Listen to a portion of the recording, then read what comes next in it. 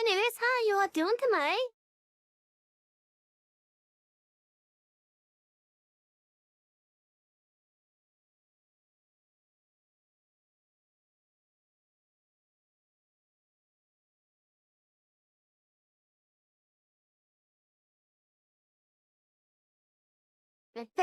No worries.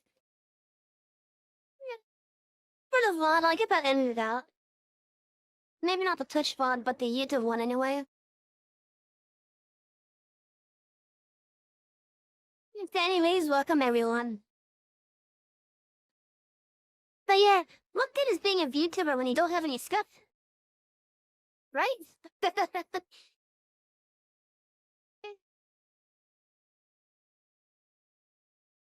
But maybe I'll leave it in and just put in for at the end and start saying, here's the stream featuring a possession of vault. But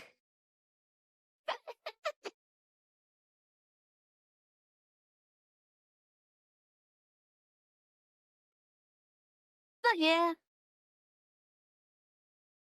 Like, I make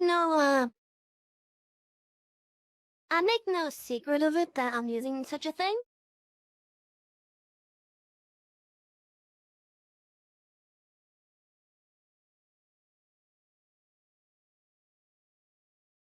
In fact, I still have that on my about session there alone.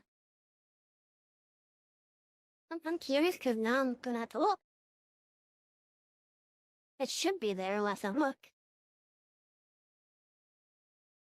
But it might have been at one point.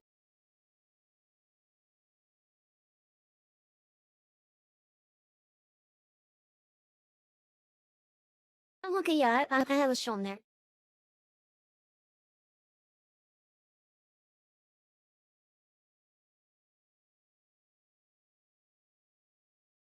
But yeah, I make no secret of using it. Anyways, so let's get to the game tonight. Probably.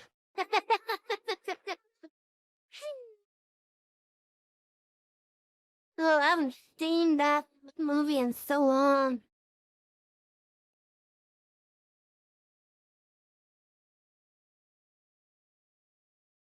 Here's Bobby. I'm actually curious how that sounds now because, the Volt mic as I renamed it, I don't hear it.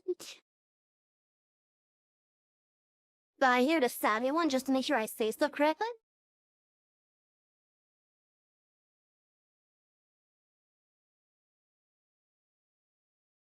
You mean this year?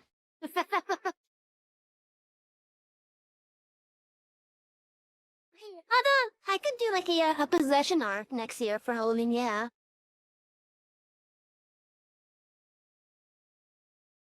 Like, before I listen back on this at the end of the stream,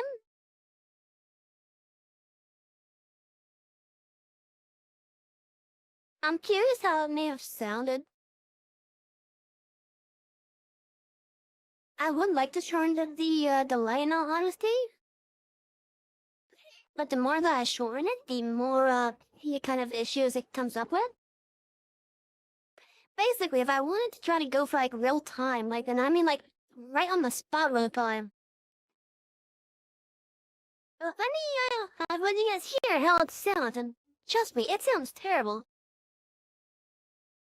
So, like, this would be, like, on the spot.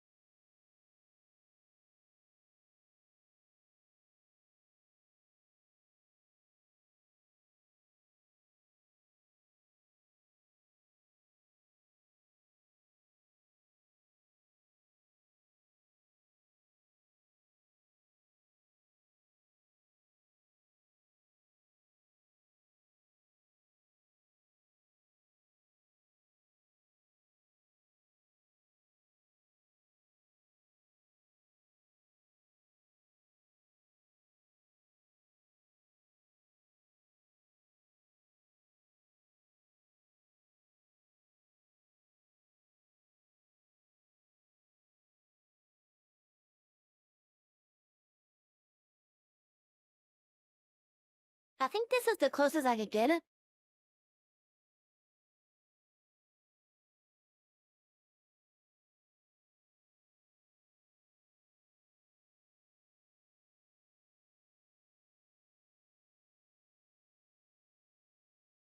That which basically the translation time is like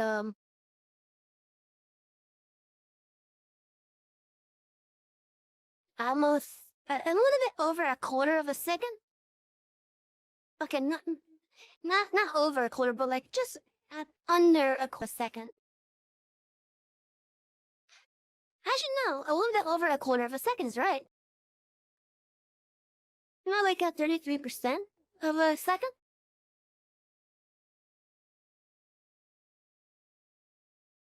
But if I try to go one further back, which is going to be at literally 30%.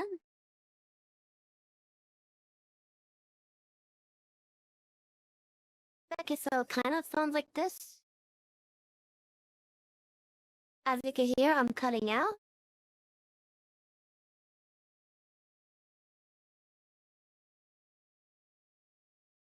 Going further back, it starts to get even worse.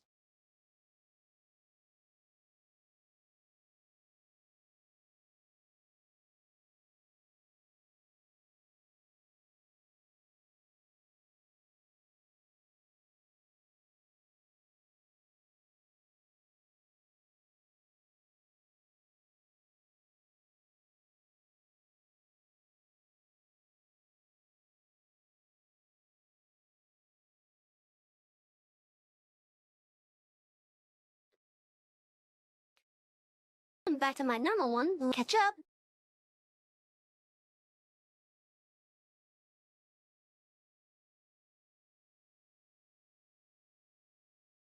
Hey, bitches! Why are you going into my arm, huh?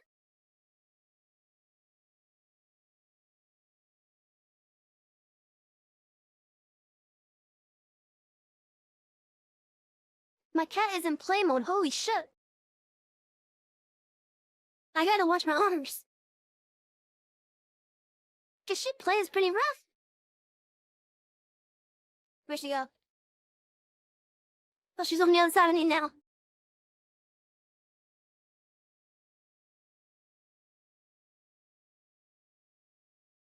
Just be nice. She does. Anyways, I should be at my normal setting now.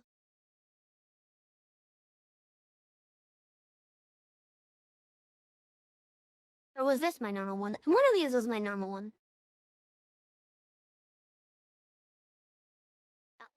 But now that I can't exactly remember when I was at, I gotta watch that thing when they going back to the game.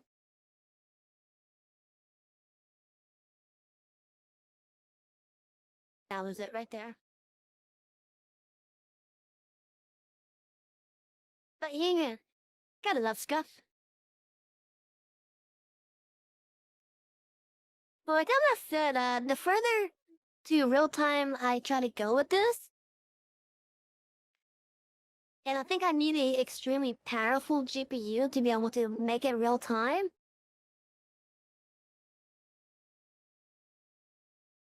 Basically, like as you guys heard, it starts to like break up and such. Let's see what this dragon has for us to do. A lesson in humility. As cast looks upon you and wonder, curious of your potential. Oh, I sense great power within you. Yes, you will make a suitable adversary. Our youngies must learn the hardships of battle. You will find them just beyond the tower. Go and hold nothing back.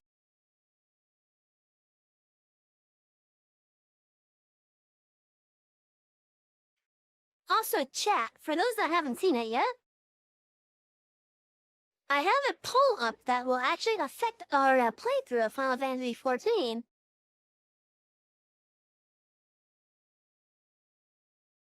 And that poll is basically asking if we should enable flying either at the very end of the current MSQ. Or, if we should enable it at the end of each MSQ era, in which what I mean by that is like with where we currently are right now, we could fly in the original vanilla zones, but we can't fly in the Heavensward zones until we start working on Stormblood. And then once we start Stormblood, of course we'll be able to fly here, but we won't be able to fly in the Stormblood.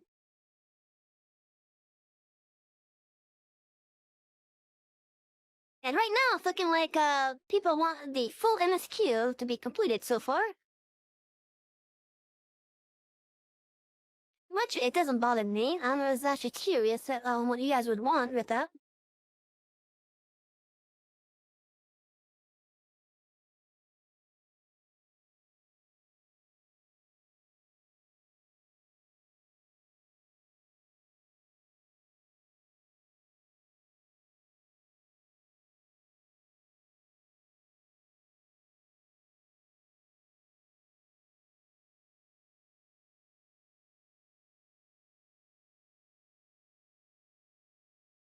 I don't understand. Man is not fit to battle with dragons. Nevertheless, I will do as Father asked.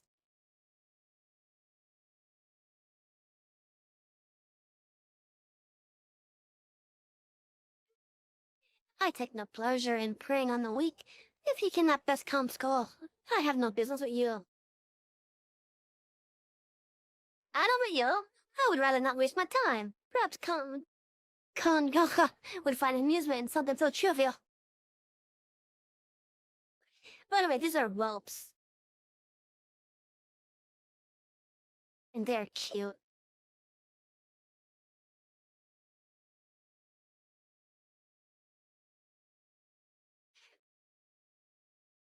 Okay, so one thing to keep in mind with the Final Fantasy games, the majority of the franchise takes place, at least for the mainline titles, each mainline title is essentially its own world. So like, for example, Final Fantasy I has no relation to Final Fantasy II, which has no relation to Final Fantasy III, and so on. Now, unless the mainline title has like a direct sequel to it, like for example, Final Fantasy X has Final Fantasy X-2, or probably the most notable one that I could think of, which one was it? 13, with lightning in it.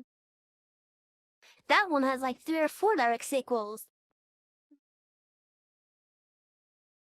Yeah, so each Final Fantasy mainline game has its own unique world.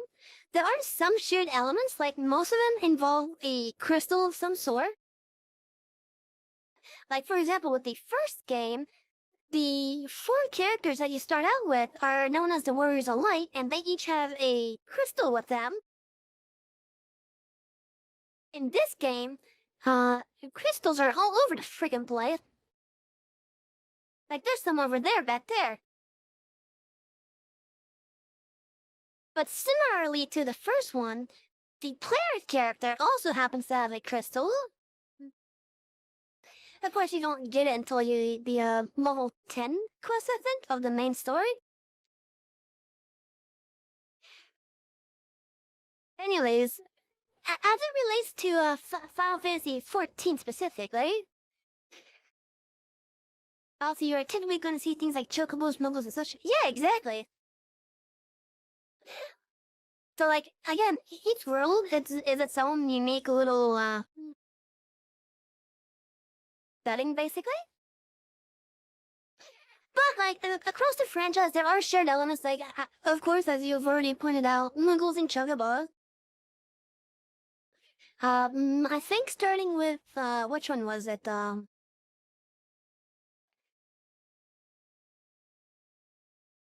I want to say the 3rd game, if not the 4th. There was basically a new type of spell added called summons.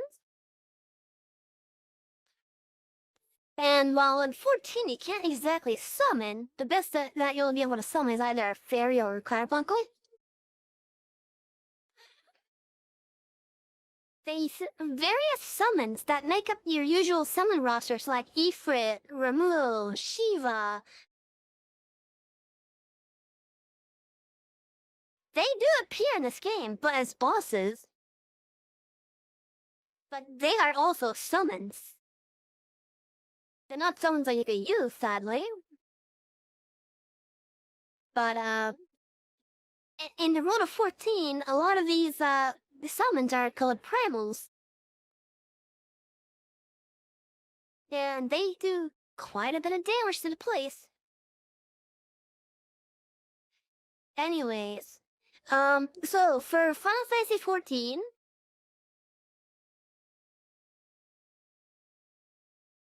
the world of Final Fantasy XIV is called Epheris. I think early on it was just simply called Heidelin. But once more the lore started becoming cemented, it got changed to Epheris. And Heidelin is known as the Mother Crystal in this game. Which at the very beginning of the game, when you make your character, you are introduced to this massive crystal. And this crystal basically blesses you with its power. Next thing you know, you're on a chuggable carriage on your way to whatever starting city matches the job that you chose as your starting job.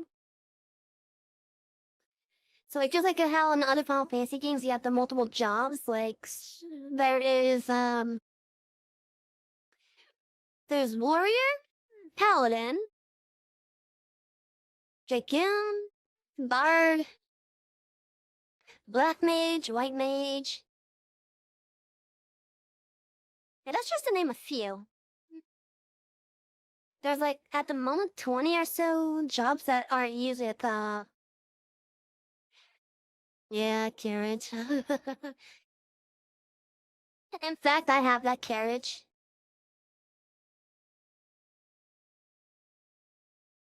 Because I bought it on the store.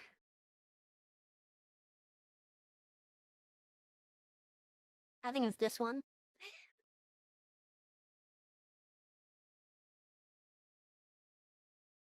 Hey, you're finally awake.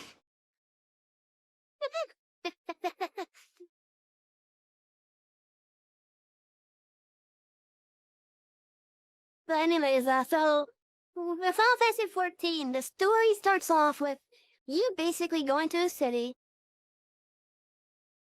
You are just a simple adventurer wanting to start their journey, pretty much. As you work on doing the quests, you join one of the various guilds, which are how you get your job. Of course, the one that you go to is the one that you chose your job for. Like, for example, with this character, I chose to be a paladin. So my job was, gladiator. Paladin being the advanced class of it.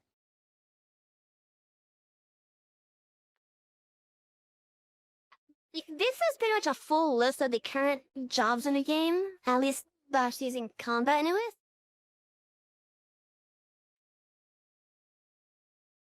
Right now, I'm only missing 3 of them at the moment. And that's because some of them require me to be further along level-wise. Like, if I was to get my highest level up to 70, so either, if I was to use my current highest jobs, those being Paladin and Gunbreaker, if I get them up to level 70, I could unlock Sage and Reaper because that's when they unlock.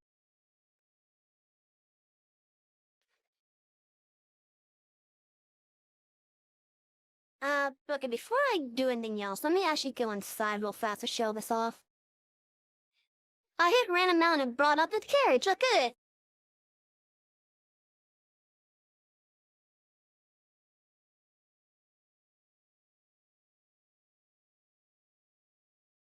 But yeah, let me go inside because that's actually a much safer spot for me to show off while I'm about to show up.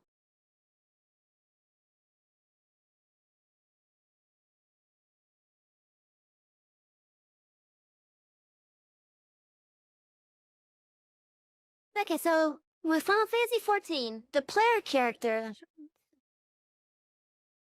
The player character is actually able to swap jobs almost at any time they want. Of course, this means that when you're like in the middle of a fight, for example, or in a duty, also known as dungeons or a raid and such, you won't be able to swap your jobs while you're basically actively busy. But when you do have more than one job available, uh, starting at around level 10, your job quest, when you complete your level 10 job quest, you then are given the ability to start unlocking all the other jobs in the game. So, like, for example, I started out as a gladiator, which allowed me to, right off the bat, and once I completed the level 10 job anyway, it allowed me to unlock pugilists. So, pugilists,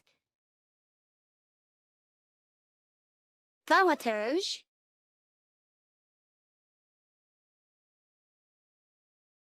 and that was within the same starting setting. Then if I was to go to one of the other starting cities, for example, let's say Gridania, I was then able to unlock Lancer, Conjurer, and Archer. Of course, I had to wait a little bit before I could go to the last starting city, which allowed me to unlock Rogue, Arcanist,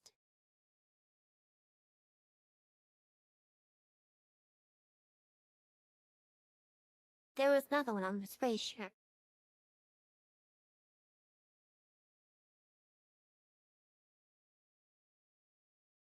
Wait, was there only 2 jobs in that one?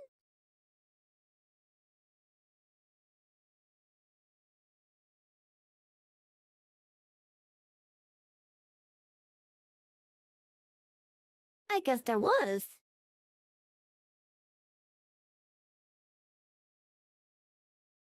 Huh, okay, 2 certain jobs, okay.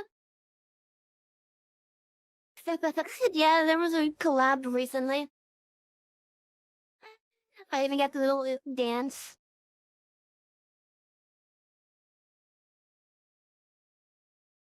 And this thing.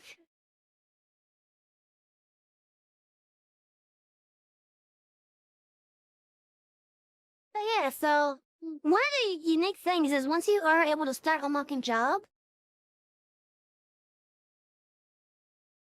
once you complete the quest to unlock that job, all you have to do to swap over to that job is to just equip the weapon. Like for example, let's say I was to equip the bow. Now I'm an archer.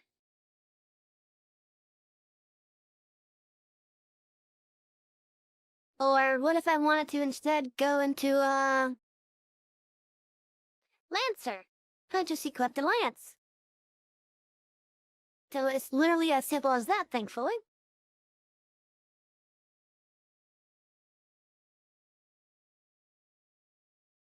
Now, if I wanted to use like one of the more advanced jobs, like a samurai, for example, of course I had to unlock that, but you will also see another item appear in my little thing up there. But now I thought there was the samurai, and I have a sword crystal here. Basically, for the advanced jobs, you'll be getting soul crystals, which go with the theme of the game.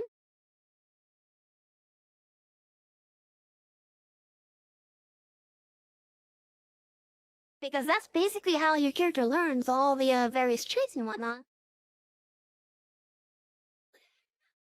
And what the soul crystals do is they're basically a,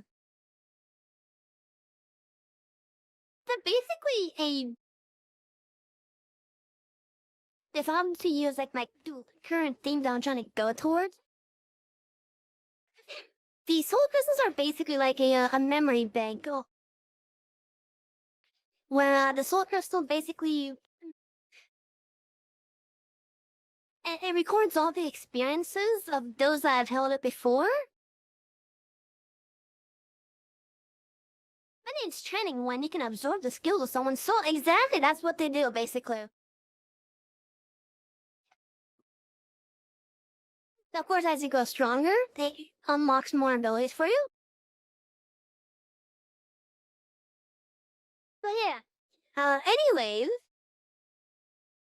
so once you get the jobs unlocked, you're pretty much all set to go then.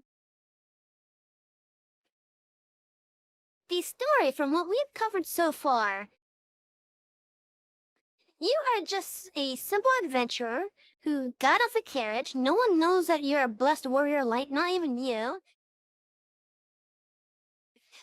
All you know is that every now and then you get massive headaches and you see visions of the past, in which sometimes people notice what's happening and they're like, are you okay? Like once you come back, because otherwise you're literally in a trance.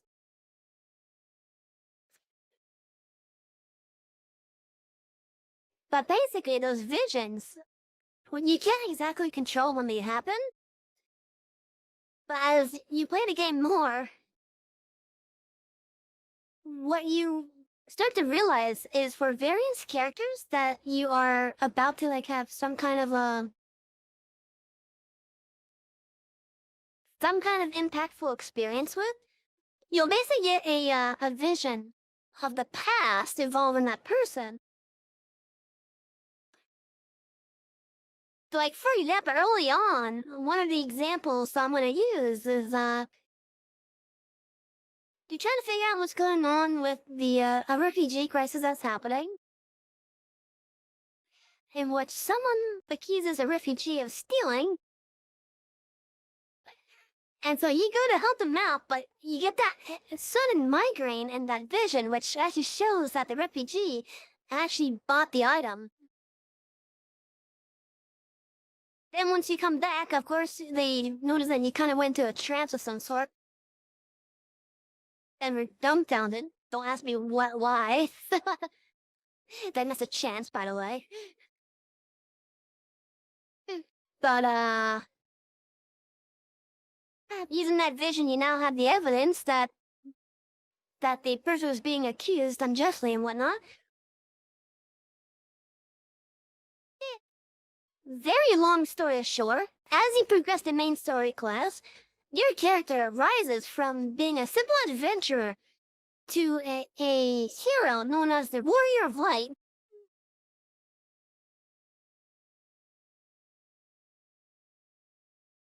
And that's because you're just doing all sorts of things, helping out the general population and whatnot. You know, usual adventurous stuff in MMOs. Face magic headaches to that for the court evidence. Yeah, exactly.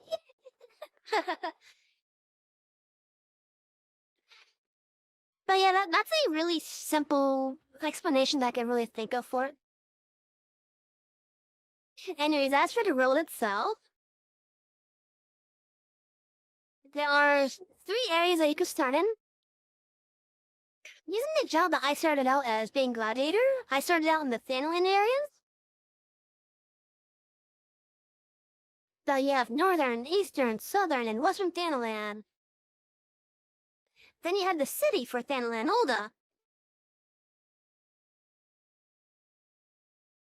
And which Olda is in two maps basically. And as you see, it's just pretty much a couple big circles. Next area is the Black Shroud. There's the North Shroud, East Shroud, Central Shroud, and South Shroud. And the city is Gridania.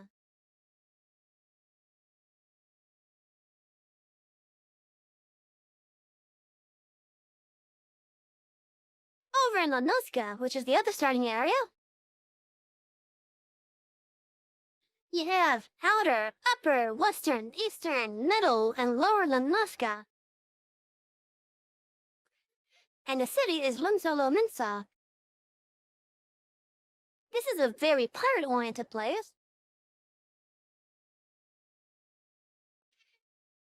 Of course, we also have Corthus, which is where we... Holly, I thought we were in Corthus. guess we're no longer in Corthus. Oh yeah, so I'm not gonna show much of the Corthus and onward. Oh yeah.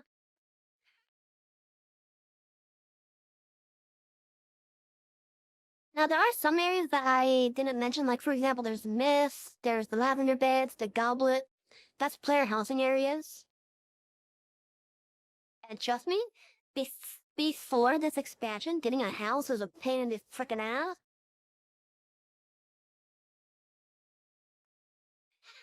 However, for this game, if I go up one level, this is the roadmap for the fairs. We are currently over here in Javonia.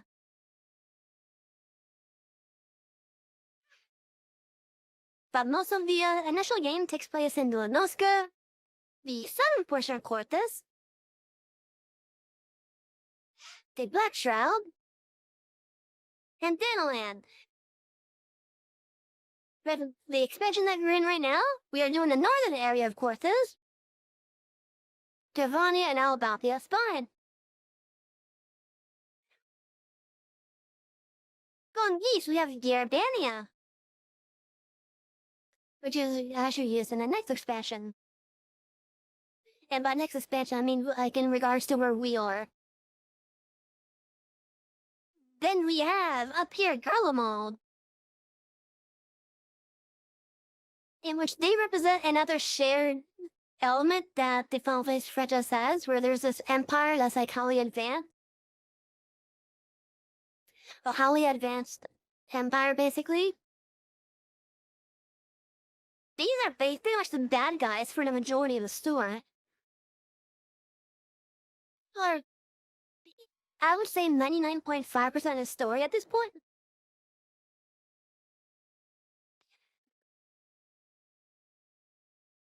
But yeah, so basically, what happened is Garlemald, they pretty much conquered pretty much most of the land.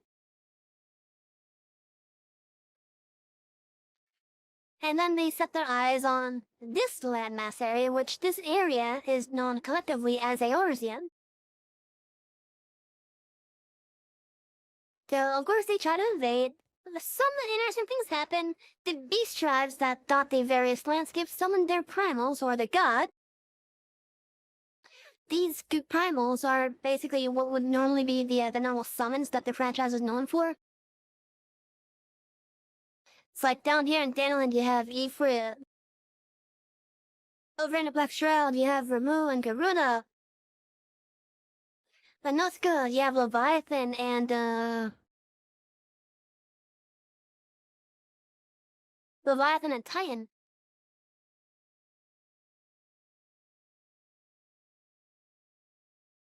So the Empire came, they tried to fight back, the Brambles gave them issue.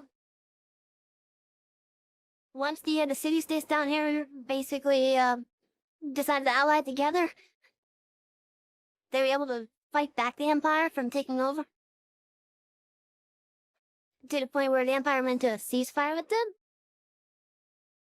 Of course, you also had the dragons also participating in the fight too. The dragons actually managed to take down one of their massive airships. The remains of said airship is actually over here in Mordona. Later on, they tried coming back again with a new plan. And this time, they were going to bring one of the stars down from above and just smash it into Eorzea.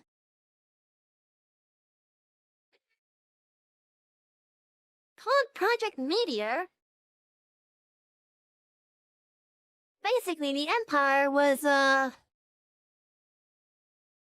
managed to get control of the moon called Dalamud. It was a red moon. They managed to somehow get control of it and started, I guess, bringing it to Eorzea.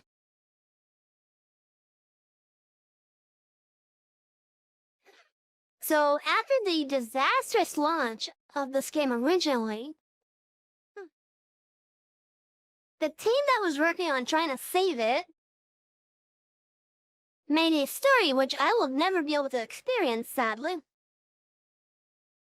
Except by watching YouTube videos. In which, as time went on, until the point where they just had to shut the game down, the story had the Empire bringing in Dalamud, and what happened with that? With each patch, you would see something in the sky just getting closer and bigger.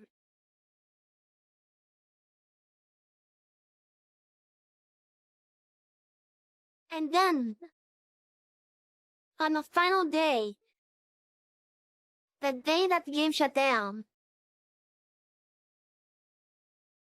everyone who was logged in was treated with a beautiful cinematic.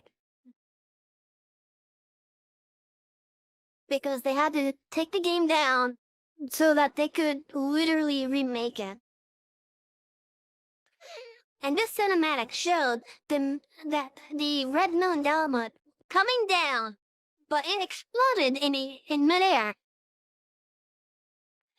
Just as it was about to hit it, what happened is the primal Bahamut burst out from within the red moon. Then it laid waste to Eorzea. It drastically destroyed the landscape. You want to talk about bringing a nuke down? That's what the Empire basically did. They pretty much nuked Eorzea without even knowing that there was a primal inside of the thing that they were bringing down.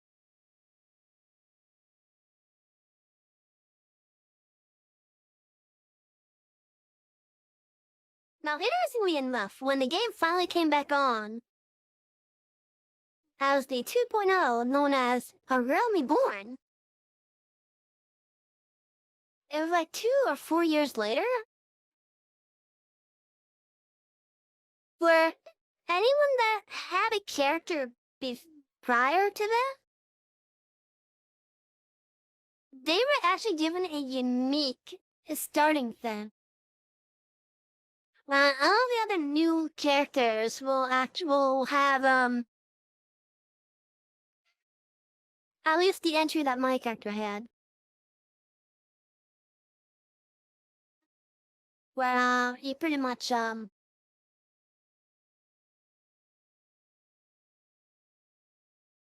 just normal adventure for the new characters, but like the old characters that were around prior, they basically just poofed into existence. And unfortunately, the world had forgotten these old heroes but because all that they could remember was the blinding light around them, so they couldn't see their faces, they called them the Warriors of Light. And yeah, that pretty much was the Empire's response. It was optional. Yeah, it was a sorry I had to remake the whole damn game. And honestly, they did a great job remaking it. I never got to experience 1.0, sadly. But from what I've heard, the way that the game is now, or at least when Realm Reborn was released, it was so much better compared to how it was originally.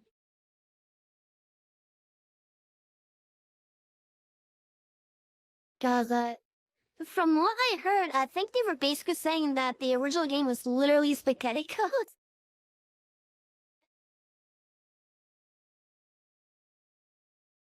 And this game honestly turned into a success story. They had to shut down the game because of how disastrous of a launch it had, how disastrous of a game it was.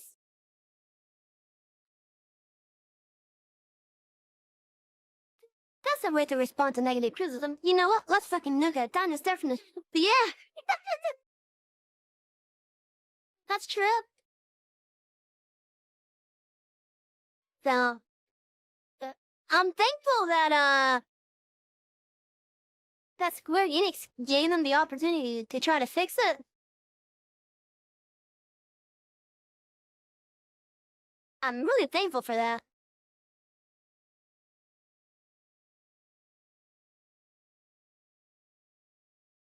Anyways, so going from where my character started being just a simple adventurer,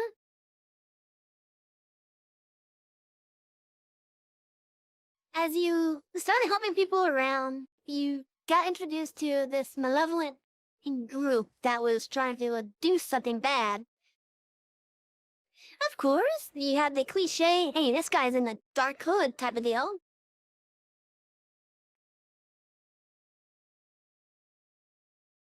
And these dark hoods just emanate evil. So, like, you have the cliche evil looking hooded cultist or whatever. So, yeah, we get introduced to another group that's fighting off primals. They happen to notice that you had this ability similar to one of their own.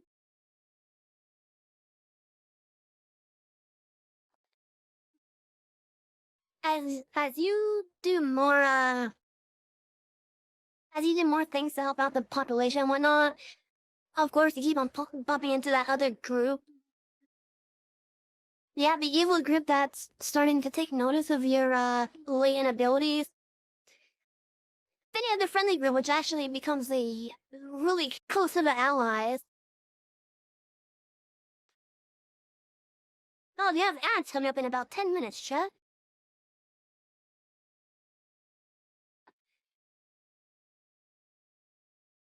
But yeah, you do more stuff. You get more recognized by the population. You're working towards figuring out what this group wants. You eventually learn that this group wants to trigger something similar to what is now known as the Cataclysm. The Cataclysm being when the Empire brought down the known thing.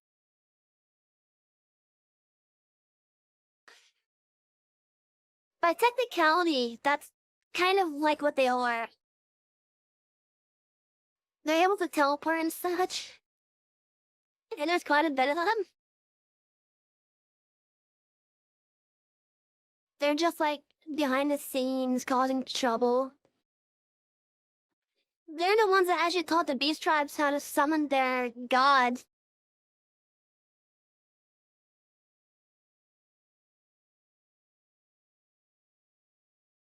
Anyways, as you play more, you find out that that one ability that you have, which gives you a massive headache, thanks to that ability, you're able to go after the gods that the beast tribes are able to summon.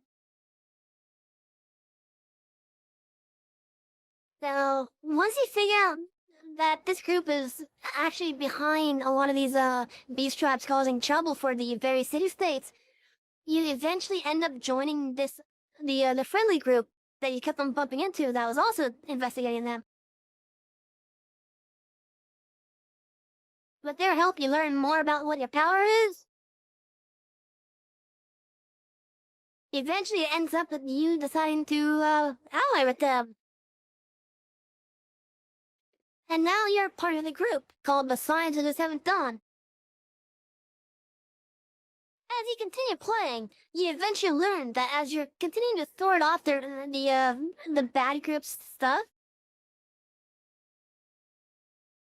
it's while you're doing that you learn that they are trying to cause another cataclysm. Of course, you have the Empire starting to make moves again because it's been dormant for a while now.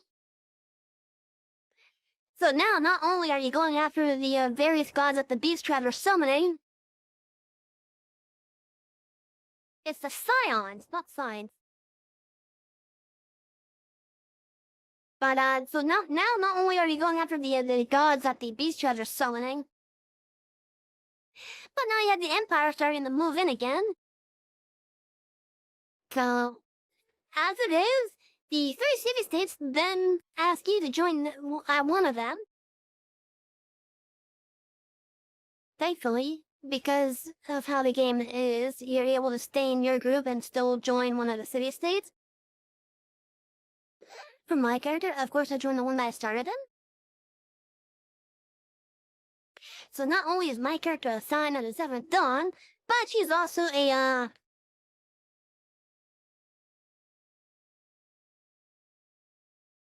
second flame lieutenant of the Immortal Flames for Oda.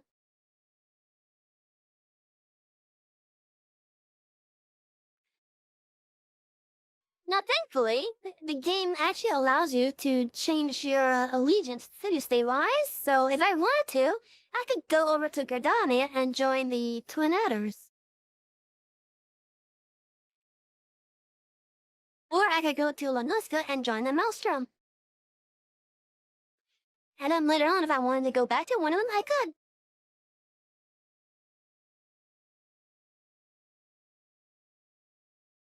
Exactly. So now the story is, you're now juggling this evil group, basically provoking the beast tribes into summoning their gods, as well as the Empire coming in.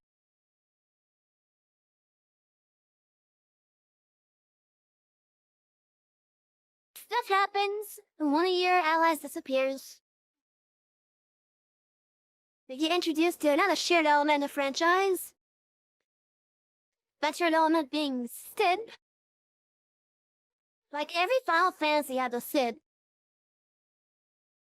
He was involved with either machines or airships. In this game, he's the proprietor of the Garland Iron Works. And he actually becomes one of your best pals in this game.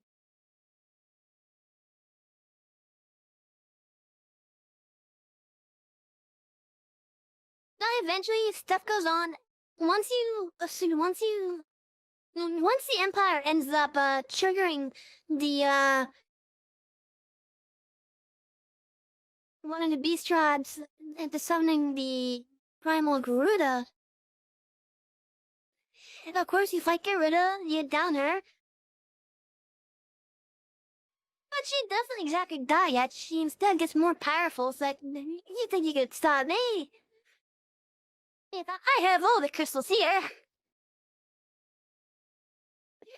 Sure enough, the Empire then releases their secret weapon. And what happens is now we have a serious threat with the Empire again because the Empire brought out the ultimate weapon.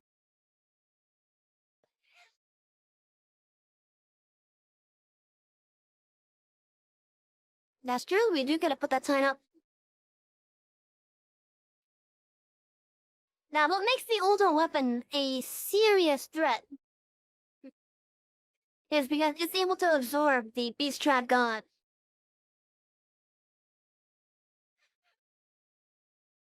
So, not only did it absorb Garuda, but eventually it also ended up absorbing Ifrit and Tyan.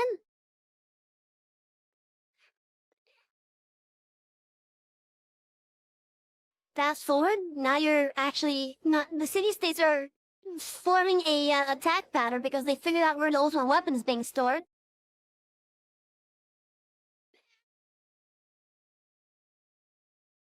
Of course, they're leading one of the parties to go after it. What happens is the city-states do a coordinated effort, which is basically attacking on all fronts. You got Lanoska starting a blockade, a novel blockade at that, in which they blocked off one of the Empire's strongholds. You got the Twin Adder basically attacking the nearby stronghold over there. And you got the Immortal Flames basically, I want to say, helping distract the main group.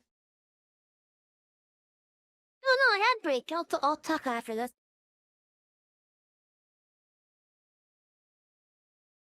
We'll talk after the ad break. Holy shit, we just stood here and just talked.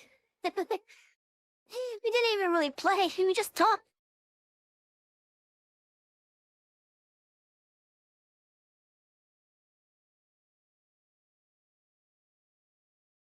Then again, I'm giving a crash course here.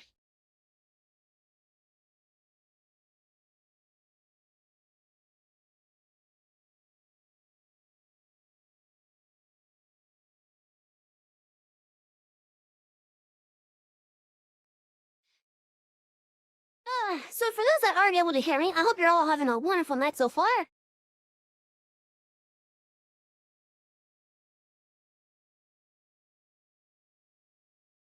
Oh, that's good. That you're doing less than a minute.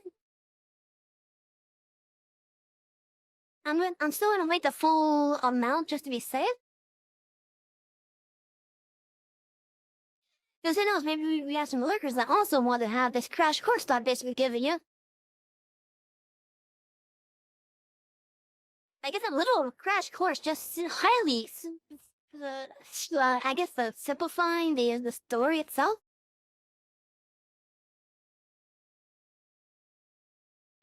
But it's definitely a crash course, though.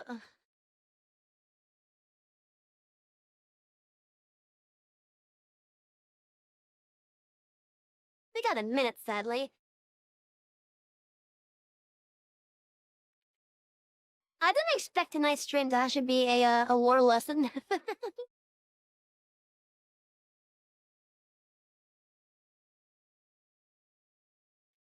Oh, I got a message, let's see.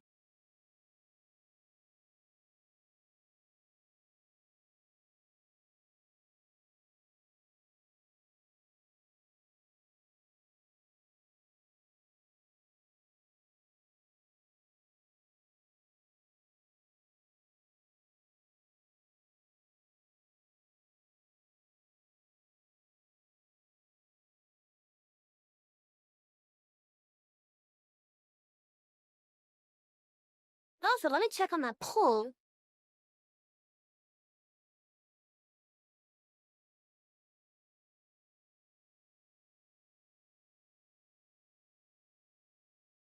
Oh, God damn it, guys. Can you please take out your mind on which one you want?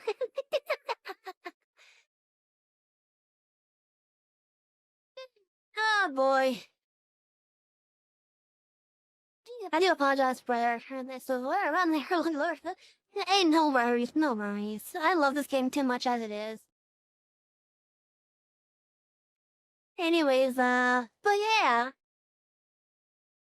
So yeah, the Maelstrom done a novel blockade. Yeah, the Tornado doing a surprise attack on one of the strongholds. Then you have the Immortal Flames doing a main attack on the main stronghold. Basically, the Maelstrom and the Tornado were pretty much. I guess they were locking down the other stronghold so that they couldn't provide reinforcements to the main one. That was the actual target.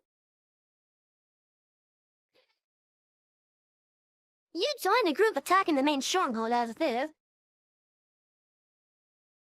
Then, through the course of 3 duties, you get to see yourself infiltrating this stronghold, kicking the ass of, a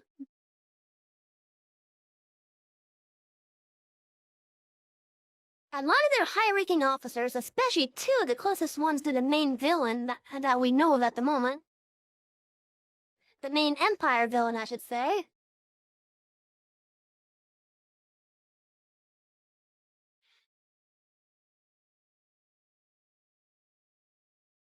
You eventually end up fighting him as well.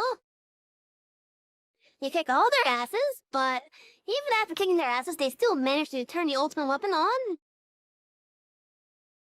And then you have to fight the ultimate weapon. Of course, we wouldn't be here if we lost that fight. And it's thanks to this that we are officially recognized as a warrior of life. We somehow managed to nearly escape the ultimate blast. We find that our blessing protected us from it. And then we finish off the ultimate weapon. Then we fight one of the evil guys from the first group, who has revealed himself to basically be acting as an advisor.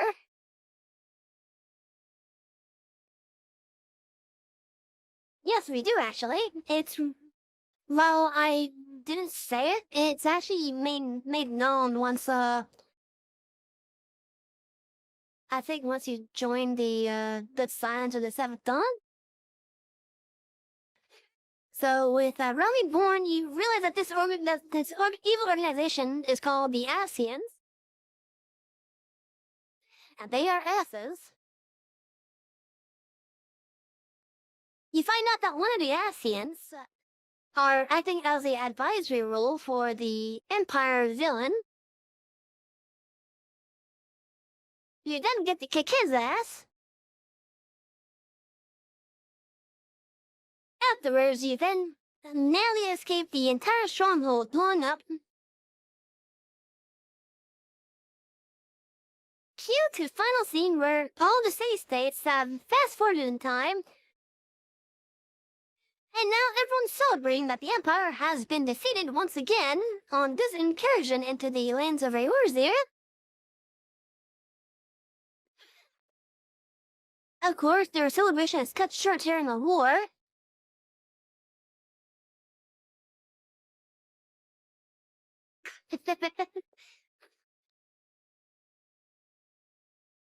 And at this point, you're then introduced to raiding properly.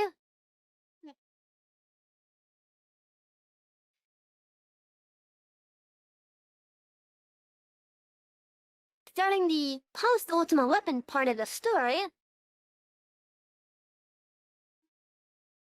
You're then investigating the source of this war, which ends up being Bahamut from 5 years ago. You get to kick his ass as you progress through the post-story of Realm Reborn. In fact, this character still has to kick his ass. But oh my god, that raid is so good. Like, from a lore perspective, it is really good. And from a presentation perspective, the big fights are really good.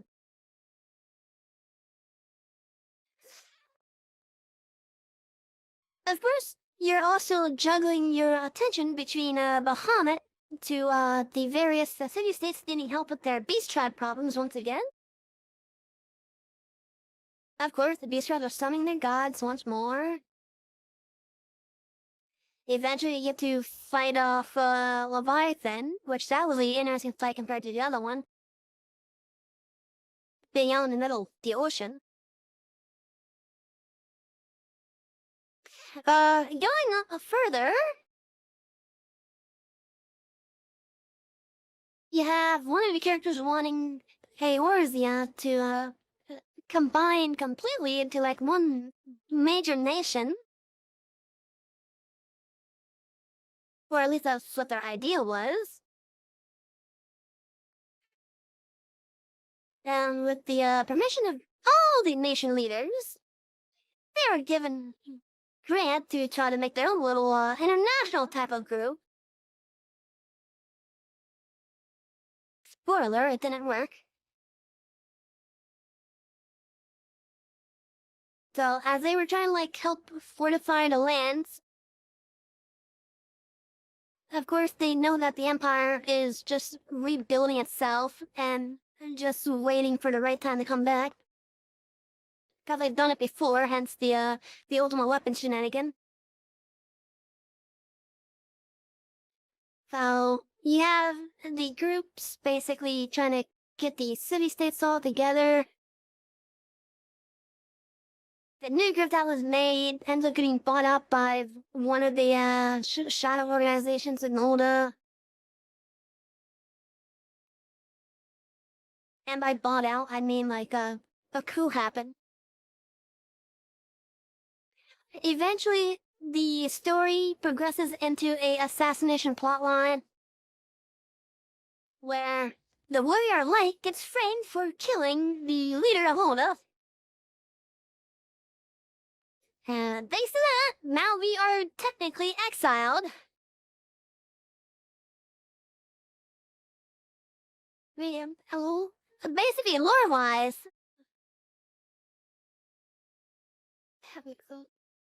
we come up to Quarthus because we are essentially exiled from Lanuska, Danaland, and the Black Shroud. Now, granted, the gameplay reasons we could go back, but as it stands, we are technically exiled. At least lore-wise, anyways. So, because we couldn't go to any of these places, we had no choice but to head up to Quarthus and go to the country of Ishgard. Now, thankfully, thanks to us helping out some of their people down here in the Central Highland, once they learned of our troubles, we managed to get granted limited access to the city itself of Foundation. And so while we're there, of course, the dragons decide to start doing shit again with the Ishgardians. Here's another crash course. The Ishgardians and the dragons have been at war for hundreds of thousands of years, in which the dragons will do a attack on Ishgard and then fall back because they get, swatted off. Just to come back later on and repeat. Anyway, so right now we are in the middle of an attempt to try to stop this never-ending war. And that's kind of brings us to where we are right now. Now, fun fact, one of the characters over there actually turned into a primal. Twice.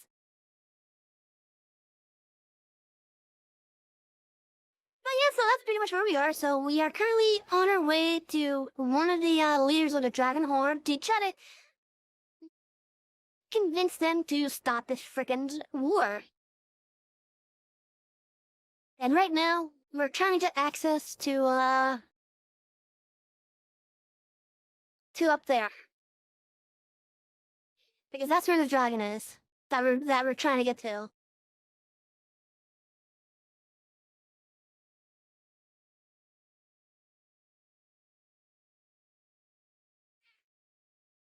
Of course, over here, we couldn't go there until we proved to Vidofnir first that we are trying to stop it.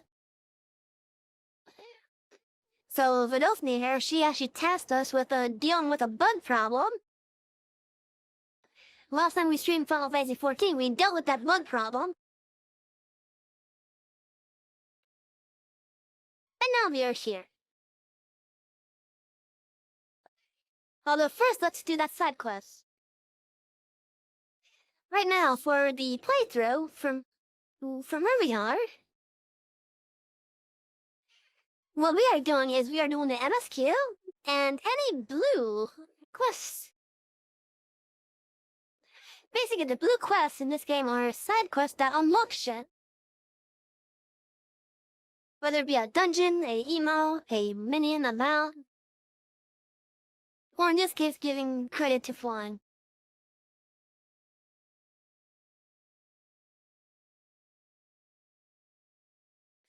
Exactly.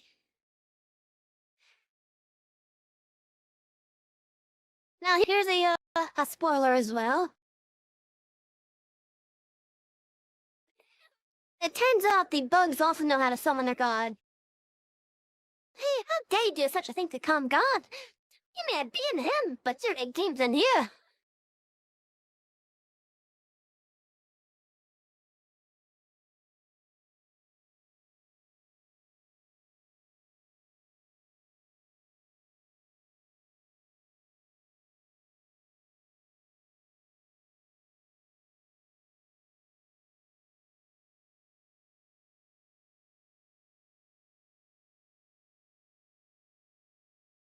The fact that Cal served my bounty is interesting. What trickery is this? I will not let you make a mockery of me and my brothers. Look how prideful they are.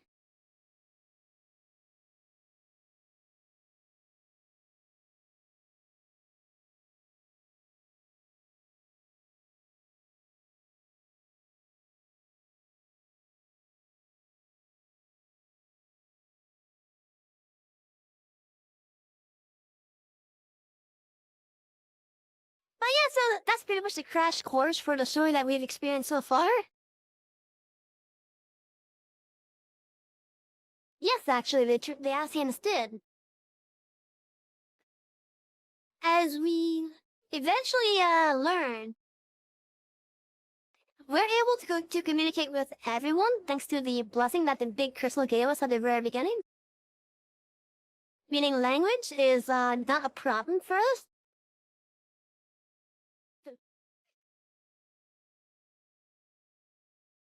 But the Asians also have that ability.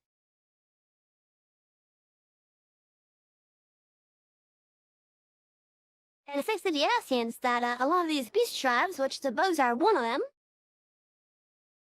managed to learn how to summon the gods. Exactly. Basically, now, one other thing for how the summoning of the gods work in this game,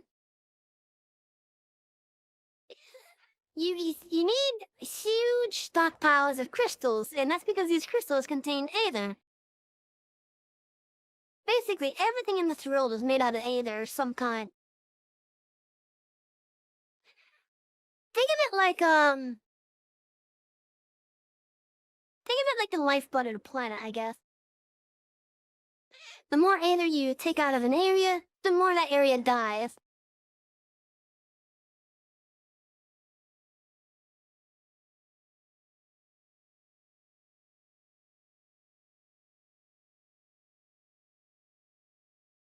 And then as the aether returns to the area, the more it becomes alive again. It's thanks to this that we have to kill primals as they come around.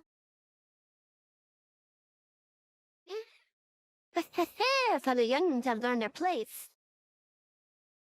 Do not worry, my intention is not to fester ill relations, but to teach. The younglings grow too prideful, doubting the strength of men. But thanks to you, now they understand.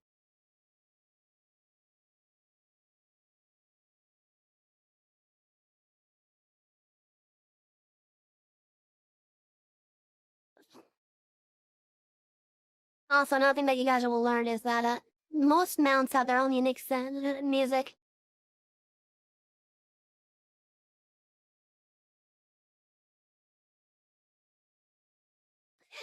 And often that music is based on where you get it. At least most mounts that you get from like various bosses anyway. Like this one, for example, comes from a boss that is in the next expansion.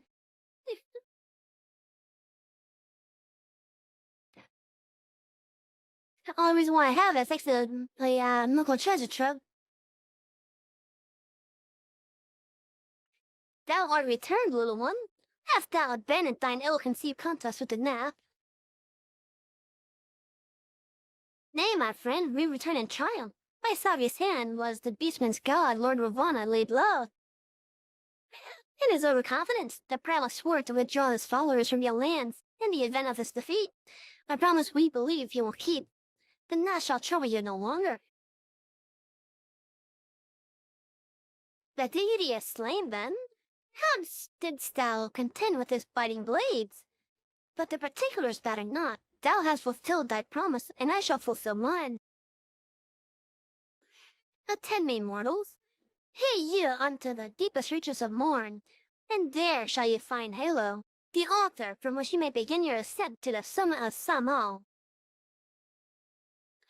But be fairly warned, the minions of Nidhogg shall not lightly suffer your presence on that sacred mount. By your struggles within the cavern shall I judge your party possess sufficient fortitude to proceed. We shall not disappoint you, Rudolph Nair. If memory serves, the cavern of Morn is entered from the second floor of the central tower. Let us begin to climb.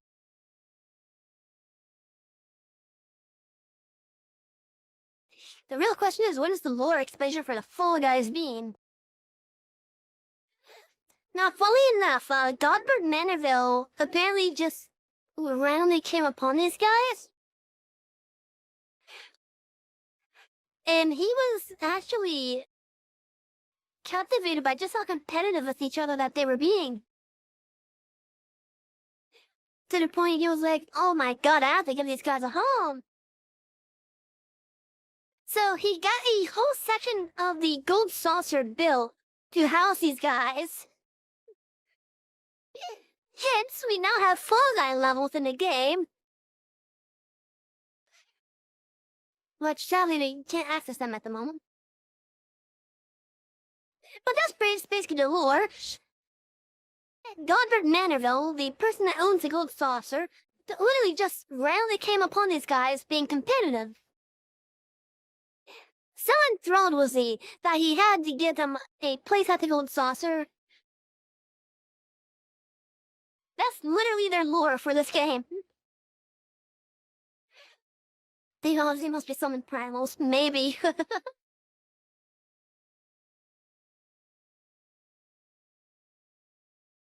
Just the thoughts and prayers of all the combined warriors of light trying to be as good as possible.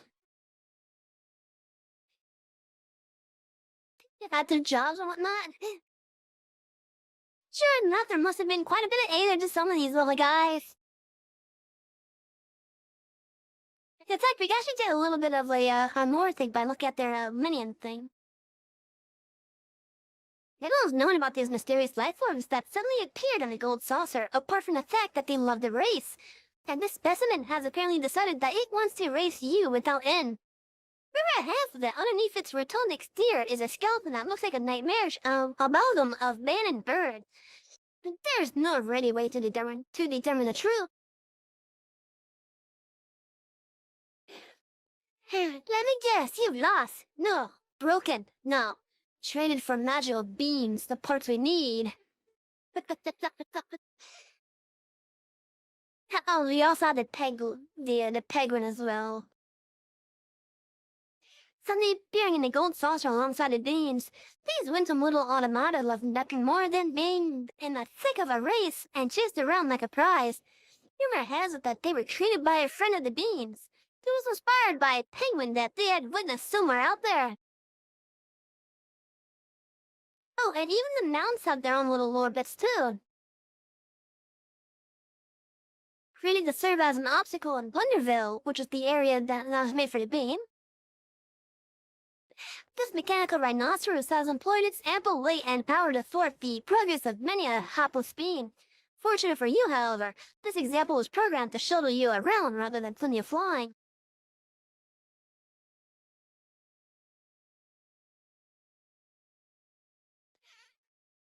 Anyways, chat, I gotta be right back real fast. I gotta use the bathroom.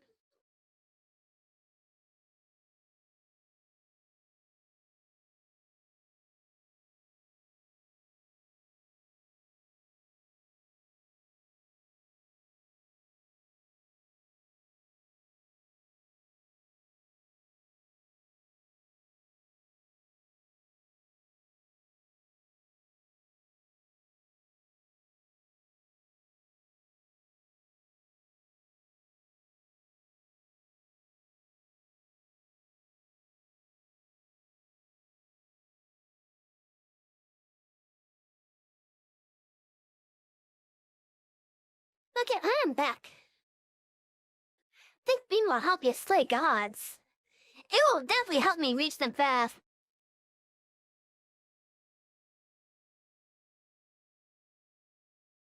Now, sadly, there's no other, colored bean for me to, have as a pet science layer. This is the only bean that you could get as a pet.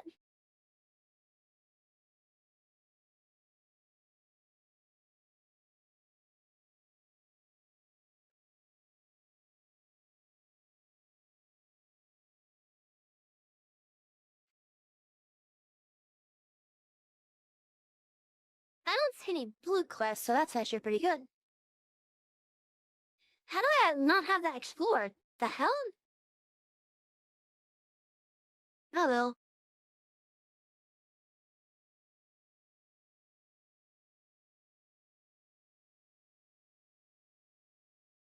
Spotlight beams. Ah, boy. That was one of my first Sonic games, actually. Was the Dr. Robotnik's Mean Bean Machine.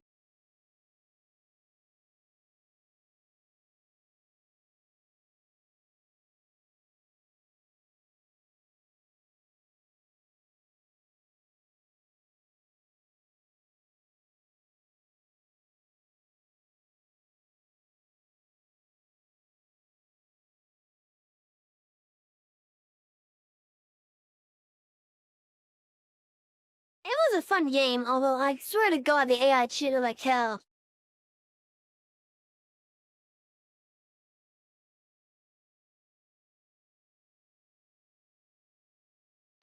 Also, chat, I think from this point on, we'll probably be doing the duty support versions of all the dungeons. Which means that we will be doing the dungeons with NPCs.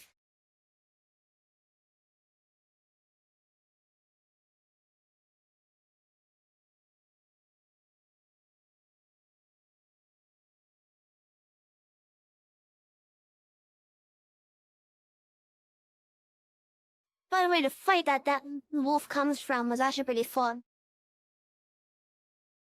It was pretty fun, not gonna lie.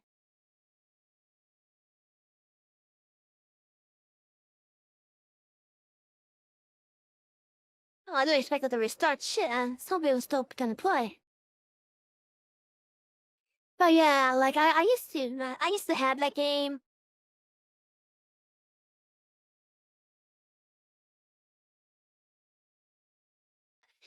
I had like fun time playing it, at least from what I remember.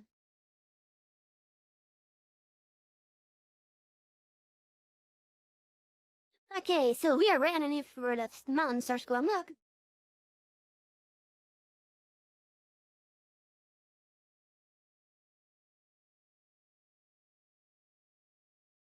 Oh no, the statue's missing its bits.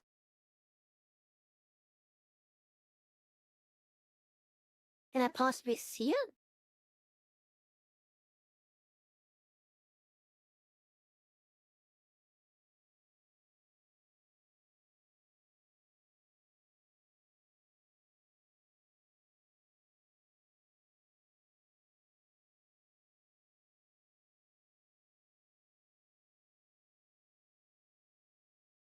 Do I got a meal with this one?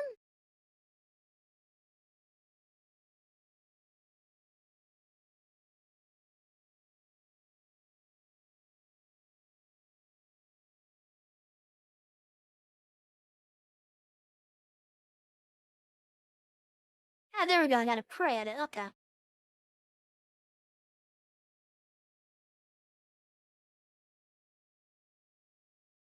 Alright, so we are about to do a dungeon. Let me give a crash course on how dungeons in this game work.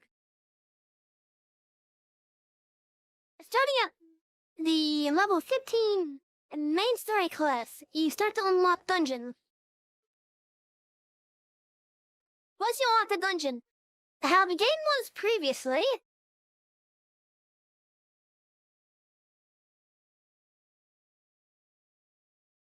the fuck is it? Oh, there it is. You would use the duty finder, often known as looking for dungeon.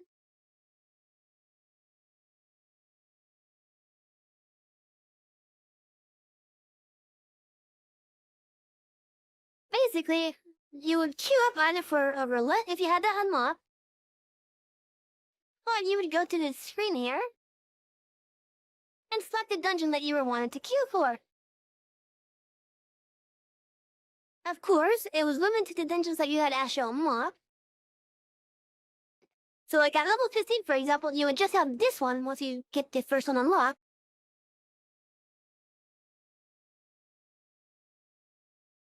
Or if you do it, you basically select it, you queue in, once the thing says it's ready, everyone enters basically.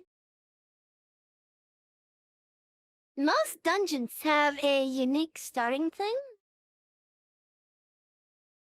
And from that point on, it just played like any other dungeon in a game where you fight your way through mobs. You might find treasure. Eventually, you get to the main big boss of the dungeon. Most bosses have a unique starting cinematic little deal. Where once you get close to the point where they spawn, the screen fades to black, and you get a neat-looking cinematic showing the boss coming into view. We are going to see that with this dungeon happening.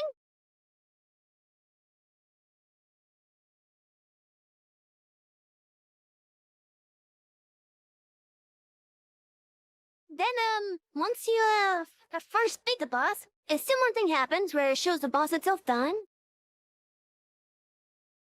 Then you get the victory fanfare of the and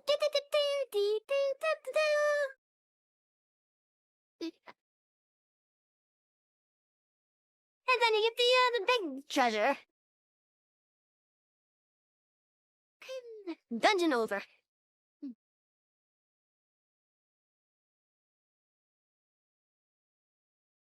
Where's my thing? Oh, there it is.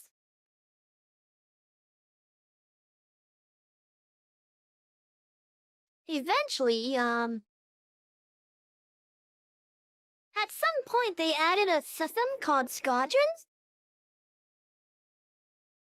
which allowed you to take some NPCs in a very limited capacity, like very limited control type of deal. You would get them in order to engage or fall back. But that was only available to a limited amount of dungeon. And most people forget about that feature, actually. I do as well often.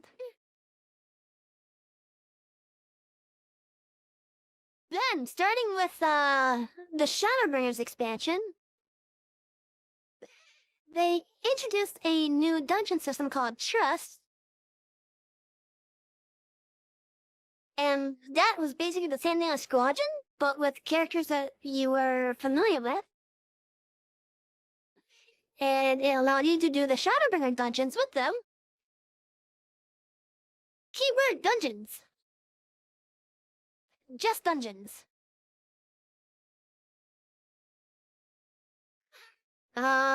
Let's see, sadly, for the ones that are just the boss fights, which are known as trials and raids in some cases, you still had to kill the players to do those.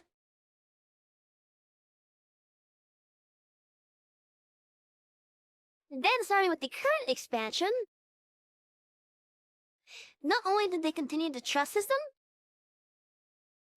but they added a alternative version of the duty finder. Yeah, that one was called duty support. Which it does the same thing as the squadron, but it actually opens up the system to all the dungeons that are needed by the story. Thankfully not Raid Shadow Legends. I did a sponsor stream with them a while back.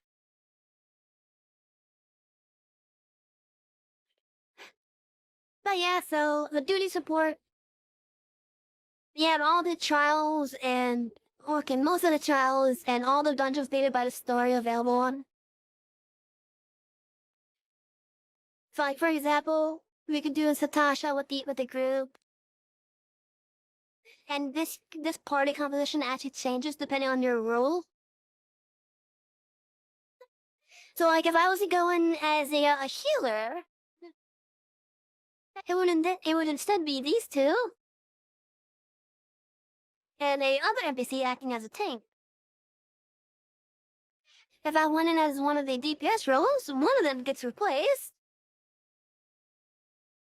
With me, obviously. But yeah, so this is available to all the story required dungeon. And once we activate this little destination sparkle right here, we'll get a new tab right over here. But like, as you can see, the NPCs are at a set level. Of course, it was my little flair to have their portraits change as you go further on.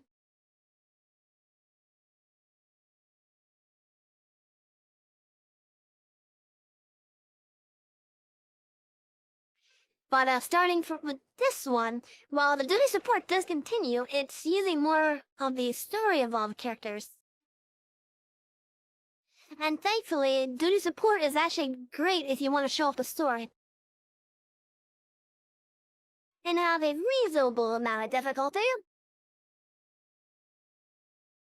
So, the differences between the duty finder and duty support is the duty finder doesn't have players,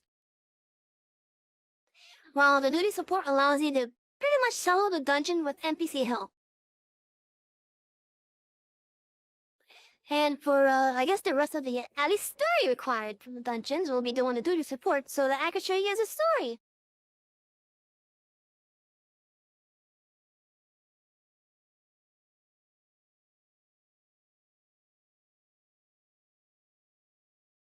Oh, also, I will not be talking during the voice acting segment.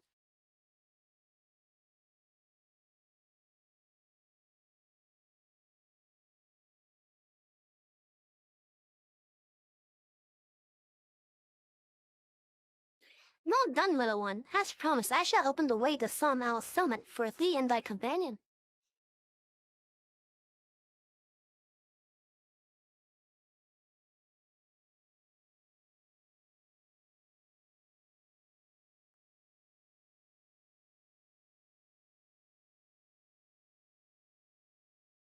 Heed me now, children of man. The domain you seek to enter hath not seen visitors of your kind in nigh on 1,000 years. Though I freely grant you passage, your presence will not be welcome. To my kin, this mountain is revered as holy ground and resting place both. Where ye the minions of Death Hog during your ascent, for 'tis certain they shall take great offense at your intrusion.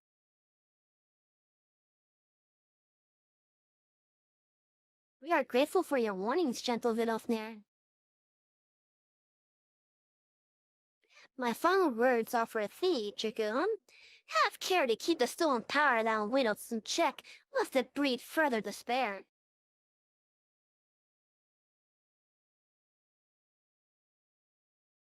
Justinian,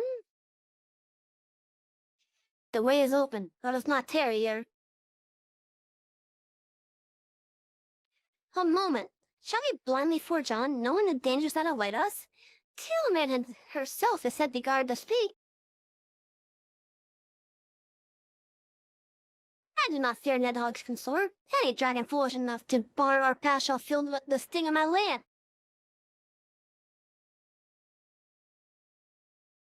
Spoken like a true butcher. Need I remind you that we are come to parley of peace? Let us be clear, heretic. 'Twas to save Ishgard and her people that I first lent my support to this doubtful venture, and 'tis for their sake that I go now to speak with Hraesvelgar. But I said nothing at Tiamat. Should the opportunity present itself to rid my people of one of their deadliest enemies, I shall take it. That is my duty as the Juror Dragoon. You are beyond redemption. We will accomplish nothing by bickering. If we are to meet with Hraesvelgar, our path leads up the mountain. We shall defend ourselves if attacked, but avoid conflict wherever possible.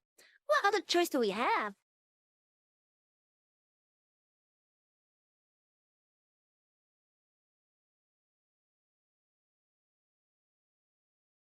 By the way,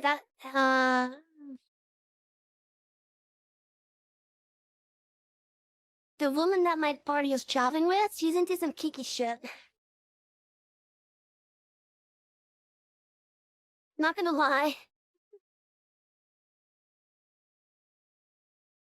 And yeah, that is ratchet pretty cool armor. Now, would you believe me if I said that you could get that armor? You can actually get that armor.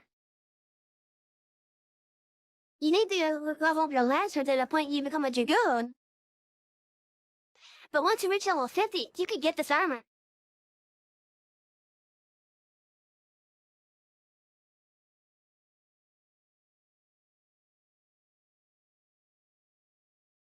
We should defend ourselves in attack, but avoid conflict wherever possible. What other choice do we have? A dragon lost in anger is beyond all control. This I learned to my sorrow when I unleashed a horde upon Ishgard. I felt the weight of Dravanian rancor pressing down upon me.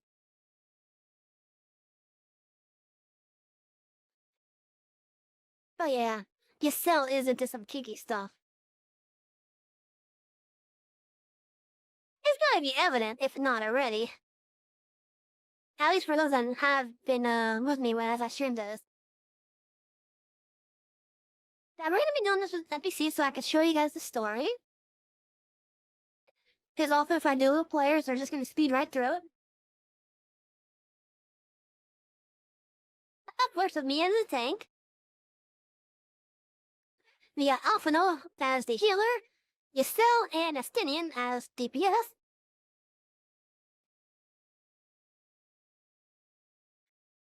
Ugh.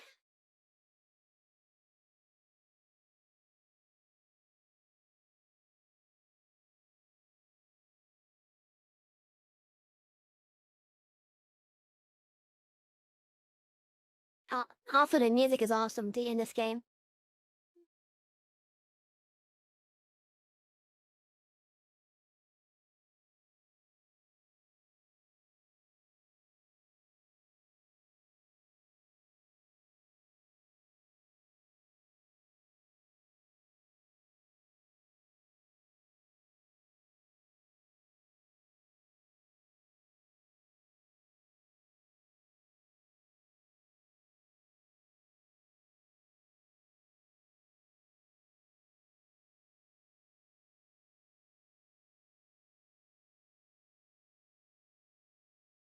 Now, unfortunately, because of how the NPCs are, I gotta actually be careful with my pulls.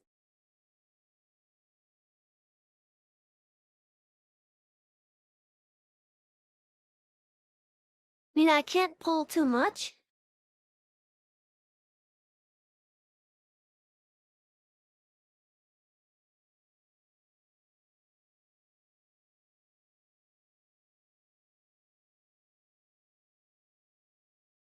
And one of the things that you guys will notice as I'm fighting these things, as well as other mobs, sometimes part of the ground will have a yellow or orange highlight.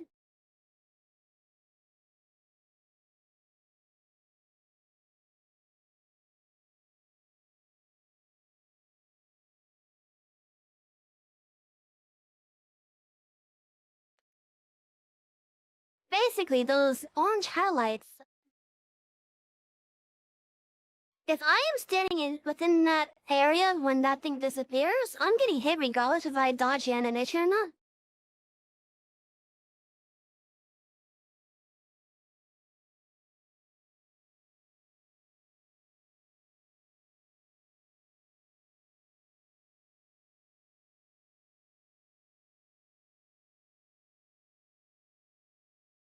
Sometimes the bosses, which also have various skills and stuff that I gotta look out for, they may not have one of those tails on the ground, which means I gotta pay attention to what the creature itself is actually doing.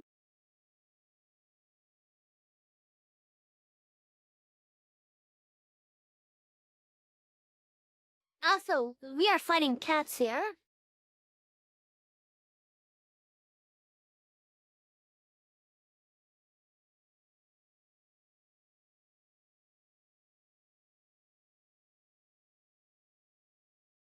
Little flying cats.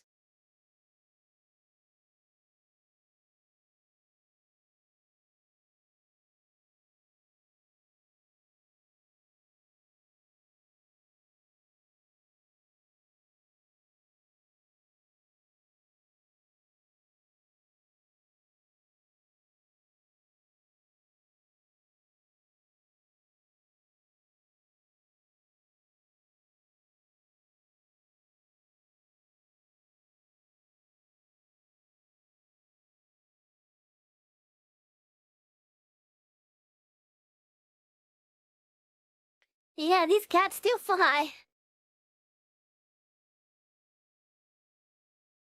Like if I zoom in, you can see it's a cat.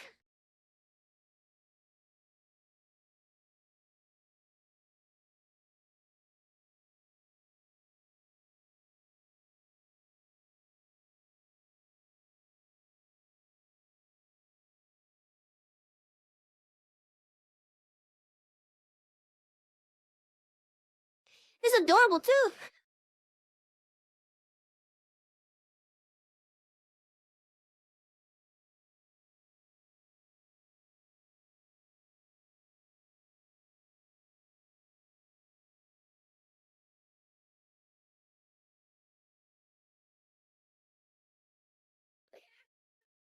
I believe there's one. I think there's one, but I'm not too sure.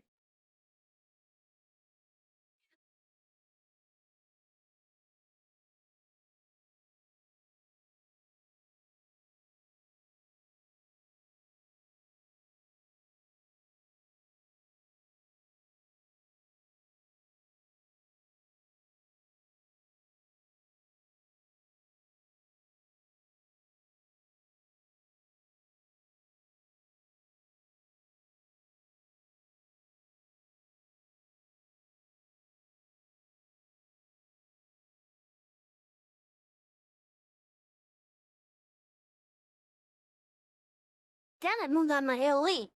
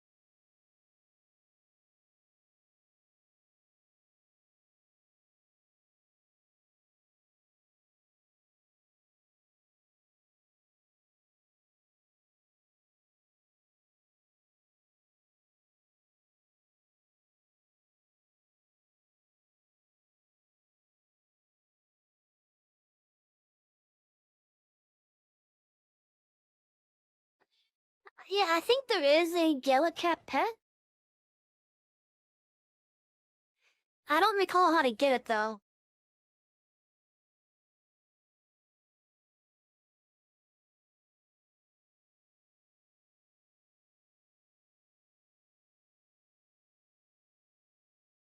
But did I need it?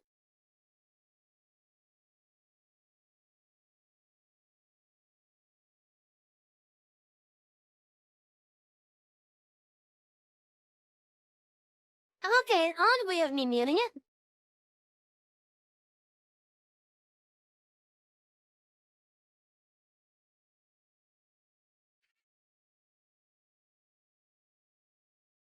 Thank you for telling me about that. I wish everyone else would tell me about stuff like that. But for whatever reason, the slider is all the way down to 0. So I'm just gonna fit it in as best I can.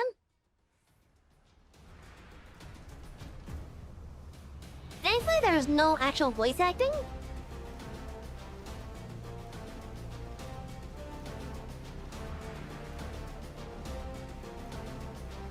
But yeah, thank you for telling me about that. I don't know how that managed to escape me.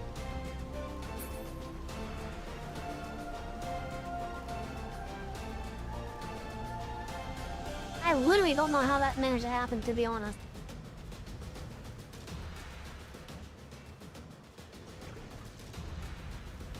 They have at the same level as Final Fantasy XIV. Oh yeah, talk about a serious scuff stream. Like, yeah, I was thinking about you guys were hearing everything.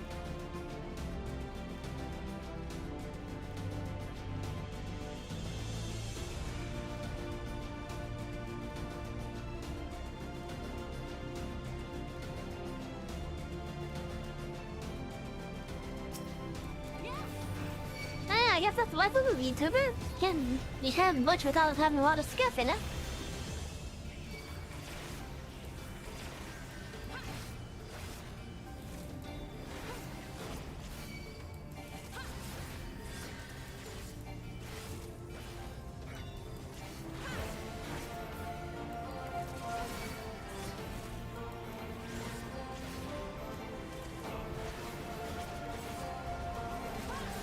Oh yeah, please, in the future, if it sounds like there's supposed to be additional sound other than my voice, please let me know.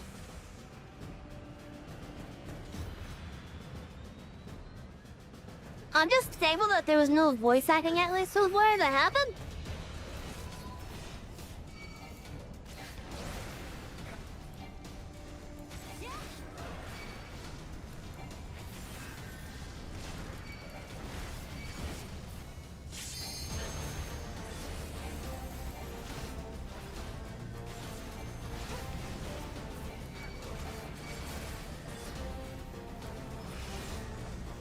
Know your folly.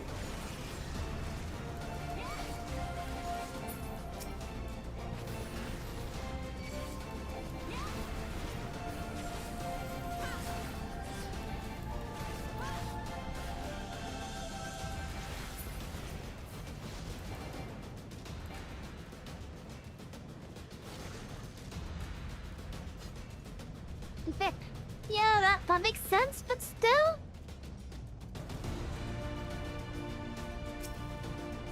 Like, I hate having strangers, just my voice.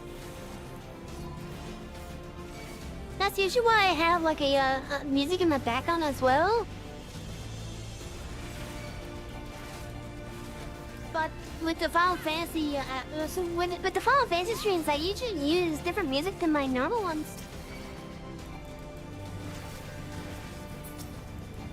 Like, I typically use the music kind of straight from Final Fantasy, or remixes of the song.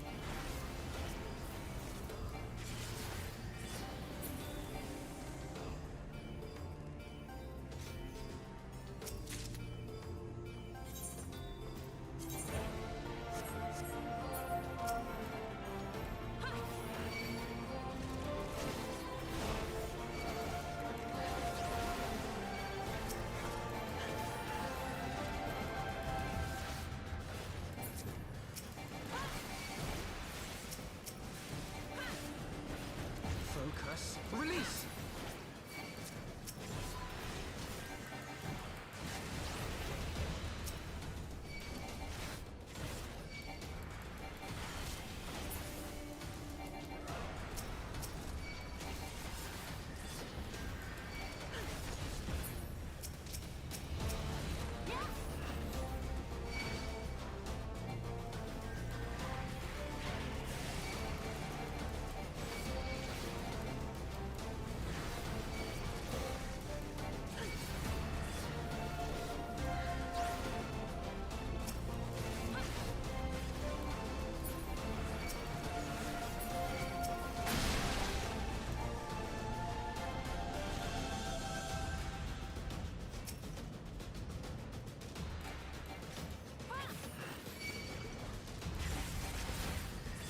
Yeah, maybe I should put on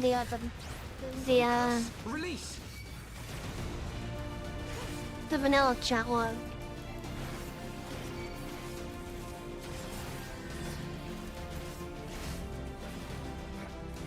I usually play with that chat log disabled because I don't want, you know, people to say something in game. That's because I don't notice that I get either temporarily banned or something. That actually happened to someone that was streaming Diablo Immortal one time. But they were just doing their thing. Some asshole in a general chat decides to basically put a whole swear word out there. And because of that instance, the person got temporarily banned from Twitch. And I'm talking about the streamer. The streamer didn't do it.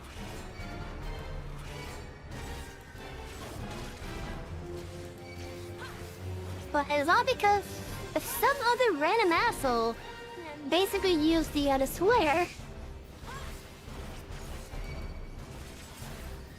that the streamer got in trouble because they were even aware that it happened.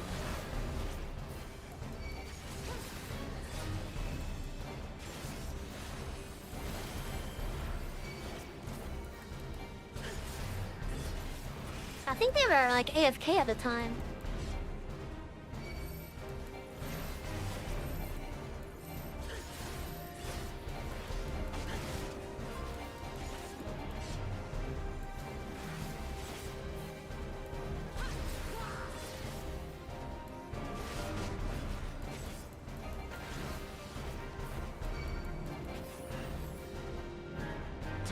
Yep, that is true, sadly.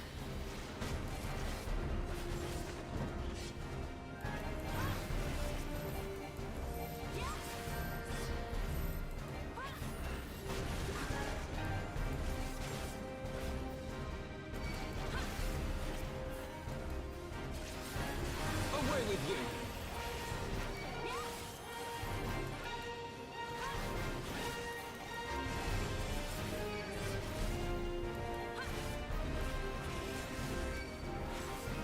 That's an example of a room wide AoE.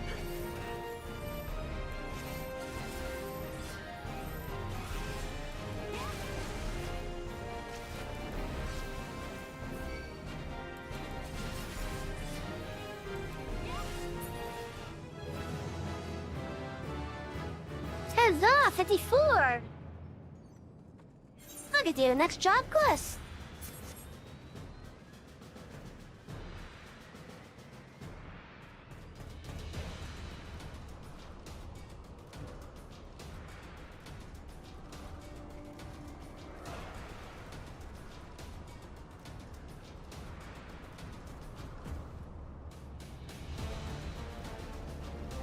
Hey, look at this landscape. We got crystals just floating in the air.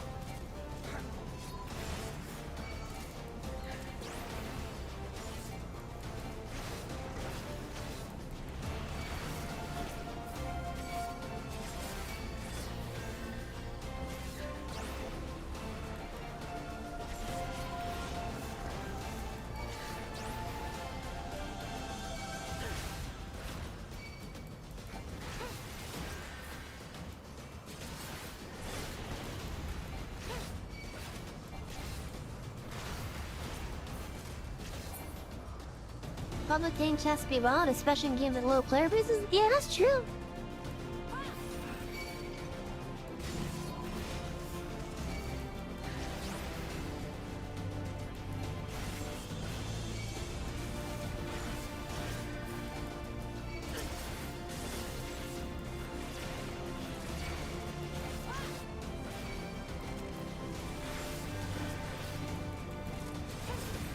Away with you!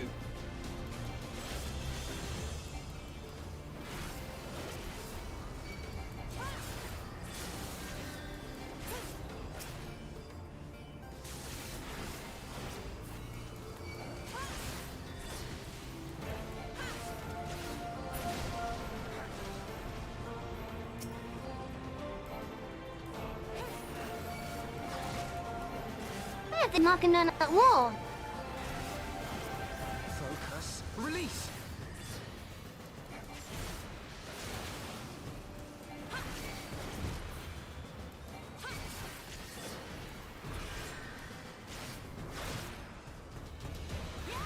This dragon knew how to make an entrance.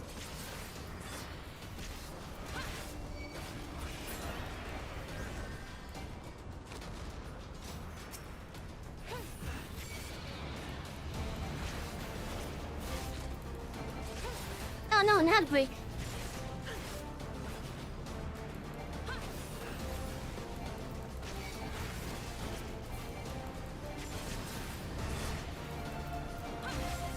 Hey, it's the other two dragons from earlier.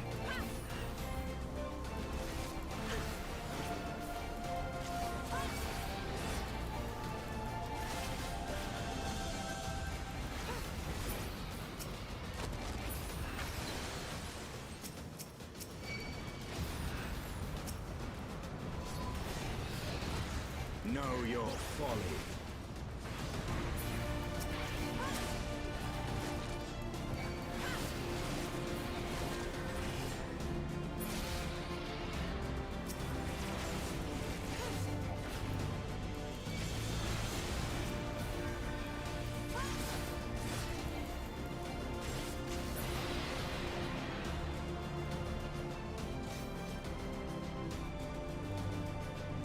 Roger, consider where you are. I'm gonna wait until that ad break finishes.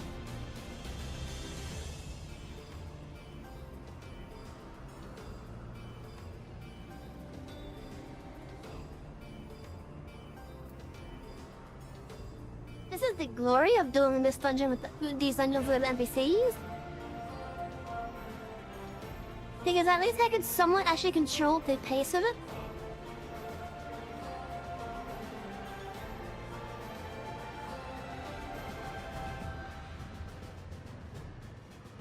Well, that's good. I still gotta wait for the rest of it, though.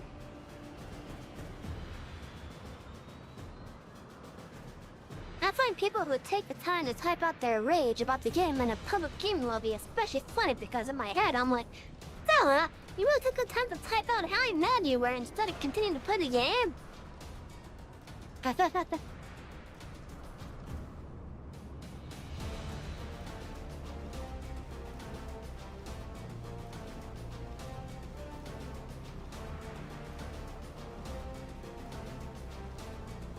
It would be awesome if this game had Twitch integration, at least for the chat log.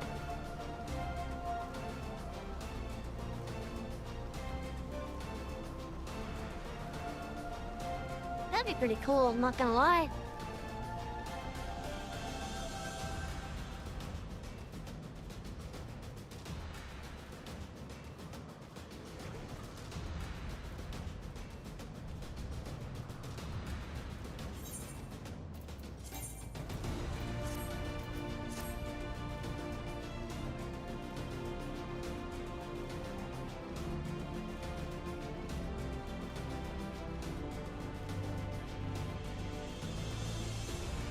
Okay, since the ad break is over, I'm gonna get a little bit more time. Let's admire the landscape.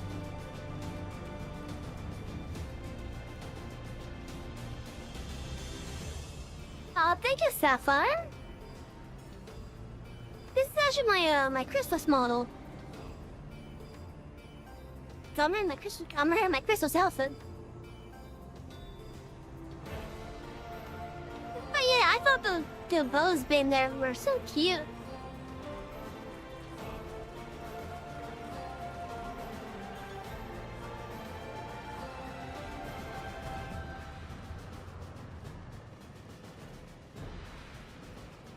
Like originally when I got the outfit, it only had one bow on it, and that was where was it? I think it was like in the back of the head. As if it kind of expected me to have like a ponytail or something. But because I don't do ponytails, I figured I may as well duplicate it and move them onto my horns. The person that made the outfit loved it.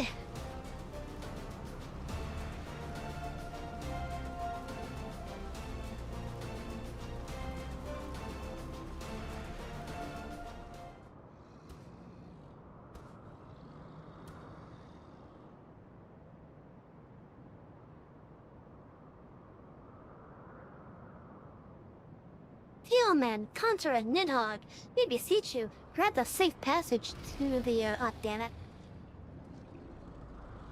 As I thought, blind to reason like all the rest, if you would see our mission to its conclusion, you know what must be done.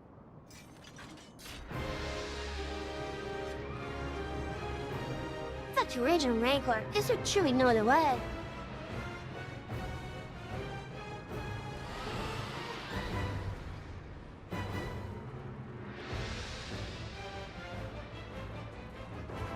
I didn't expect that to be a timed box.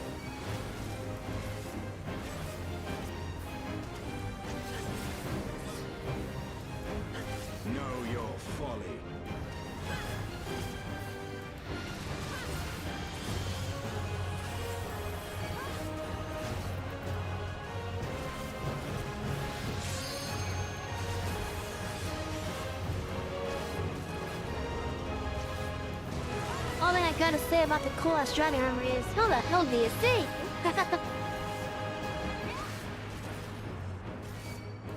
I know what you mean. What it is probably a tinted visor. Away with you!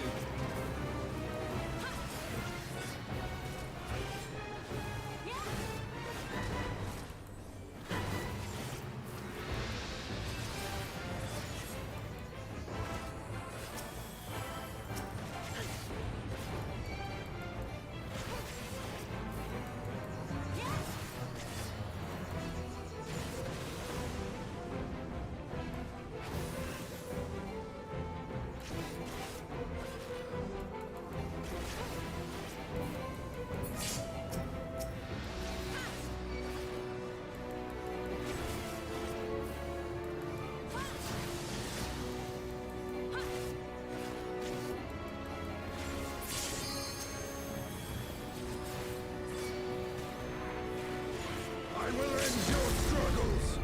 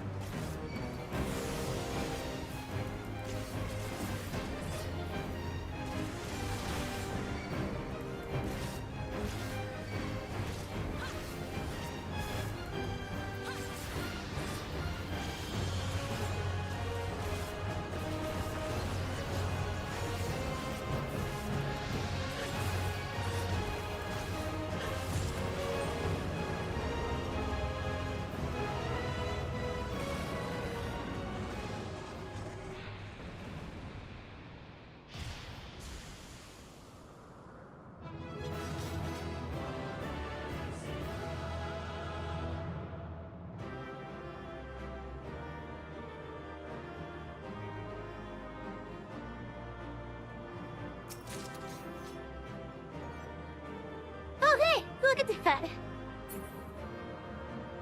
You know how you were asking me how to get the little cat thing out of the minions? Oh, look at that, I got it.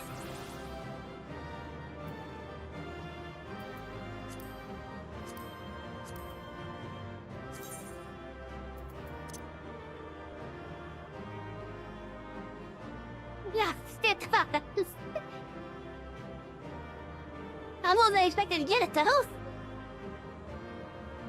Those wings appear to be constructs of some sort rather than actual body parts. Any who draw closer are met with a violent flurry of scratching and punching, making it impossible to thoroughly inspect the creature's backside.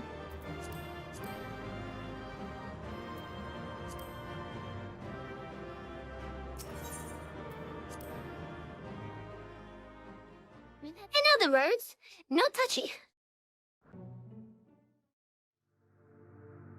Choosing my minion? Oh, okay. After this, we will go through the minion thing and you could choose, alright? Oh, hey, we got two second crystal reactivate.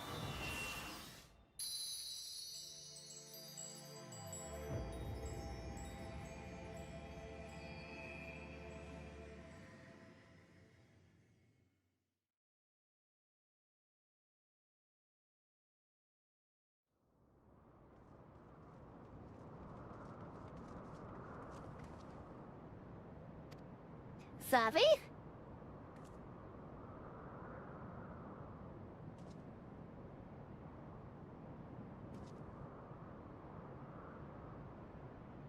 So it seemed Tealman was the last. I sense no other dragons nearby.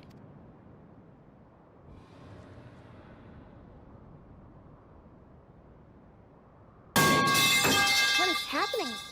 Hey! Why are you jumping shit, damn it?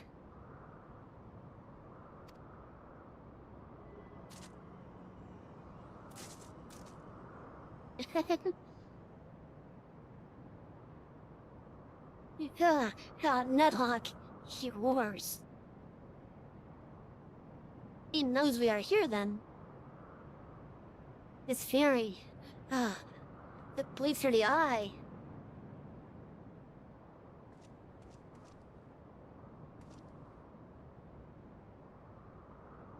Fear not, I am yet my own master. that damned ram's wrath burns hotter than flame. Come, the heart of the dragon's homeland yet lies before us. Time to get high! Jaded! After this cutscene. Thus do we add another link to the chain of vengeance. Oh, Saint Shiva, when will it end?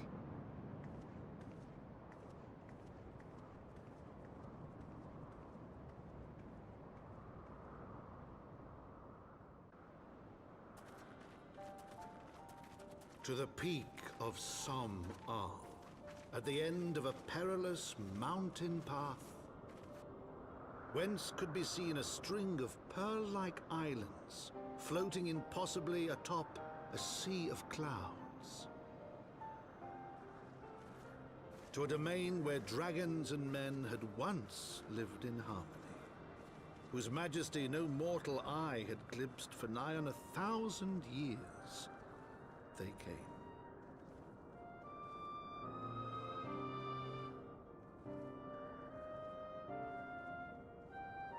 Welcome to the Trini Mist, chef.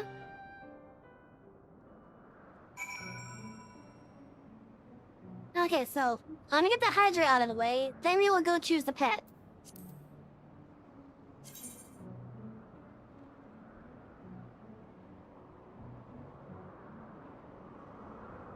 Oh, I need to get more water in my mug soon.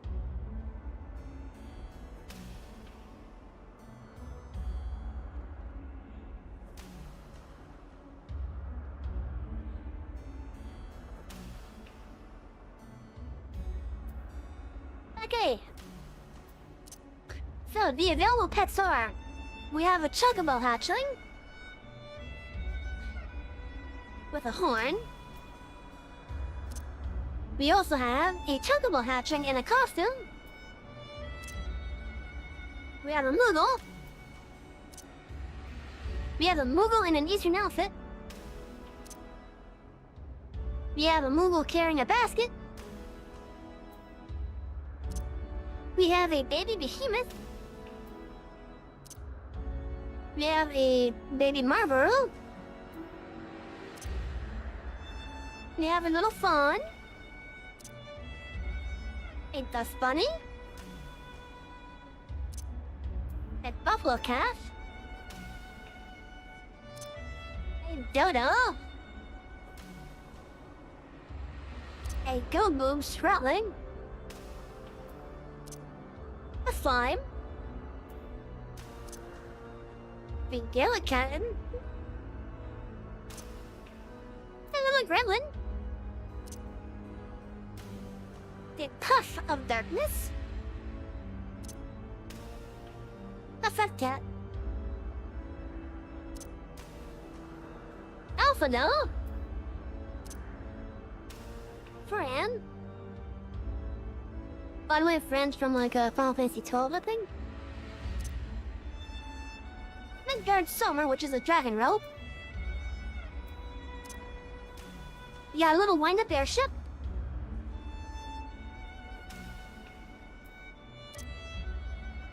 We got a little present. We got a wind-up onion knight. Which is a reference to, which Final Fantasy? 3, I think? We have a wind-up cane. Which I believe is a reference to 4. A wind-up column. Or column. Which I believe they came from the same name as Cain. We have a wind-up Bart's. I forget which Final Fantasy he was with. We have the little pink bean. And a penguin. Which one would be the minion for the rest of the strain, or until the next time that thing gets redeemed?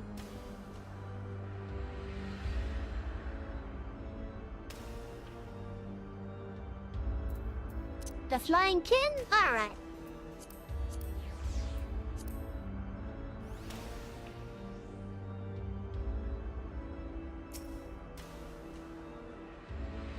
What happens if I pet it? Nothing, huh? Okay.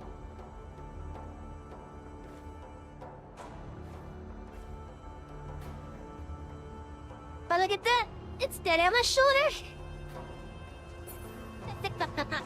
That's cute.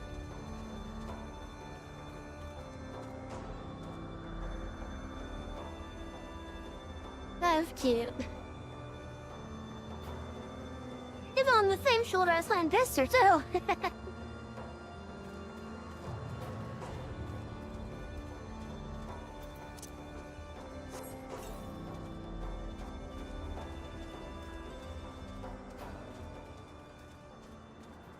Margo.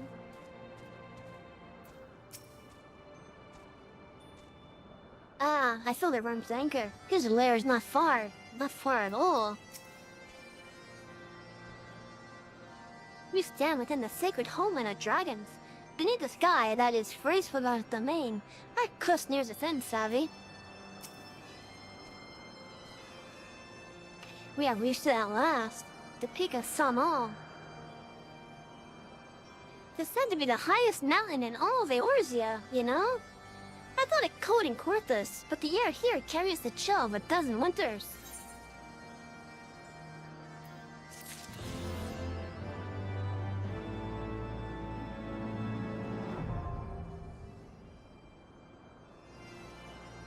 That means we cannot fly in the area, but as it is, I don't think we could do that.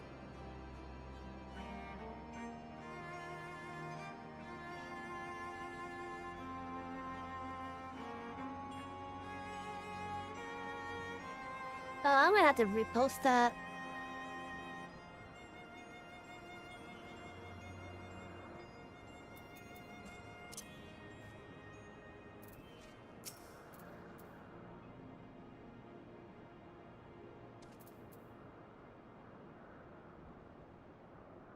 Okay, you could get off my shoulder now, come on.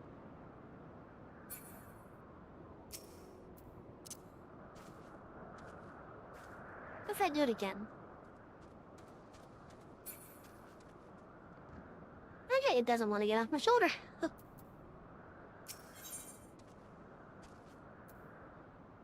Beyond the clouds, Alpha now ponders the means by which you might find Freysfogard.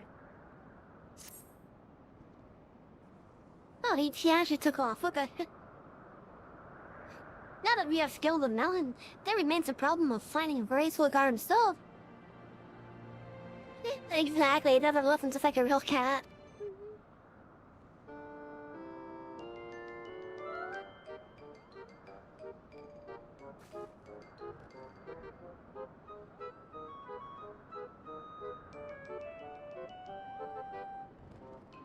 What manner of creature is that? Have you never seen a mole before yourself?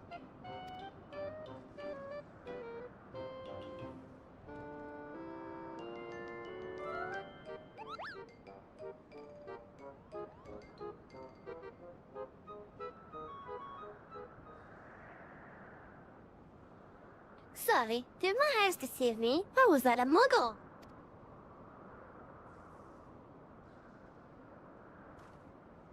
And it was. It was my understanding that they only dwelled within the 12-foot. I certainly never expected to see one in Trenny Mist. If the muggle does live here, however, he may know where Freysfogard makes his lair. Quickly, now, before we lose the creature completely.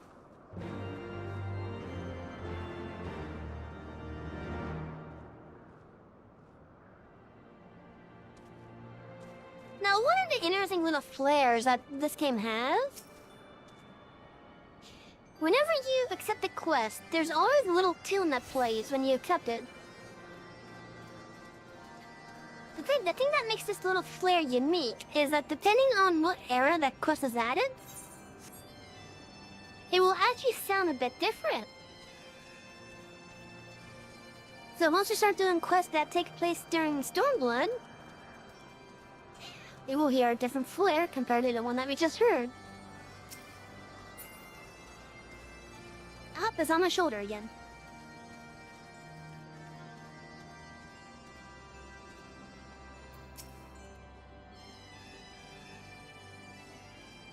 Ah, he's gone. Savvy, you must widen our search.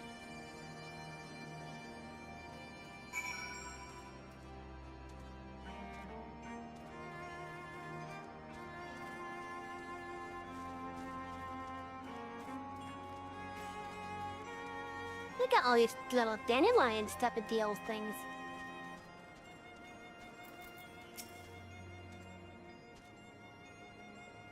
We did see a Muggle, did we not?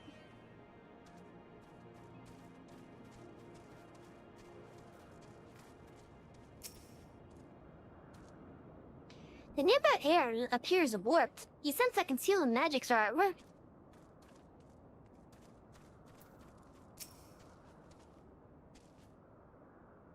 Where could he have gone?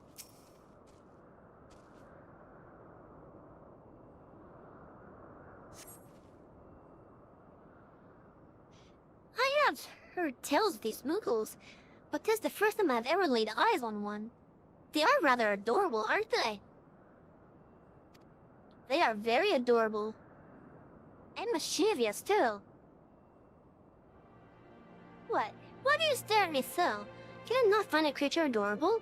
My heart is not truly made of ice.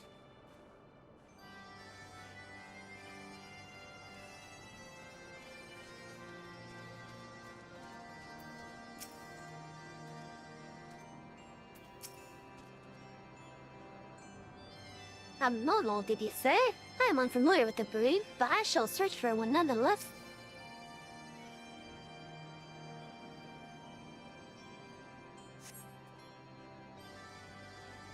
I see no evidence of this Muggle of yours. Are you certain it wasn't a chunk of the light? Perhaps to simply one of those strange plants shifting in a breeze.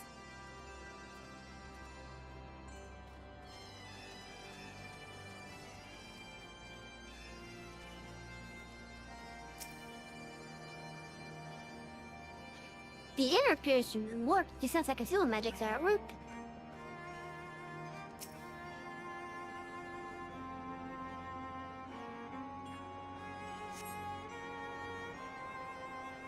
There is no sign of the Muggle in the area.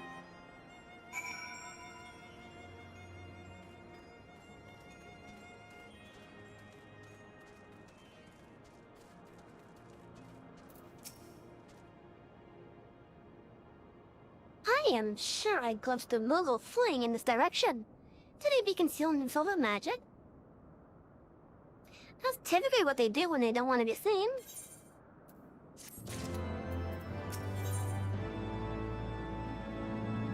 Now on top diplomacy. Alphino seems convinced that the Muggles hold the key to finding Racewood.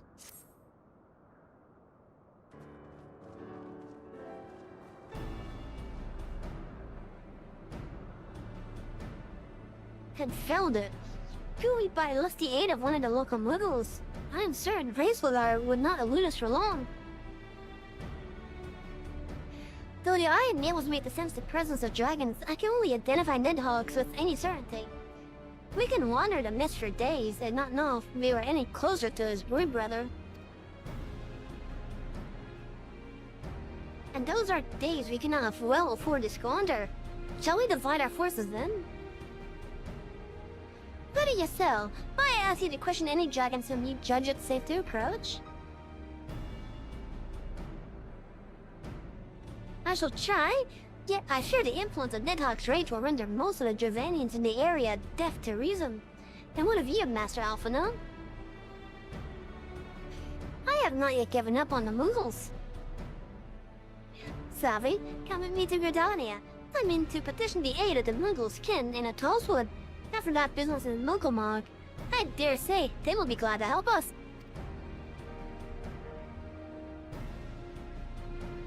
Assuming you have no need of me, I shall remain here.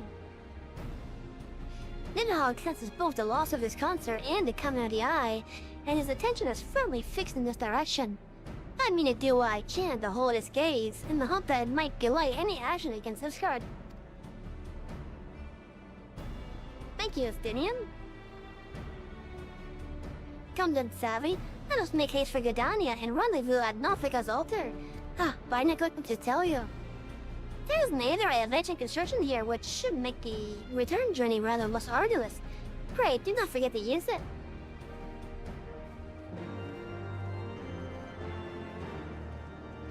Now, a quick rundown of why, Destiny is so... I guess dedicated to keeping Nidhogg's attention on him? One, he's trying to kill Nidhogg. Two, he has one of Nidhogg's eyes on him. And dragon eyes are pretty damn powerful.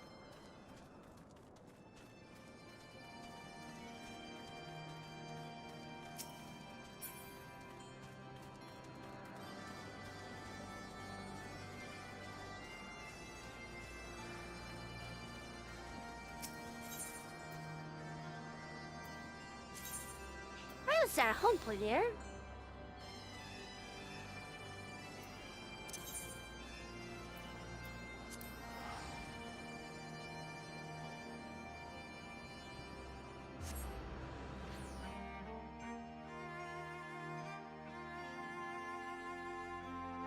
So that's why the dragon could just look at the real hearted magic, yeah. Yeah, so in this game, the dragons, they can actually do stuff without their eyes. Then whoever is holding the eye will have access to some of that dragon's power. And they could use that power to do various things. Justinian, for example, uses it to empower his attacks and whatnot.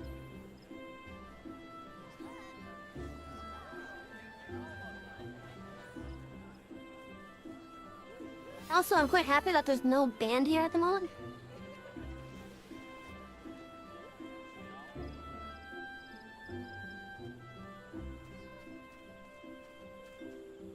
Oh, look at this little carbuncle.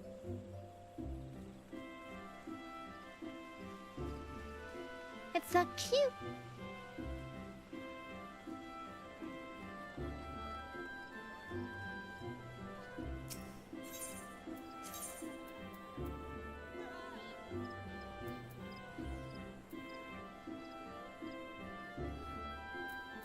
Okay, I don't see any blue quests here, so that's good.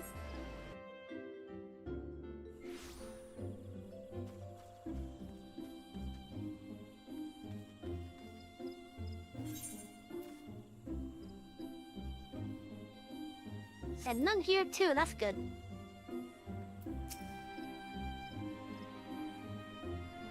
I sent word to the elder Seedseer upon arriving in Gridania, and I am pleased to report that she has agreed to grant us an audience. If anyone can help us to contact the Toves removals, it is she. We are expected at the Lotus Stand. I trust you are familiar with the current jurisdiction at its entrance? Of course I am, Alpha, no? Unless it's a completely different conjure, of course I'm familiar with them.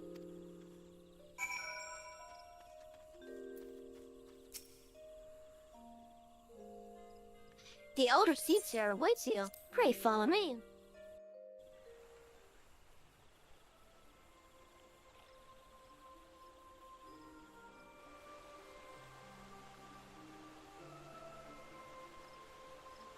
Also, chat, look, she's horny just like I am.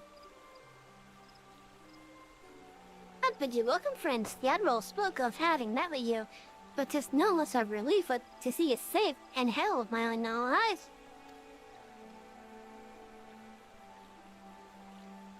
We humbly thank you for agreeing to receive us upon such short notice, my lady. And for all you have done for us in our absence, would that it were solely express our gratitude that we came by this day. Oh, as the tides of battle yet dictate our tongues and goings, elder Seedseer, we would beg your wisdom in a matter that may finally bring an end to the Dragon Sun War. Speak on, friend.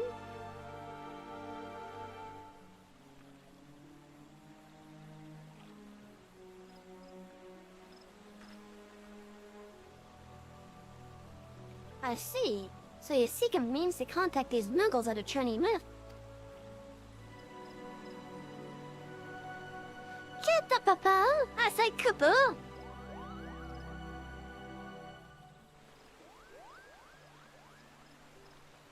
Greetings, Kuplo Club.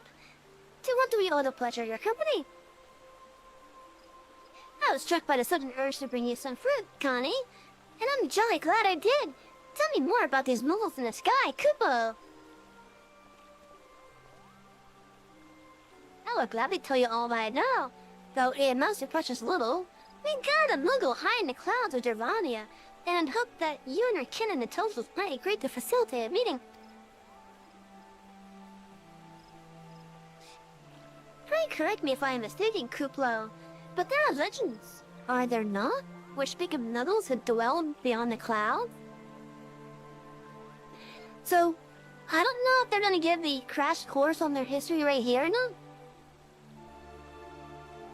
But muggles, at least in this iteration of Final Fantasy,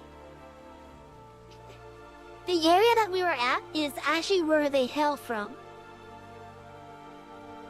So that floating set of islands in a churning mist, that's where the muggles come from. That is their ancestral home. As it is, because of things that happen, the muggles, at least some of the muggles, decided to instead leave their home and come down to the rest of the world. From what I understand, there's at least this group of muggles which are in the 12's Wood. Keep in mind the key differences between these muggles and the ones that we're about to see is the color of their little palm as well as their little wings. So down here in the 12's Wood, their wings are black. Up there, I don't know if you guys noticed or not, but their wings are pinkish. I think their palm is also a slightly different hue as well. And over in the east, on the eastern side of the world, basically, there are muggles over there. I don't recall what color their wings are, but their palms are more of a blue.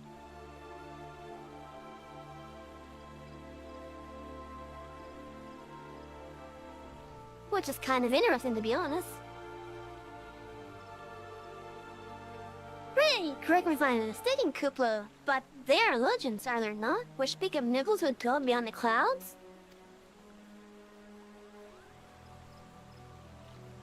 Indeed there are, Kupo. Long ago, back when the world was still young.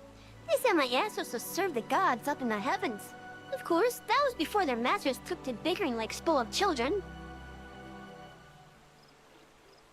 Ah yes, the tale of good King Mogomog the 12th.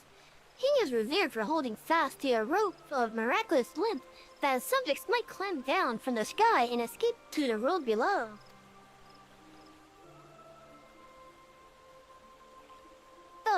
Ignoring the more fanciful aspects of the tale, it may well be that Kupla's ancestors hailed from that churning mist. Given how long his kin have resided in the Tollswood, it is perfectly possible that the details of their history have faded into myth. Indeed, Master Alphino, such stories often contain a measure of truth. Just like that the moguls of the churning mist tell similar tales of the world below. I can't really imagine why the one you encountered fled at your approach. Ah, fleeing second nature to us. We often hide when the larger wraiths come trampling through the forest. Of course, where there's one muggle, there's bound to be more.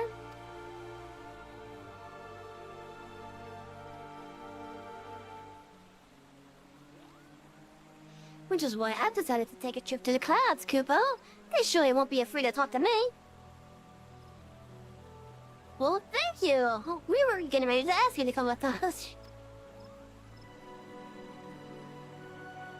I was hoping you might say that, Master Kuplo.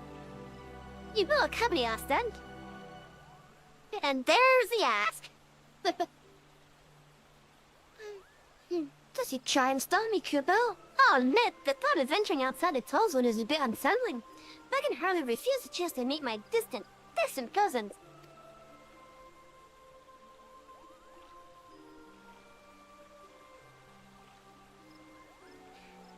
If you will have me, I too will accompany you on this venture and lend my voice to your cause as an ambassador of Redania. Everyone's so surprised. Even the warrior like, huh? Hey, but my lady, are you concerned? How oft has our nation turned to the sides of the seventh dawn in its hour of need? How oft has he asked a warrior light to risk her life to save our own? Full many times I say to you, and never have they refused us. Thus do I choose this day to offer mine aid to our allies for the good of the realm.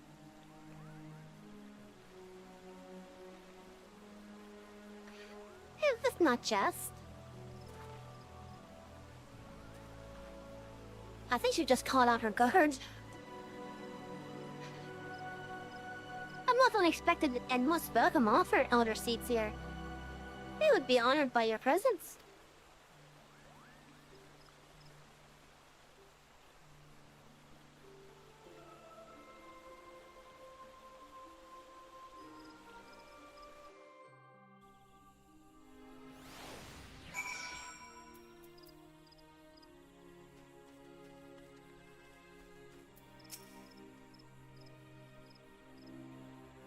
I return to the summit and inform our companions of these developments. I will serve as the Seedseer's guide on the journey back to Salmal. It being a path I have already chosen, I do not anticipate any great difficulties. Besides, we shall have the Seedseer's personal guard to escort us.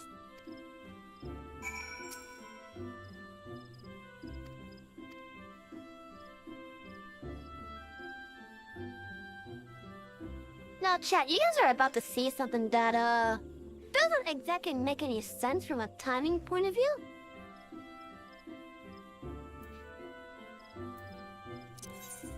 But you're gonna realize that with how far of a trip it's been to go from Ishgard to Salmal,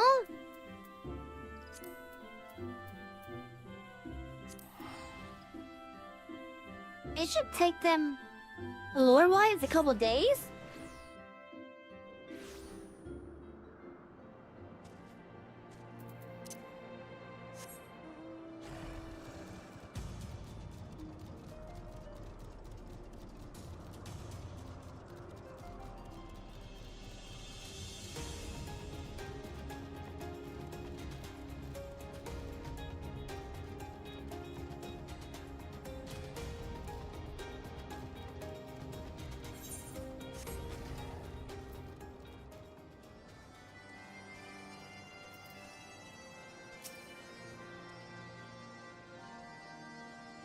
Salvinier returned. How fared you in Gridania?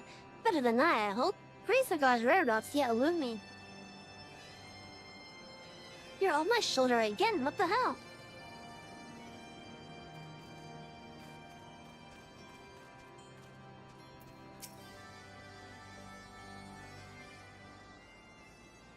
I swear to God, if my cat gets the idea to do that to me in real life, I'm gonna blame you for this. Well, that warrior of light, Nidhogg has not stirred, but he watches us unblinking.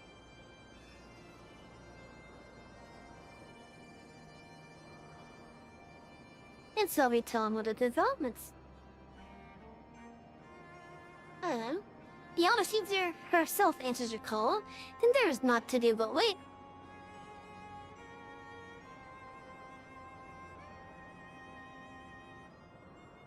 They are here, savvy. Gotta love the fate of Black fast forward. Greetings, my friends. I am happy to report that our journey was mercifully uneventful, devoid as the road was of Gervanians. But see, the dragons have abandoned Salmal for the turning mist. Elder Seedseer, may I present to you Sir Estinian, Heshgard Sejur Dragoon. It is an honor to meet you, Sir Estinian. I have heard many tales of your order's extraordinary skill and courage.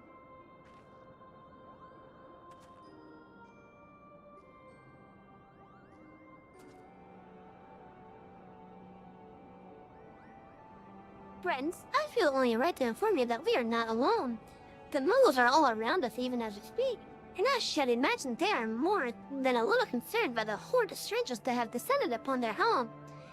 Mayhap now would be an opportune moment to introduce ourselves.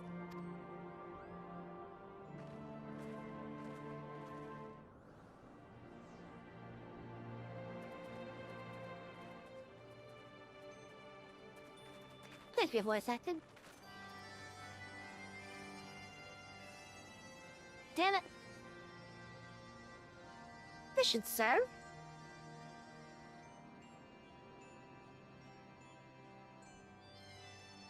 They're hiding, of course, but there are so many of them, Kupo.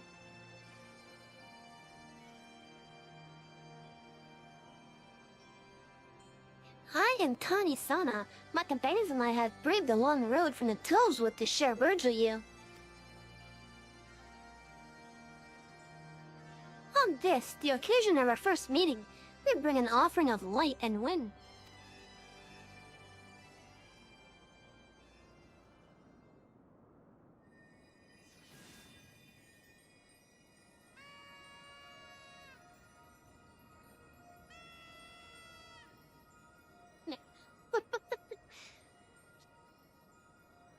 Oh, such a gentle and pleasing glow, Kupo.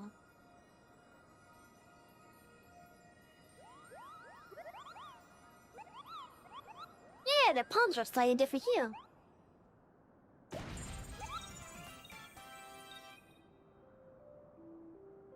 I am Magwin, the chieftain of this Muggle clan.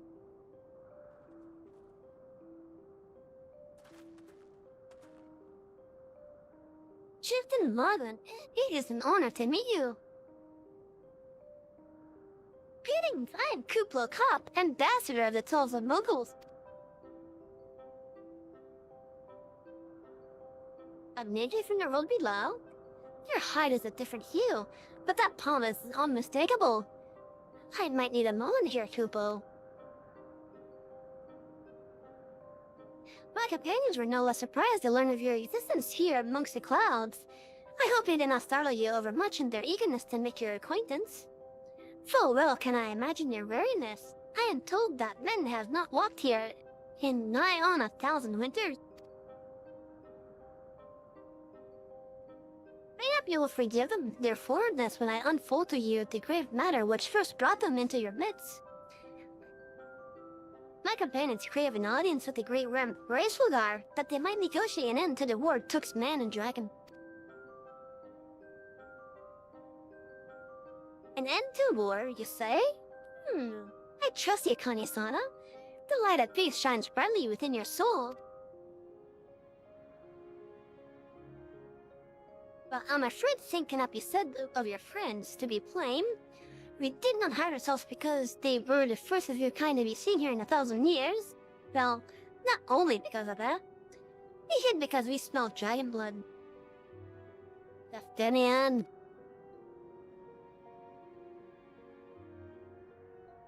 These skies are home to many, many dragons.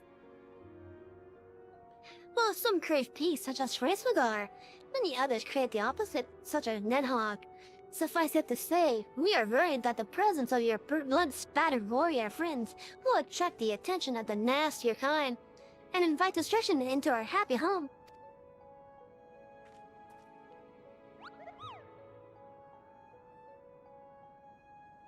Not just a moment, Chieftain. Savvy here may have doled off the odd fashion or two, but it's always been for a really good reason. She is a champion of the Tulsa Muggles, and I'll not hear her good name slandered. Now, Ambassador, let's not ruffle each other's fur. I shall of course take your testimony into consideration. If I may, Chieftain, there is little room for trust twixt strangers. Might we not take this opportunity to learn more of each other?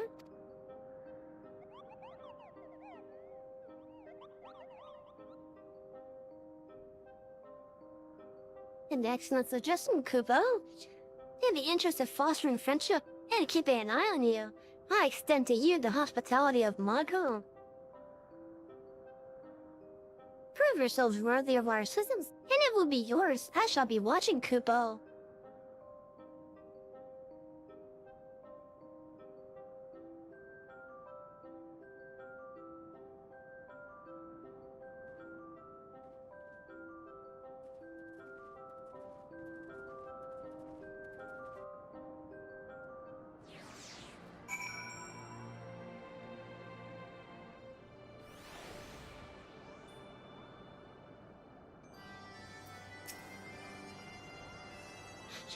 surprised to see such a fierce-looking Muggle, Kupo. The palm guard must defend Chieftain Logan and all of Markham. Mind your manners in front of the chieftain, and don't make him repeat himself. If your tongue is gloopy or your wing is droopy, there's a potion to fix that. By the way, one thing that you guys will notice with the various Muggles, depending on the type of Muggle they are, like these for example being the Muggles of the Turning Mist, you'll see that a lot of their names start with Mog.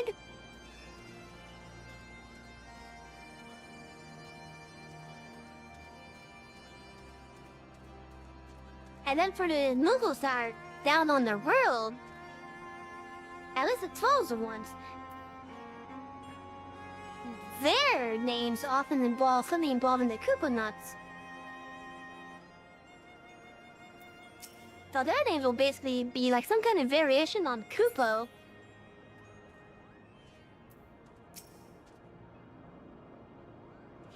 Go on, stare at me if you must, Koopa. I have grown accustomed to such gazes of unadulterated adoration. Creatures of my surpassing beauty are rare in the lands below, I should imagine.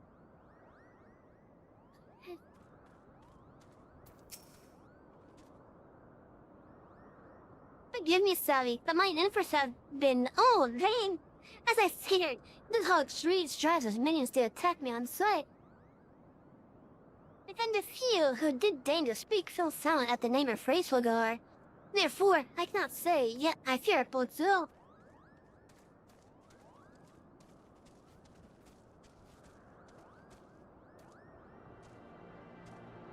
I'd be nimble, I'll be quick.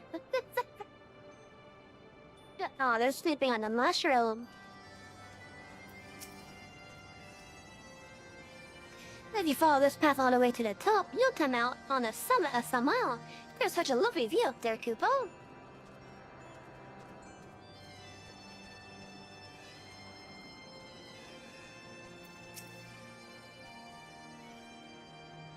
Yes, Mr. Lachlan finished his latest piece. I can hardly wait to see it, Kupo. Margaret, okay, let's see. I have one of the most important and difficult jobs in Markham. Watering the flowers, Kupo. You can't put too much and you can't put too little. Surely it is an art form. Have you ever seen such a splendid flower, Kupo? I water it every day. I can't wait to see it grow even more. Hey, where's the Stinian? Oh, there he is.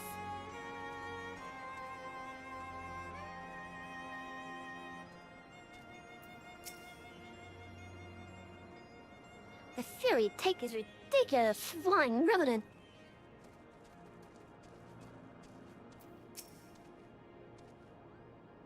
Have you come to admire my latest piece, Kupo? I have been attempting to capture in oils the essence of the humble Koopa nut, but inspiration is fleeting, especially when the rumble of my belly overpowers the passion in my heart. So you're hungry.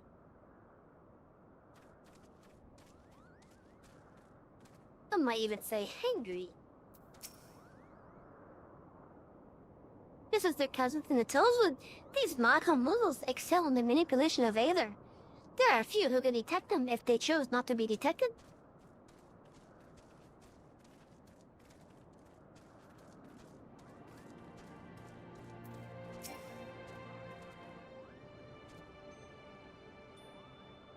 Tell me, in the world down below, do all your kind look so different from one another? It must be terribly disconcerting. Yes, we do look different. What was the Kuplo clap called you again? I'm sorry.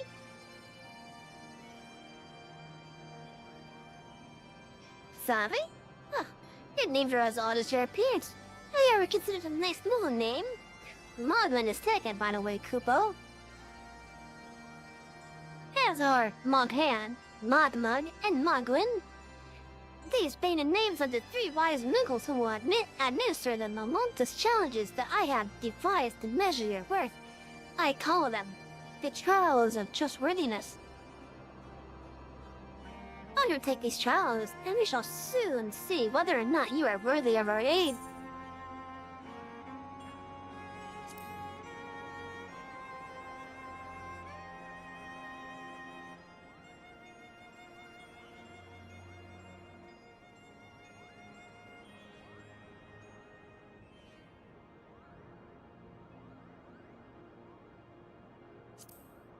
Wait, so is this actually better than what I had?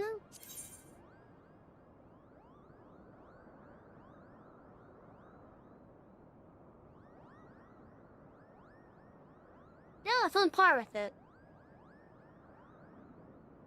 As you know, it is slightly better. As you know, it is better, actually. Because it has materia slots.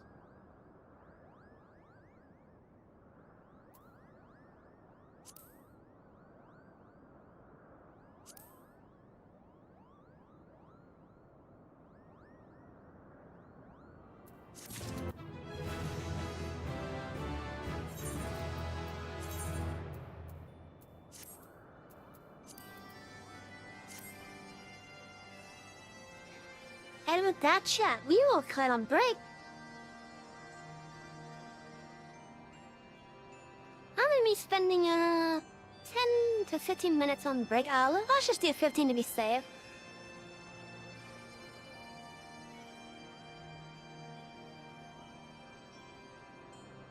Maybe it's my thing. There it is. It is currently 8:48, so 58. 59, 0, 1, 2, 3. Just to be safe, we'll come back at 9:04. Anyways, chat, get up, get some stretching, get some food, like I am. Use the bathroom, get some water, whatever it is you do for your break. Have a pleasant break, everyone. We'll be back in 15.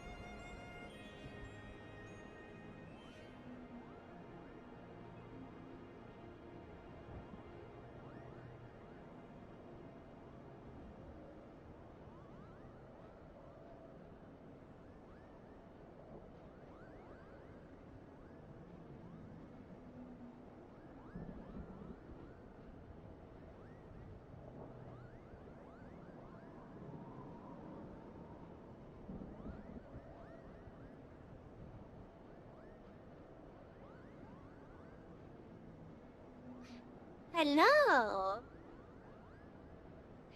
I'm back on time for once again. Excuse me. Time to get high! Jaded! Good thing I just got my mug filled. Yes, good thing I just got my mug filled.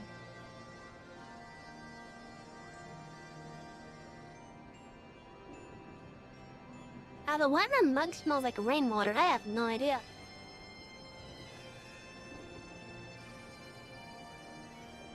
But it does.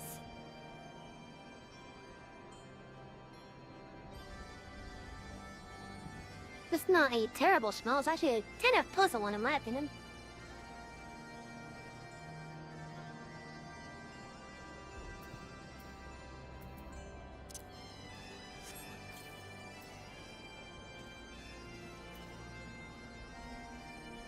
Again on my shoulder, you are.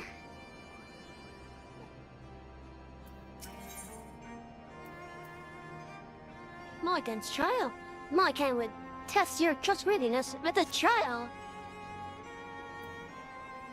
Hello! Yes, I am Morgan, the foremost alchemist in Modholm, if you must know.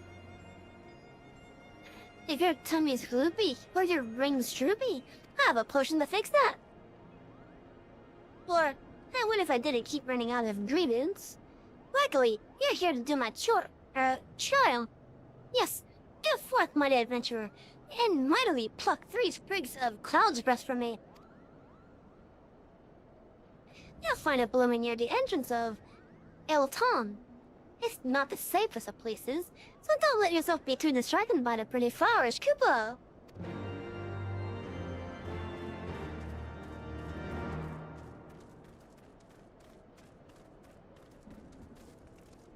Okay, and hello, Mud Mug. Mudler's child. The Mud would test your trustworthiness with a child. Huh? Yes, you have the pleasure of speaking with Mud. I know. I am the fluffiest, most enchanting creature you have ever laid eyes upon, Kubo.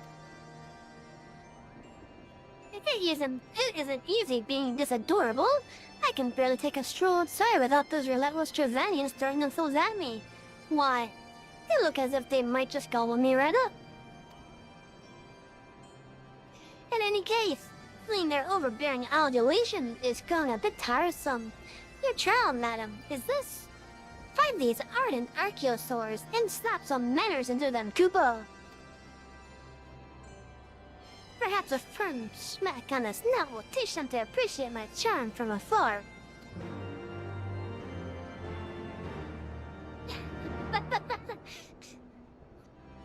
What, does he think that those things are cats? Or function like cats, rather?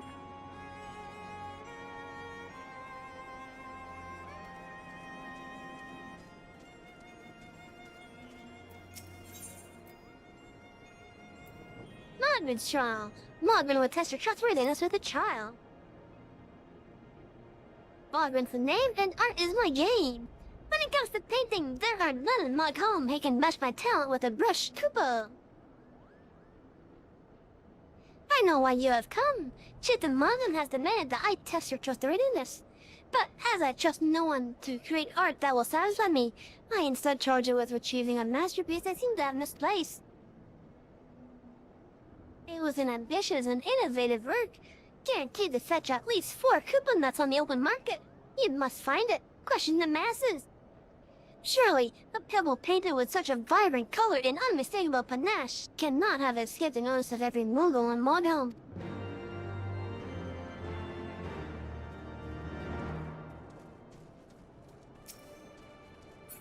Oh boy.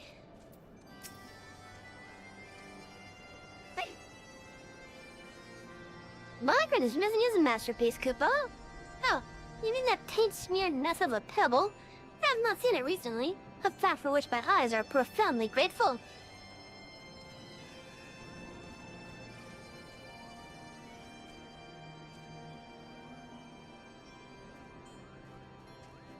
coconuts. Mr. Mogwin has misplaced his masterpiece, Koopa. Oh, happy day! If I am the suitor in finding it, I will soon have a genuine Mogwin for the price of a little perspiration. Honestly, who has 4 Koopa nuts just lying about to spend on such luxury?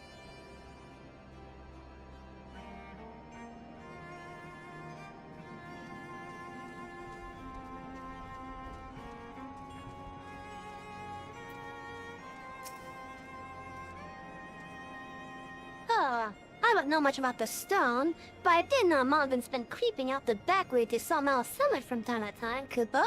Maybe you left it up there.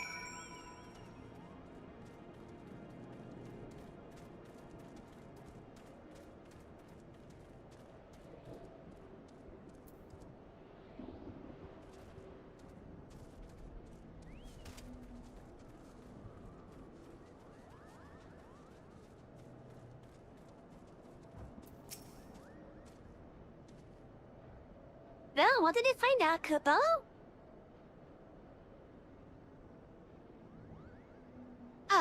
Yes, now that you mention it, I do seem to recall leaving my pebble out on the Thunder Drive. The second part of your trial commences. Go adventure and retrieve my masterpiece before some arch-starved admirers swipes the stone for himself.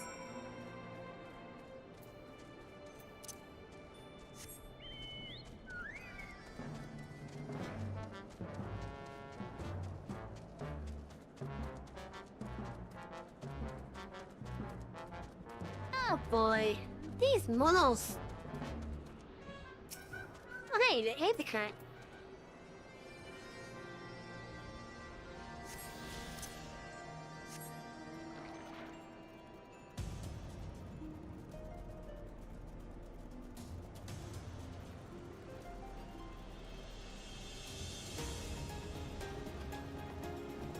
Hello.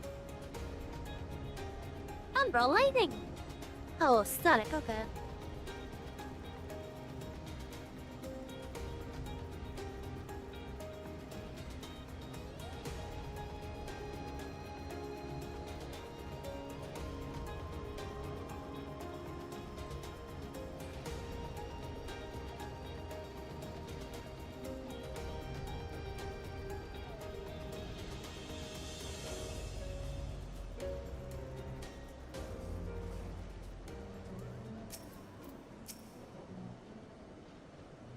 I'm gonna pull the biggest collection of shiny landlord treasures any Muggle has ever seen, Koopa. And then I'll bask in the envy of everyone in Muggle.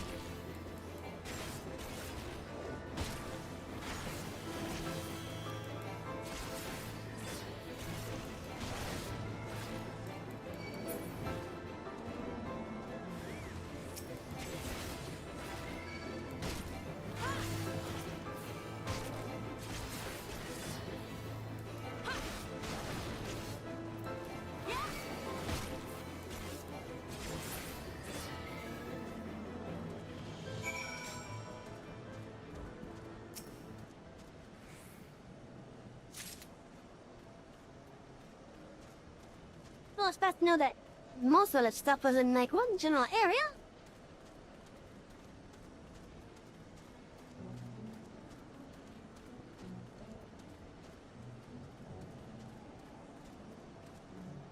Now, unfortunately with this game, what I do wish is that the object interactions,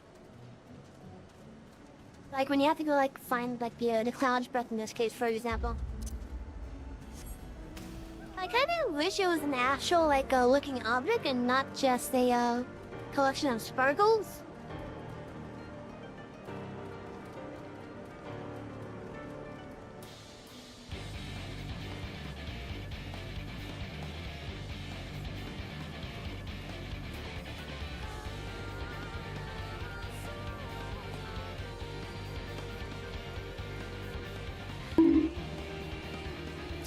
Hey!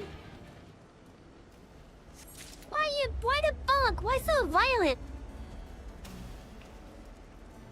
Why so violent with me?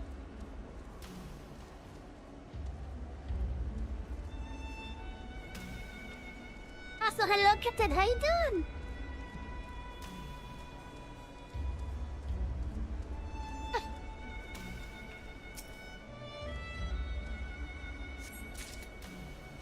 Here's your chin. Well, okay, I guess I'll give you that.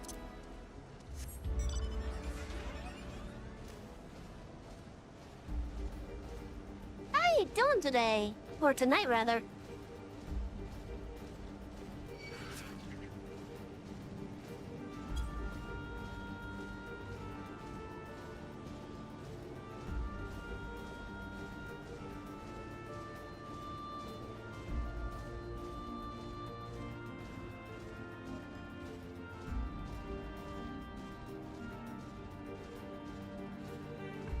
A bug done out of fondness? I don't know about that. Some people were booping me earlier today relentlessly.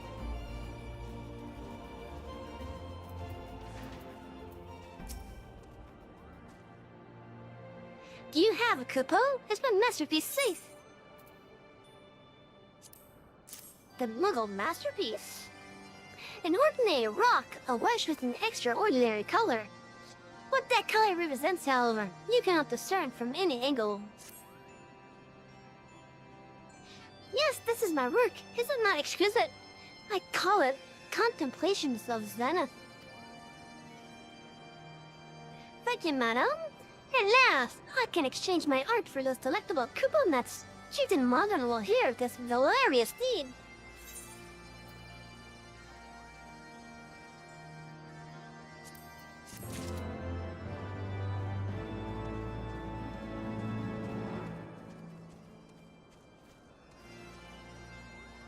Yeah, just chilling, waiting till kids go to bed tonight. Okay, that's good. You were able to humble my Trezanian devotees? Wonderful! You are as capable as I am at captivating Kupo! Still, my precious perfection does not excuse those lads from pursuing me so mercilessly, their tongues doling and bellings rumbling. The Trevanians and their ilk have much to learn about the acceptable acts of admiration.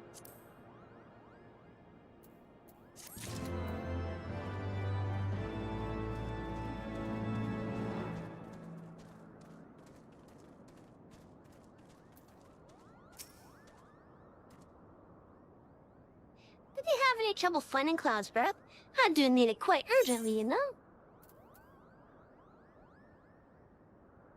Lack of imagination has led to most white flowers found growing in the skybound regions of Gervania and now adapted to be named after clouds. This light-petaled specimen being no exception. Oh yes, these are perfect, Kupo. Now I have the main ingredient for my palm tonic. Speaking of which, how are you feeling, miss? Should you ever feel your palm losing its balance, then on your Muggle, Kupo. I don't have a palm, though.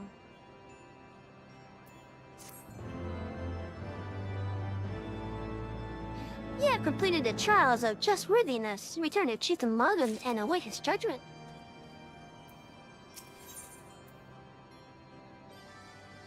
Morgan's judgment. Chief Morgan is ready to pass judgment on your child performance. Savvy, if that is what you insist on calling yourself, you have completed the trials of just Resident administered by the taskmasters Moghan, Mogmug, and Mogwin. And this grueling tested character, I closely observe your conduct as well as your companions. And I have decided, Kupo. Gather your friends before me now, so that I need not repeat myself needlessly.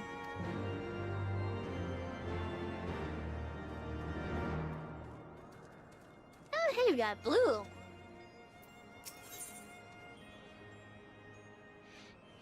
The bathing bully.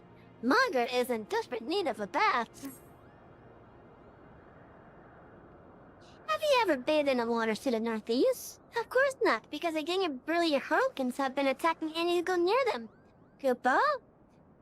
If you were kind enough to slay a few, that might scare them away, giving me a time for a dip in the water.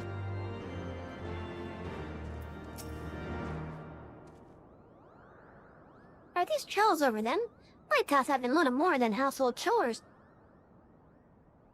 If our hosts elect to not grant their aid after working us like a pack chocobos, I shall demand compensation in coupon nuts out of principle. But I hope they will not come to that. Let us hear the chieftain's verdict, shall we?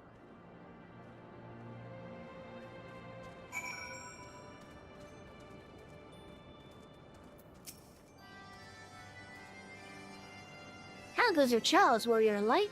I myself have been sent on a number of expeditions to chastise the local dragon population.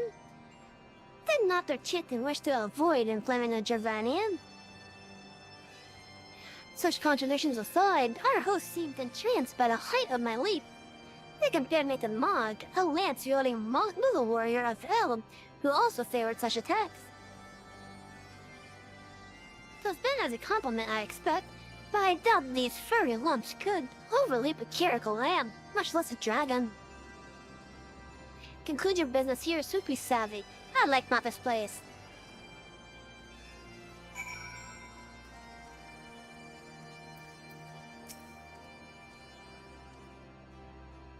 Standing here in Malcolm, I thought to turn inevitably to the legend of good King Malcolmod XII and his sea in the heavens. Like most, I thought it no more than a myth, a story for youngins that grew with the telling. But with every passing moment, I've become more certain that we have discovered the origin of the tale. Full eager am I to hear what the chieftain has to say.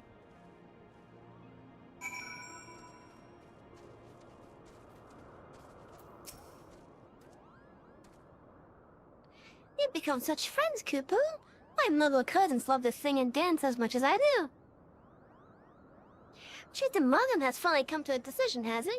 Well, I suppose I'd better flutter over and see him then.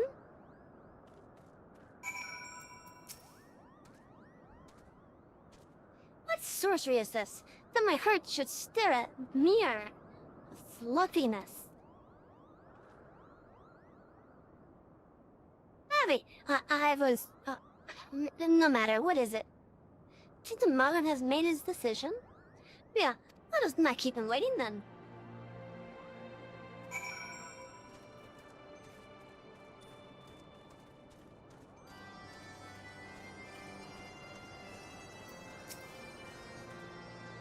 I think she just wants to hold one of the mobiles and just like snuggle like nothing more. Never have I seen such determined workers, Kupo. It would have taken us moons to complete all those jury chores and niggling errand. That's where's the most search ever. Ah.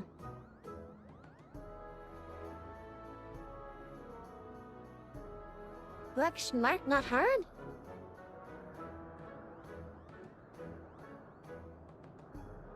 Just like these Muggles, apparently.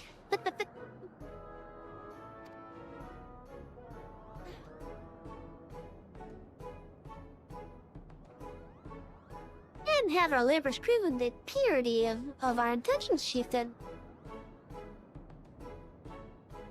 Without a doubt. In fact, there was never really all that much doubt to begin with. You were, after all, already friends with a fellow Moogle. But But you see, before any meeting with Hraesvelgar could take place, certain preparations needed to be made.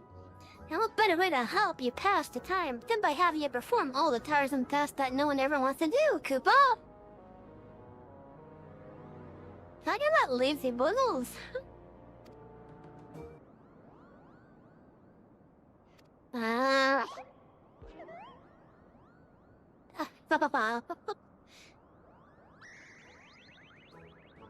Yeah, oh, here, the horn! Bring up the horn! Cut him out!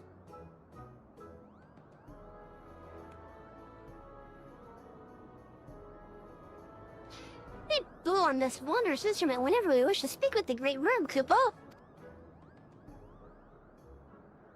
We haven't perhaps been treating it with the care it deserves of late, and I think Moglin may have settled on. So we need some time for cleaning and polishing and straightening. Oh boy.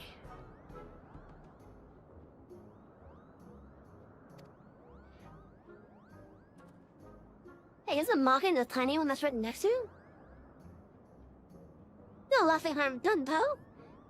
Now you need simply head to Zenith, the worm's dwelling to the west, and give the horn a good toot. We are in your debt, chieftain. Thanks to your noble gift, we shall finally have a chance to plead our case to Hraesvelgar. Very possible, yes. But I wouldn't get my hopes up too high, Koopa. The old worm isn't terribly fond of, Your concern is appreciated, but I'm quite certain that Hraesvelgar will welcome our overtures.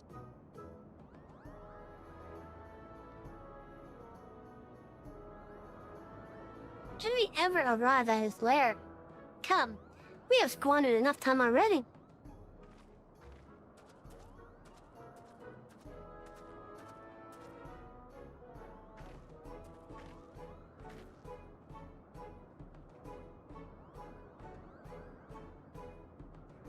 Chieftain Moglin, we thank you for your gracious hospitality, though we must soon take our leave. I pray that we may continue to nurture the shoots of this new-sprung friendship twixt earth and sky. Of course, Koopa. Visit us whenever you wish. Consider Moghome your home amongst the clouds.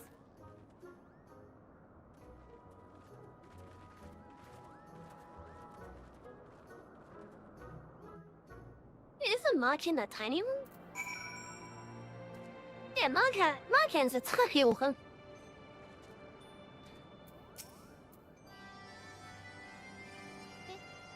Thanks for the help, Koopa. I doubt I would ever have found the time for all those rotten chores. Well, just what do you do all day? Hey, you wasn't my idea. Chieftain have spent a little less time sitting about and a little more time chieftaining. Things would never have gotten so messy in the first place. And he was the one who sounded the horn, by the way. But now, all errands are done and the horn is fixed. So, all is well that ends well, eh, Koopa?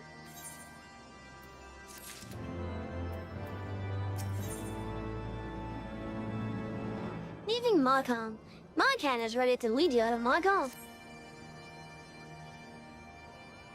Well, I expect you're eager to be on your way.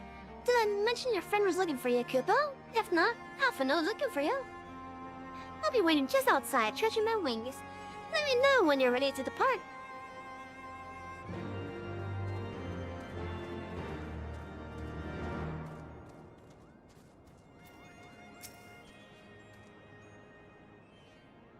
It would not be long now, Hraesvelgar.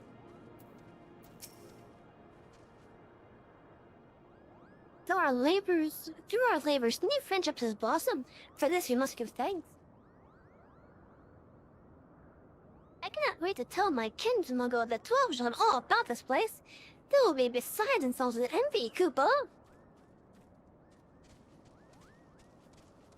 If there's a Stinian around? I don't see him. Also, chat, I hope you are all having a wonderful night so far. If you're new to the library and you're not following, feel free to hit that follow button if you feel that we've earned it.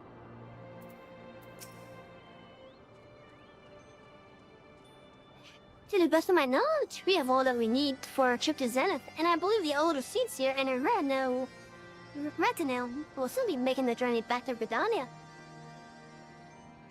It would be remiss of us, I think, not to convey our gratitude to him prior to going our separate ways, shall we?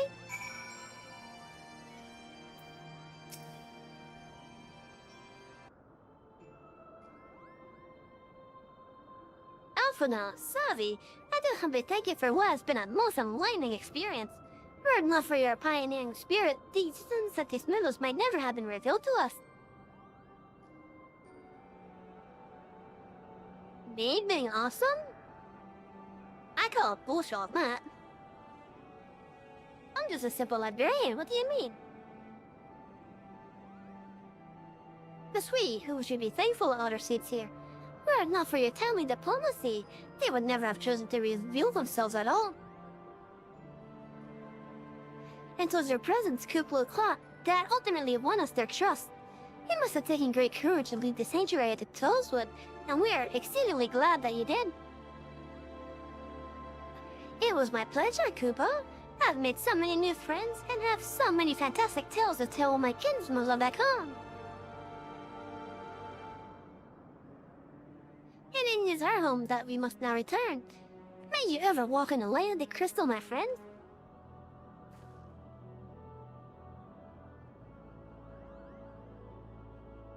Nice journey, Elder Seats here.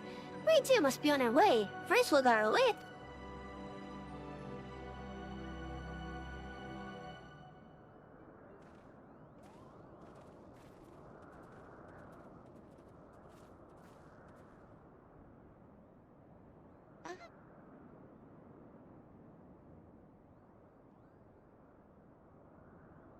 Warrior Light, pray attend closer to your companion Sorostinian.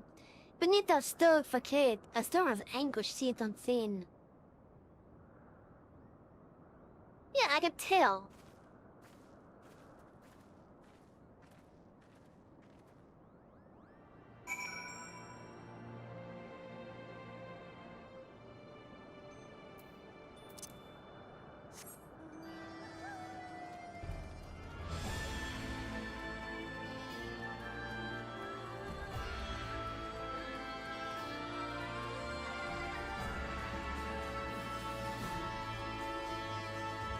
Let's see, so 30 minutes left on that stupid poll now.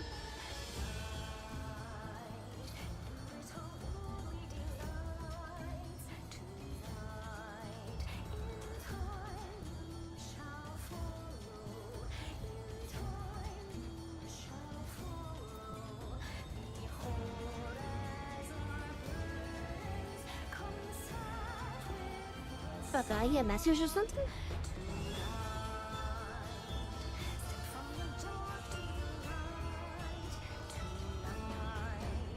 Oh, wonder what's happened there, okay.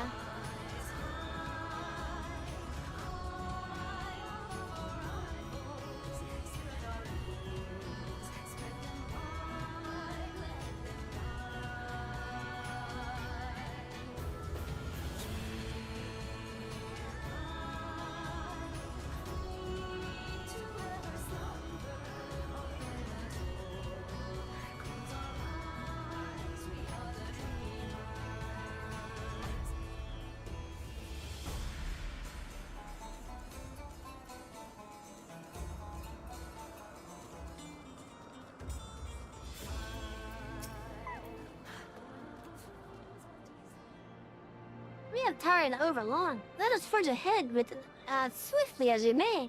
Let Ishgard bear the brunt of the Horde's fury. Alfie, give me a moment, chat.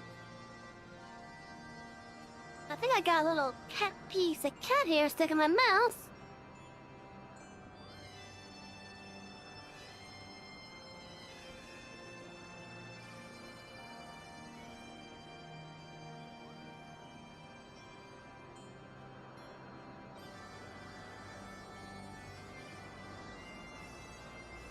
Okay, we should be good now. Yeah. Oh, I already read that. Enough talk. Let us leave this risible place behind us. closer we come to Reisvagar, the higher my spirits rise. But is it I who am elated, or Saint Shiva? Have you said your goodbyes and dapped away your tears, Kupo? Then we are indeed ready to go. The road to Zenith.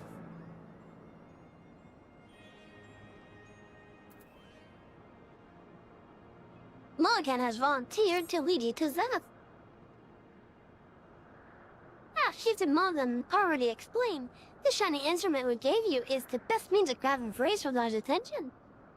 I'll come along and show you the way to Zenith. That's the big place where you need to blow the horn. First things first, though, we need to make it for Asai. Oh, and watch out for rampaging dragons. Maybe that should have been the first thing, Kupo. I had told us before we even left, so that's something.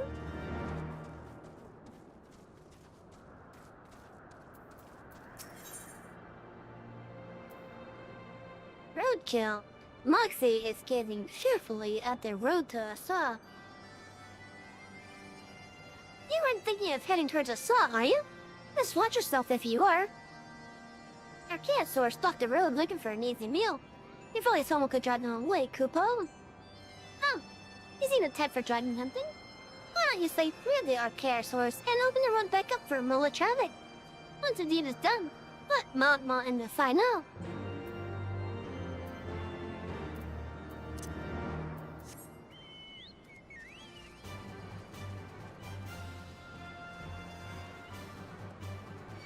Anyway, so we're gonna be doing the blue class. We're gonna be doing that first. Or at least until they're completed anyways.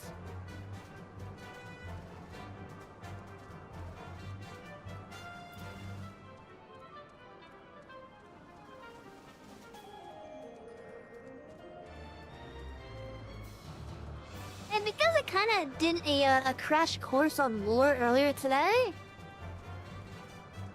I think I should probably, maybe go a little bit longer tonight.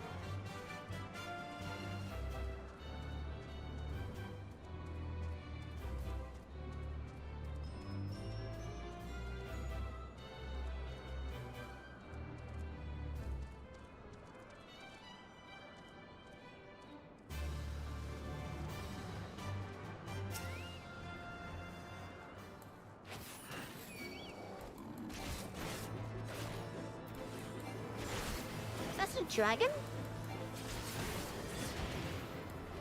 That looks more like a shark to me. A humanoid shark at that.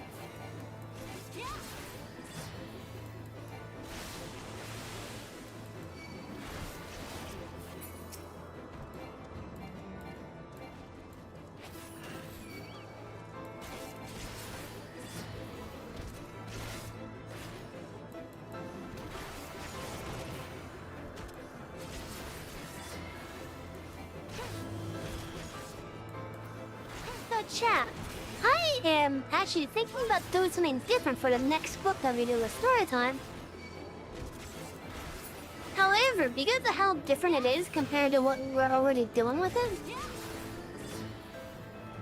because of how I'm gonna go about it, the next couple of Fridays will just be pure game. Well, at least the next couple of Fridays after our current story will just be fair game. So, we are still going to be doing the People of the Mist every Friday until we finish it. Well, I'm talking about like after we finish the book. The next couple of story times will be just pure game. But I'm going to try to do something different with it.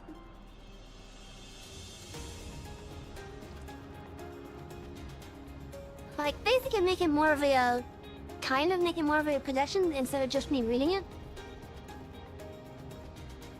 Kind of,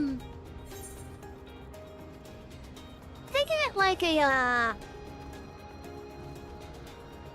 amateur radio show.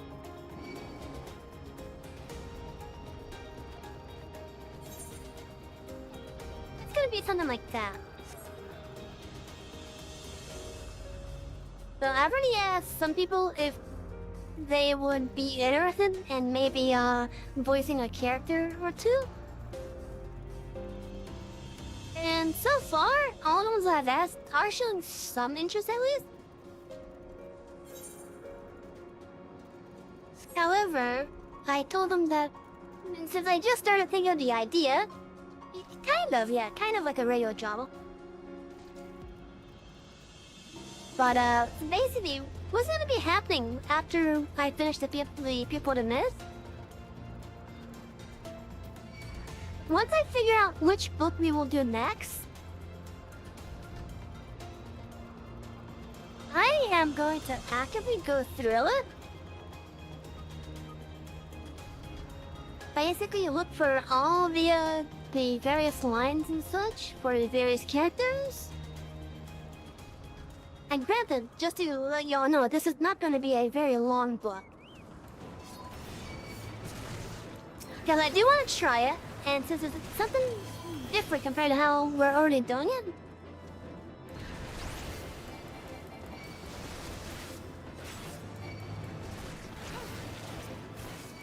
it's gonna take quite a bit for me to actually like get it all like put together.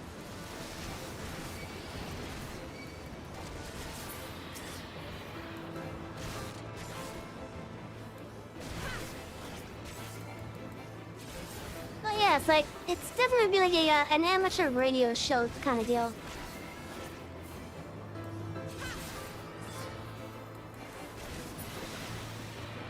And once I actually start working on that project,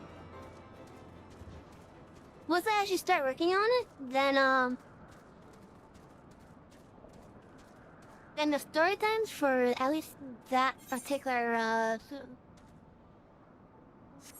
set, I guess.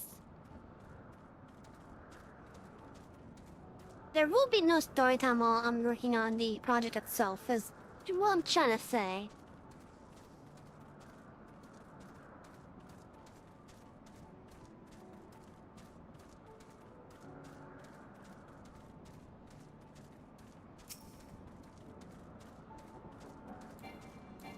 But yeah, so again, because of how different it is, I am gonna try it but with a small story.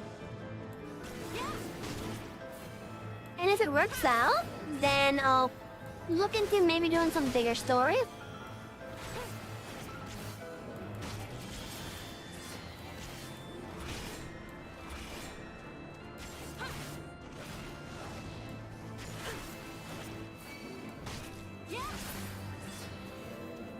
I'm still gonna ask a couple people to see if just how interested that they might be. Like I have a couple more that I want to ask to see if they'd even be remotely interested.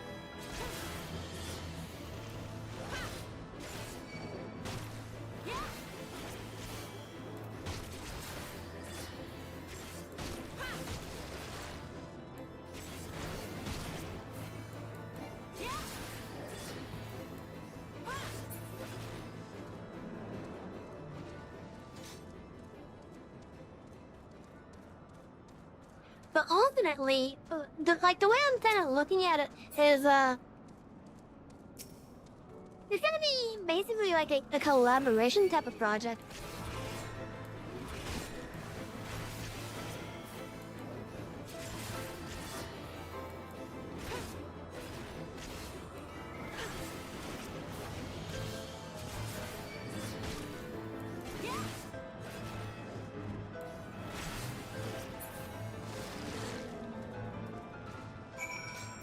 I don't know how well it would work though, but I hope it does once I do start actually working on it.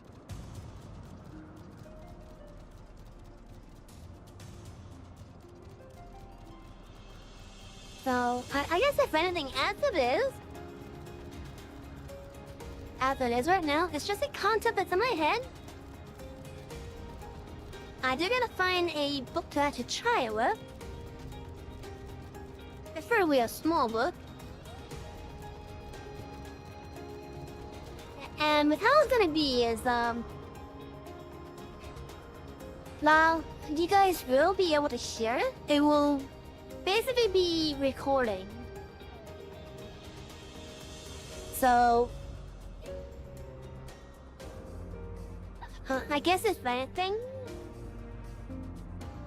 you guys will be able to hear the premiere of it.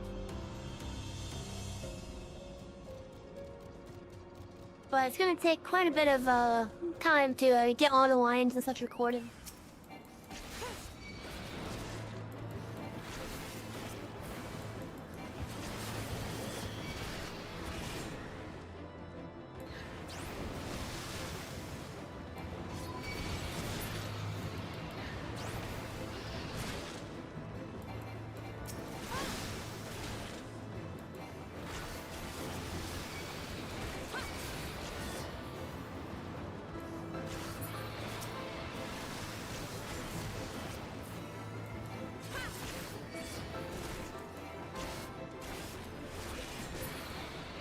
And now that I'm thinking about it as well, I can actually use the music library that I have subscribed as well. As long as the content appears on either my Twitch channel or my YouTube channel, it should be fine. And since I'm using a book that's the story itself is in the public domain, it should be good.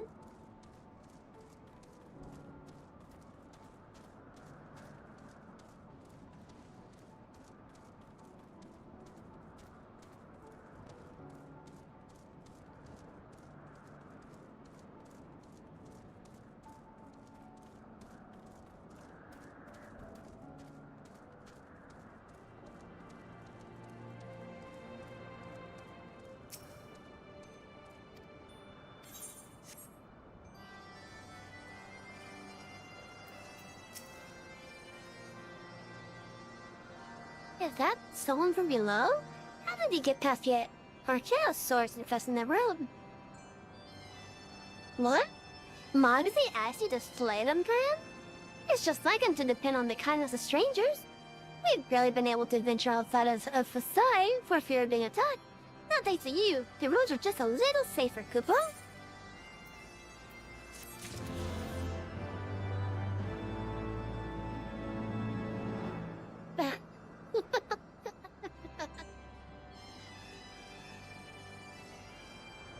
I really should disable that one.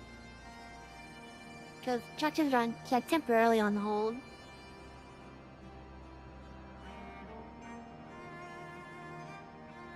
Hello, Baka, how you doing? I hope you're having a wonderful night tonight.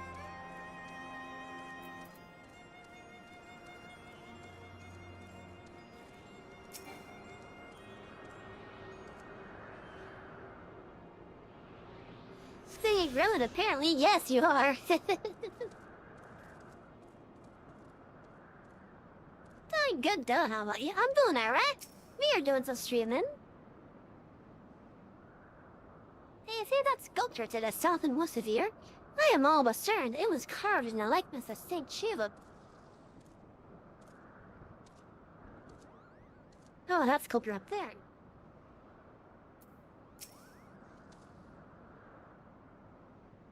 The histories make no reference to the existence of these ruins. Curious, most curious.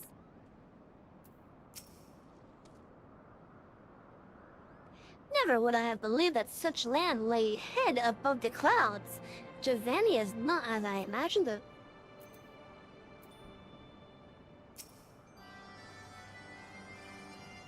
Things were a bit fighty for a while there, but I think we've arrived in one piece, Kupo. I wonder what has the dragon so awfully snappy. I mean, the battles aren't always bad, but they seem worse than usual.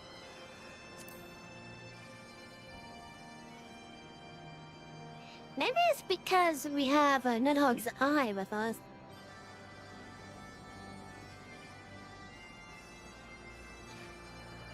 Thinking about drawing stuff, I think one of which I would draw is a model. Okay.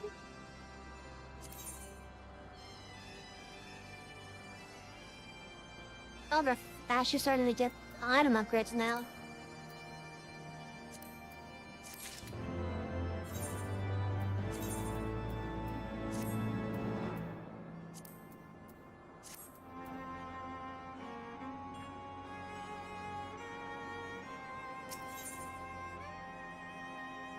waiting for the wind to change.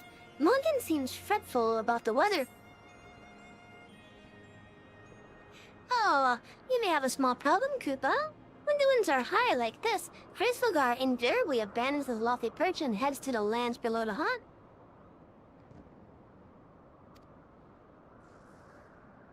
If he tried blowing the horn now, I doubt he'd hear it. I suggest we stop at the clearing up ahead and rest until the wind dies down.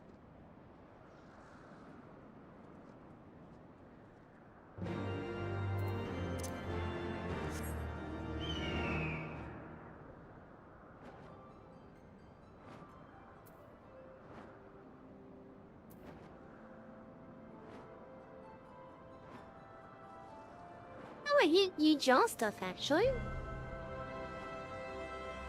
I'd love to see some of that. And yeah, this is quite the bird.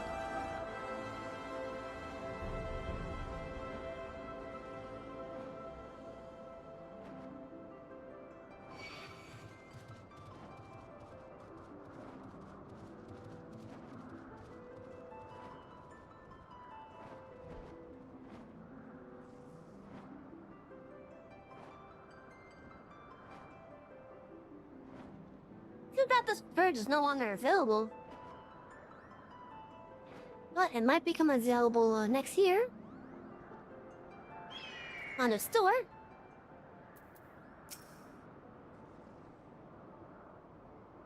This should do nicely, Koopa.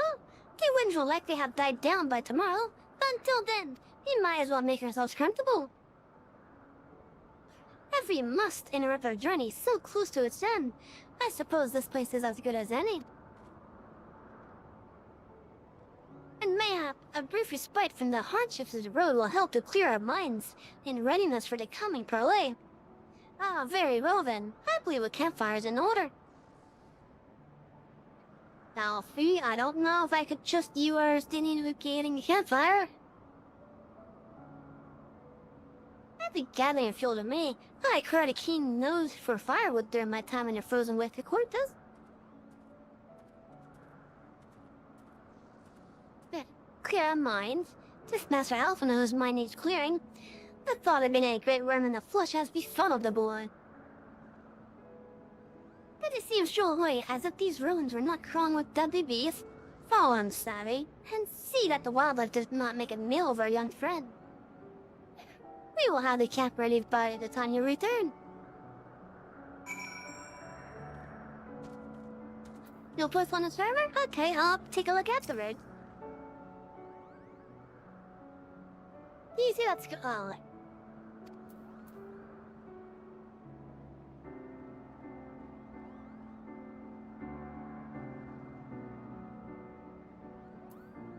Okay, so her dialogue just changed slightly by removing 2 words.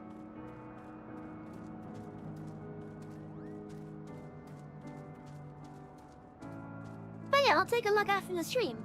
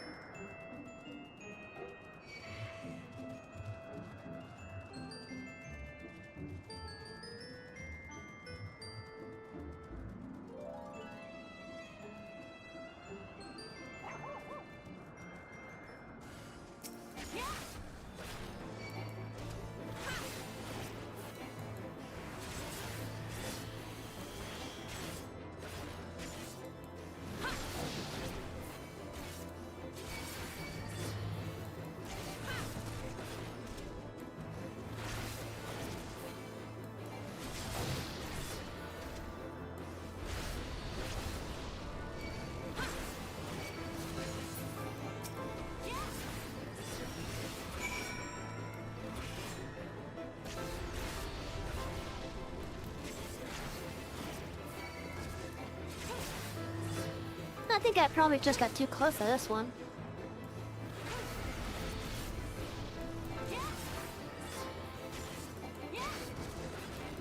I know, on that break.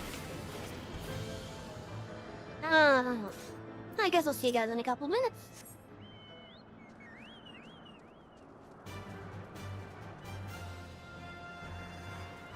even this and stuff. I'm not. This one's one of those.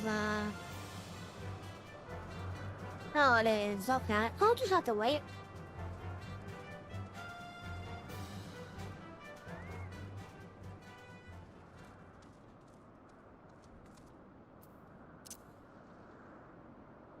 In the meantime, let's get hydrated.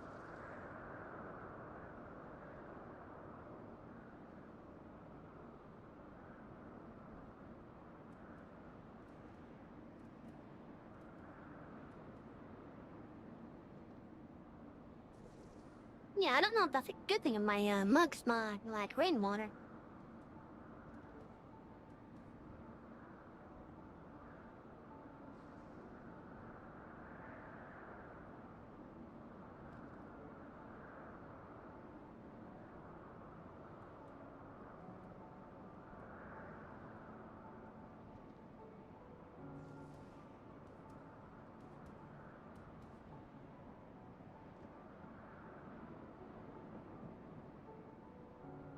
Okay, so that poll I put up is about to end, actually.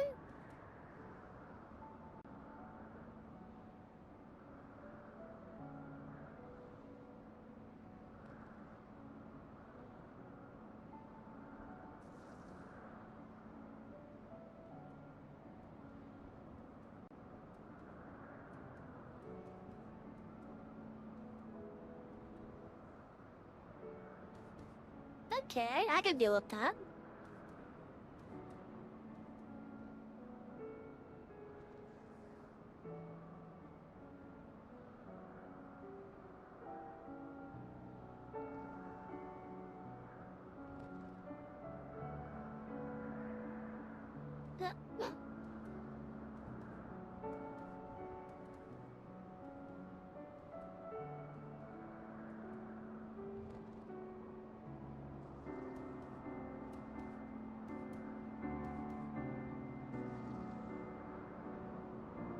Alright. Yeah, it break's about to end, thankfully.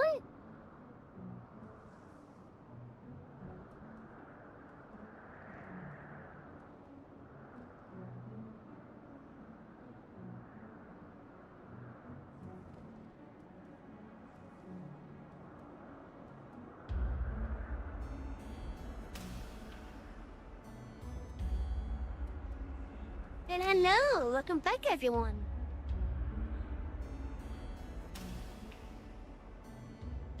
So unless there's like a sudden surge in votes within the next 5 minutes, it looks like we will be grounded until the end of the current MSQ. Which means I will be at 90 by the time we actually finish and start flying around. Now keep in mind, as our playthrough is right now, we only use flying when it is absolutely necessary.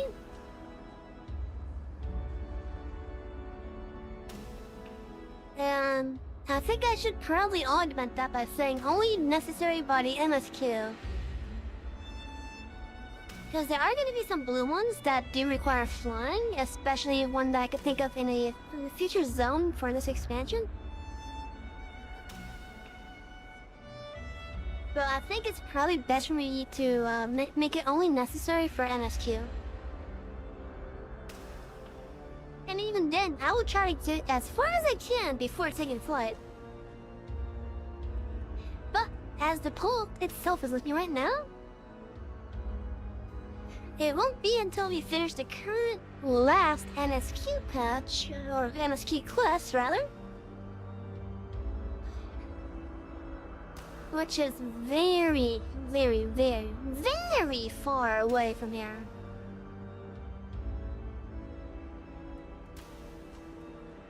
But we will be grounded for a while.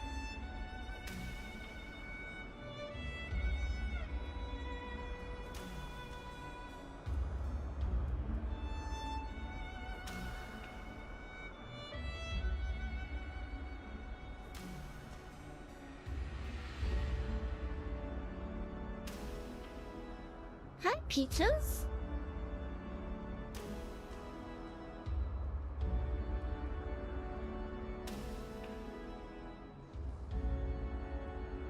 doing, Peaches?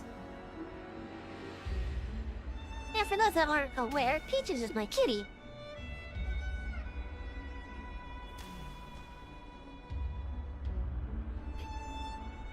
We are eventually going to have a kitty cam. She likes to lay on the bed when I'm streaming. So I figure eventually I'll get a tripod setup that has a phone holder. Or at least some kind of stand that has a phone holder. Yeah, she probably is at this point.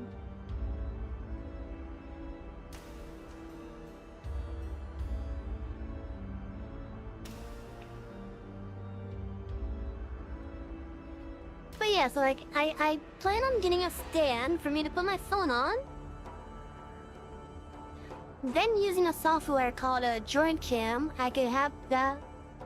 I could have the camera basically broadcast to the computer itself.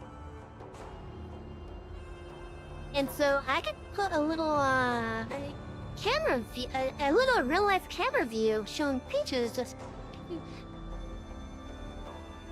Well, depending on where she is on the bed, she could either be like splayed out or curled up tightly. Or in such an adorable look, or laying down in such an adorable way it distracts everyone, including me.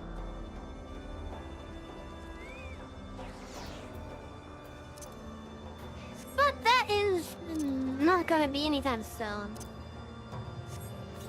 The things I plan for the future, though.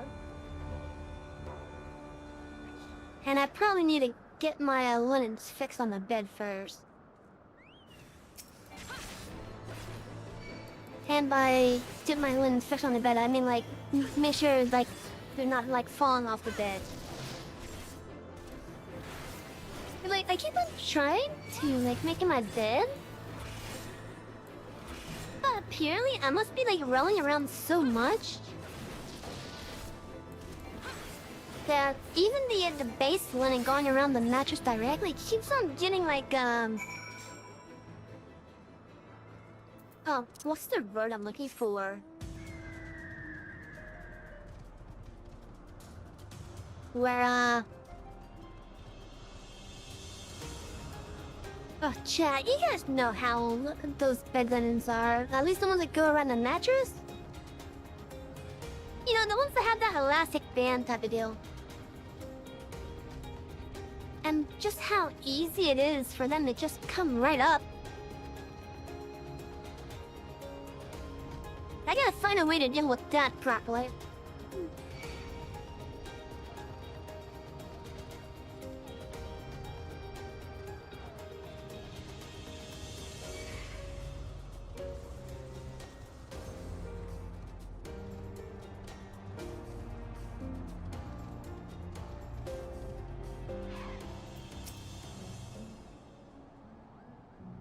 You know, Astinia may not be as bad as I thought, Kupo. Under all those horrid spikes, he actually has a soft spot for his companions. Just a small one, mind. Oh, hey, don't tell him I told you, alright? I prepared some things for a meal. He will be at plain fare, but better than empty bellies. I think I was right to worry about the boy's safety. Once Alphina returns with the wood, we can see about supper. The Ice Queen has filled a pot with what look like stew ingredients ready for the fire.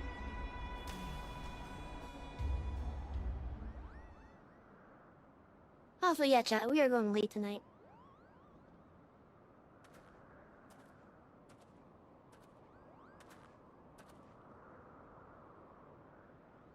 Oh my god, yeah, she did it.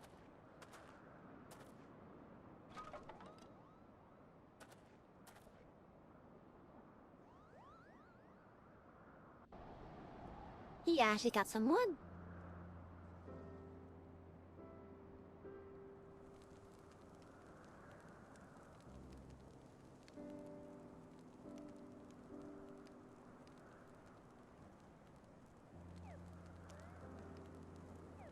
Oh?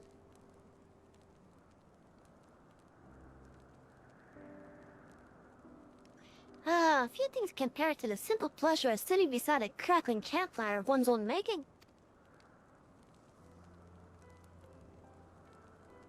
So speaks the great explorer. Until recently, you wouldn't have recognized firewood if it came with kindling and a flint.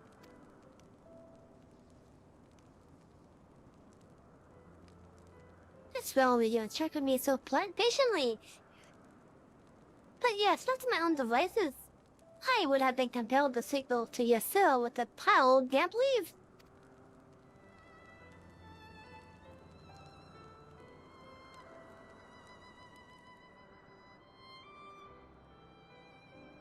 I was born to pamper some of a Shirley dignitary, and alongside my twin, became the youngest student ever to be accepted into the stadium. How proud I was to match wits with scholars and philosophers. How ignorant my own shortcomings. That hubris invited manipulation and betrayal, and led to the downfall of the Scions. Yeah, I sleep pretty wildly too. The body tree comes off almost every night. Sometimes I even manage to rip off the mattress pad.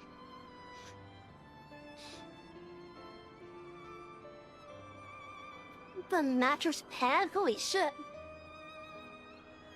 Hi, Jen Peaches, what's up?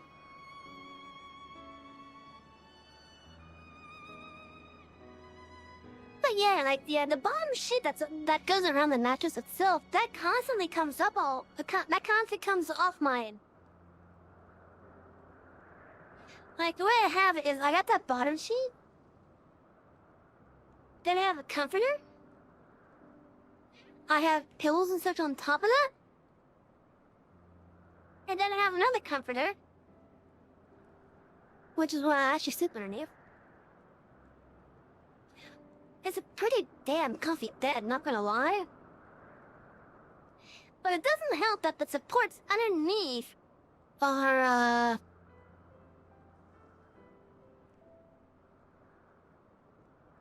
probably the best way I could say is loose. Because, it's one of those, type of, wooden supports that go across a metal beam. And those wooden supports have stapled onto them Velcro. It also doesn't help that I have one of those frames that can be just like a hospital bed. Oh yeah, one of those kind of beds. Nice. That's a fancy little bed. It's probably comfier than a hospital bed, though. At least I would assume so, anyways.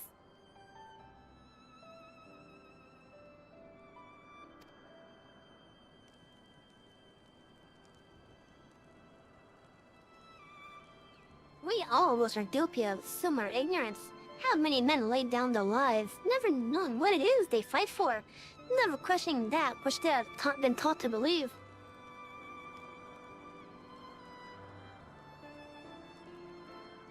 It was only upon meeting Freysflugr that I learned the truth hidden within our history. Not for that chance encounter, I would never have vowed to tear down the Holy See and expunge the falsehoods with which it fans to flee to conflict. I would have lived and died in ignorance. That the truth has driven me to do terrible things I cannot deny. But I would rather sin in a pursuit of peace than imagine myself virtuous for perpetuating a needless war. If this journey has taught me anything, it is the most importance and difficulty of holding to one's convictions in the face of failure, of striving not always to replace one's ignorance with knowledge.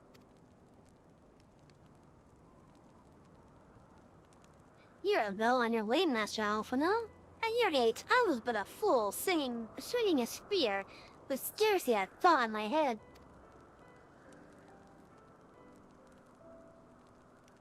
Even now, I struggle to acknowledge the misconceptions under which I have labored.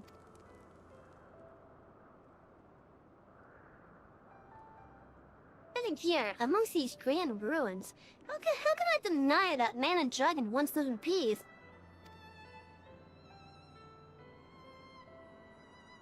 But for all that such an age existed, we are now in a total war. Ninho killed my family, and no quirk of history will exonerate him.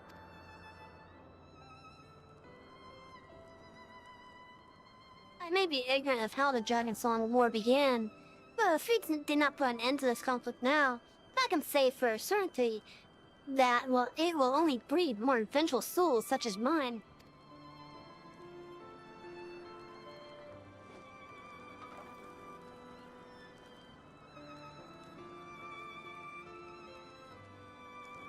In my hands resides the power to vanquish a great worm. If Ishtar's survival rests on me wielding that power, I will slay Nighthawk myself, orders enough. Estinian, you gave your word. My word is contingent upon the success of our parley. Show me the strength of your convictions, Lady Iceheart. Convince Hraesvelgar of the righteousness of your cause.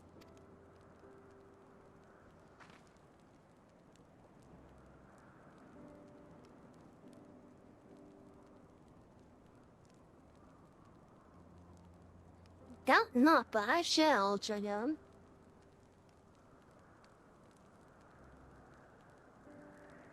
Well, once willing, we shall have our answers on the morrow. Let us sit now and face our fate with the rising of the sun.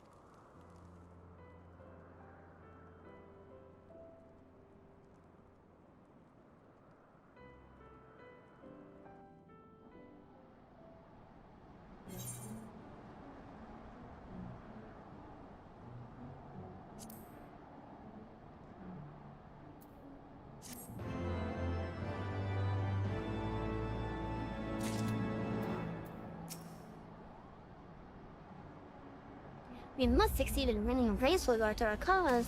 Lend me your resolve, faint Shiva. Whenever you are ready, warrior light, how eager am I to gaze upon this great worm. I trust you are well-rested, Savi. Good. If we are to parley with Hraesvelgar, we shall each have need of the full complement of our witch. Heart of Ice.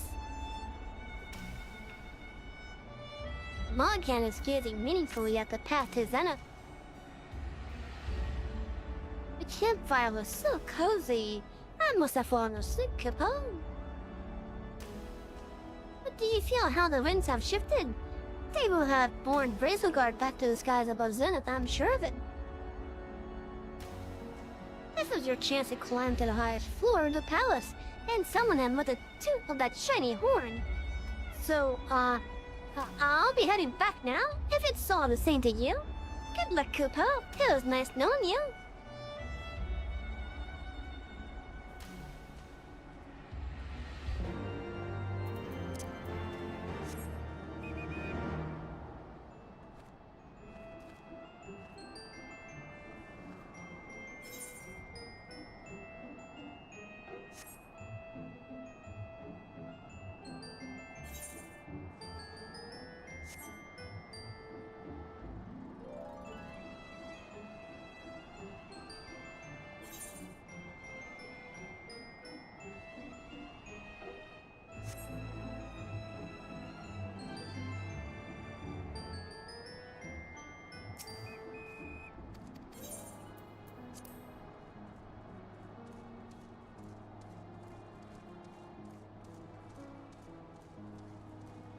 Hey, look, hey, either right.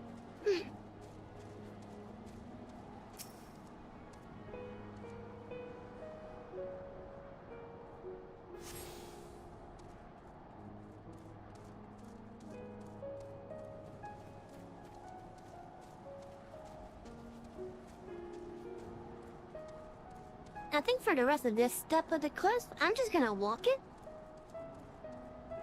Unless the music changes.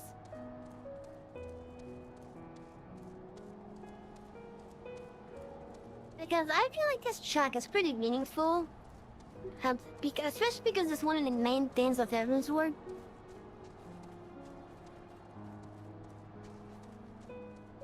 And when you hear it with the lyrics, oh, it sounds great.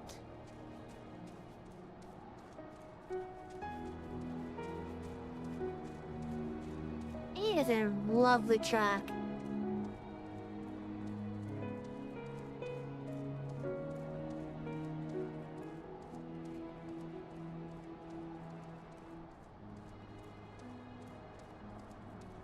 But yeah, when you hear it with the lyrics, oh, it is beautiful.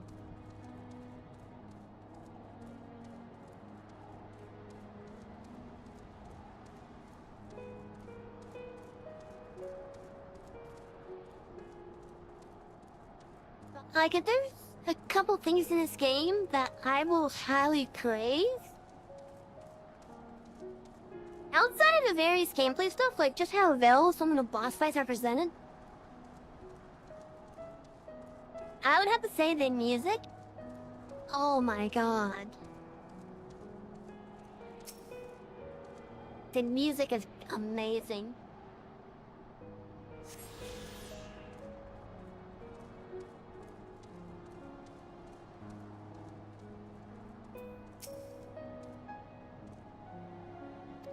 So this is the place. It is time, Warrior of Light.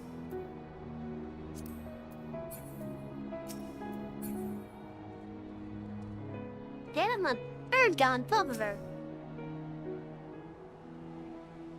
Let me your resolve, Saint Shiva. Alright, chat. This is actually going to be a major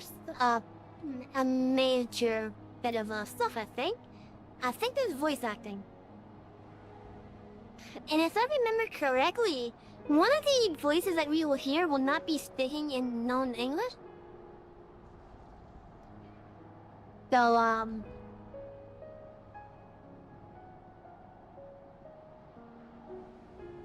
I will read what it says, but after the voice stops,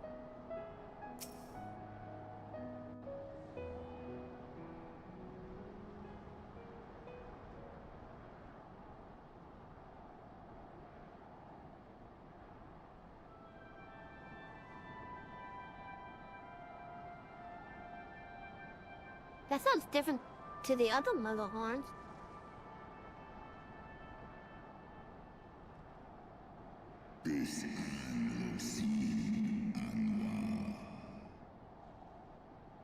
Mortals, why did you disturb my soul too?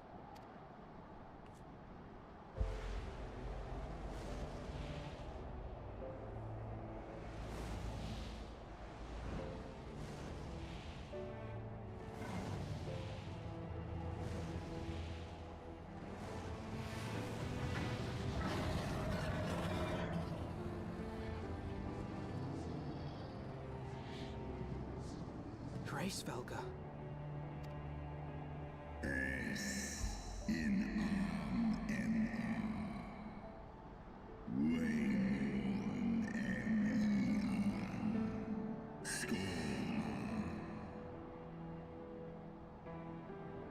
Thou speakest the name of a creature that but eludeth the release of oblivion. Leave me. By the 12. Mine ears hear the tongue of dragons, yet the meaning rings clear within my mind. How can that be?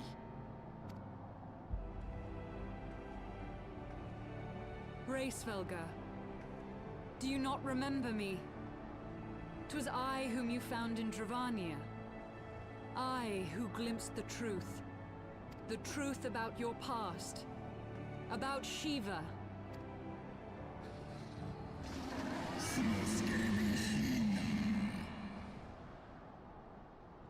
Did not speak her name, mortal. But speak it I must. I have summoned Shiva's soul from the beyond and offered myself as her vessel. She has made her heart known to me.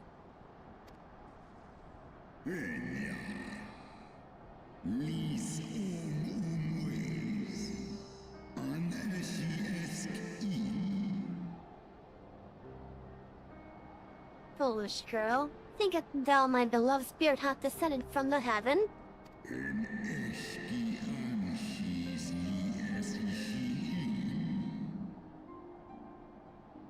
That the secrets of her heart are thine to know? I have surrendered mine to her. Do you not see, my love? I am Shiva reborn.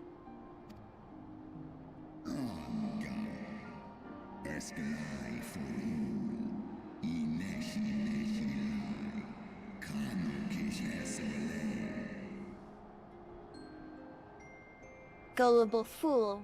The light bulb illuminated the task for thee. It did not grant thee omniscience.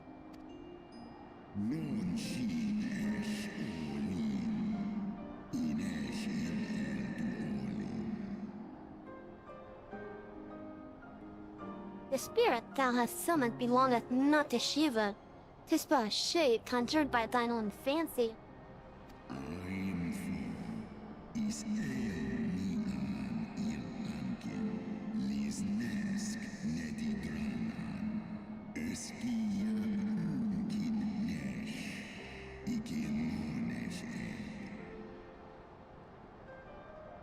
In an age long past, mine own king were guilty of like folly.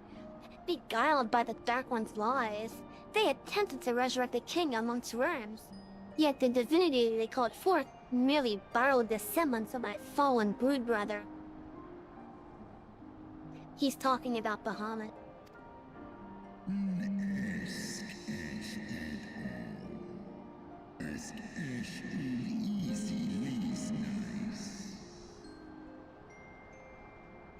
Such gods are not summoned, but created. Phantoms spun from the threads of misplaced faith. Then the spirit that answered me.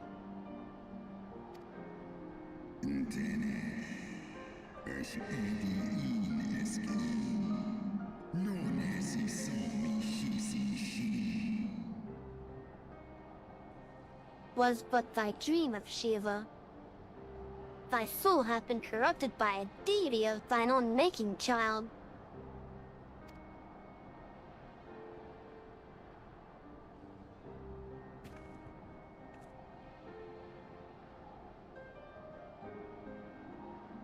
Be that as it may, Lord Hraesvelgr, Izel's desire to heal the rift between man and dragon is real, and it has borne us this far.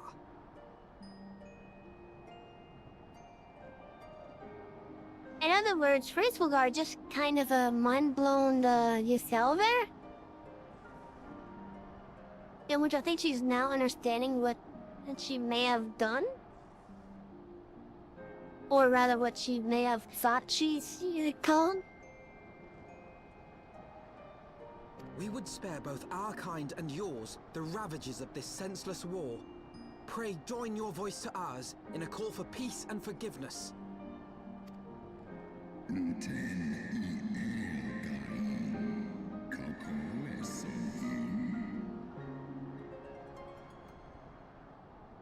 The tale of thy kind is one of avarice, treachery, and death. And thou wouldst speak to me at peace?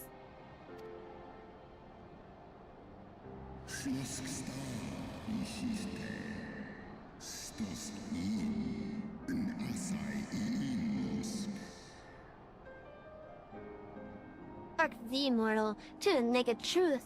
Then tell me thou deserve its forgiveness.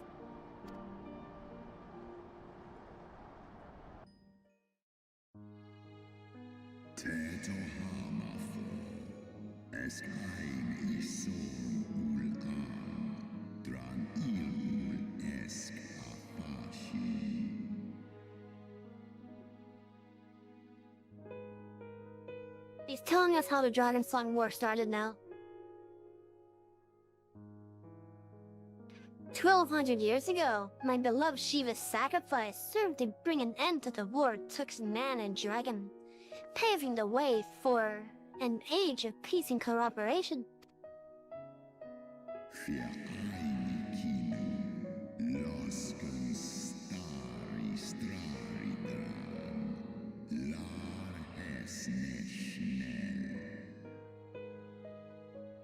Two centuries of harmony were to follow, during which time the elves then learned much about us, not least that the eyes of a great worm are the wellspring of his strength.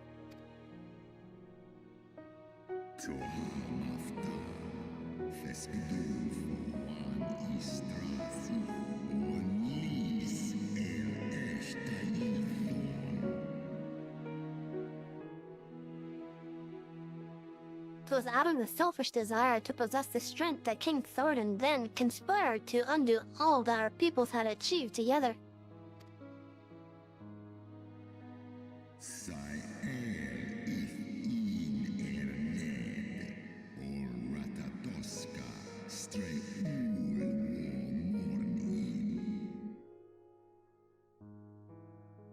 the aid of his loyal knights, that most noble Zealothan lured my brood sister, Rostiker, into an ambush, and took from her that which he craved.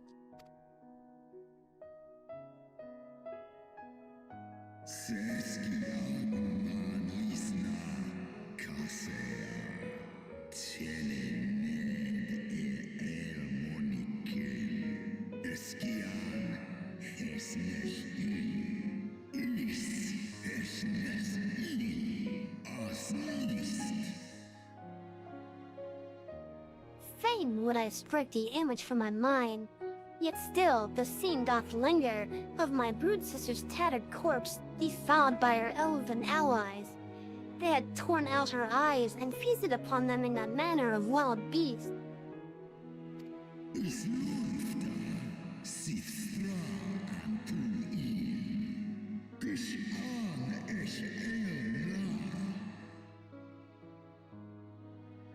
Yet that was not all. For from their bloody banquet, the fiends had gained strength beyond that of mortal men. Even now, I labor to comprehend the enormity of their betrayal.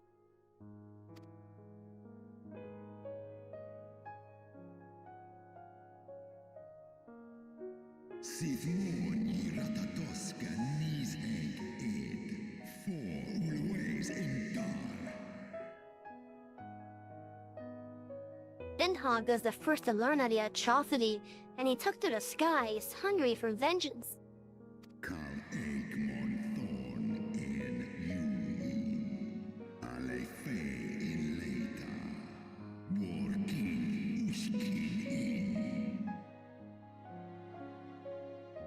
But though he slew Thornton and some few of his knights, their fellow butchers knew only too well where to aim their spears. And with now practiced savagery, they set about my brood brother, sending him flailing from the field.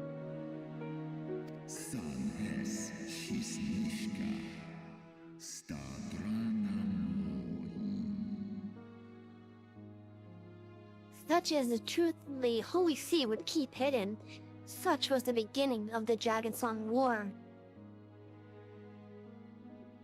In other words, chat, according to the dragon, the Ishgardian started it. And as far as Nidhogg is concerned, his rage against Ishgard, for better or for worse, I would not blame you if you were to attribute it to self-defense.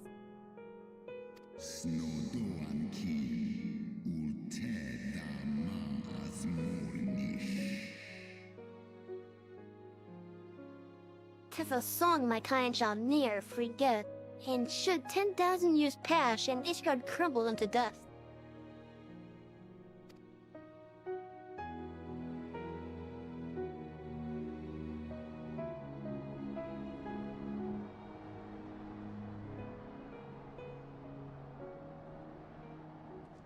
Your tale bears scant resemblance to the one I was taught. How convenient that it should absolve your kind of all responsibility. But tell me, Dragon, why should I believe your version of events? Hello, Arsalnus. Welcome. You work okay? Sit back and relax.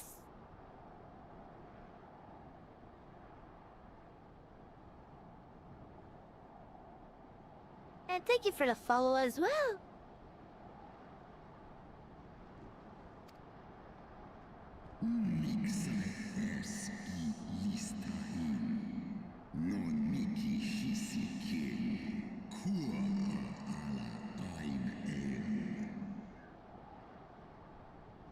What thou choosest to believe is immaterial, the betrayal that yet haunts mine every waking moment is no less than the truth of my kind.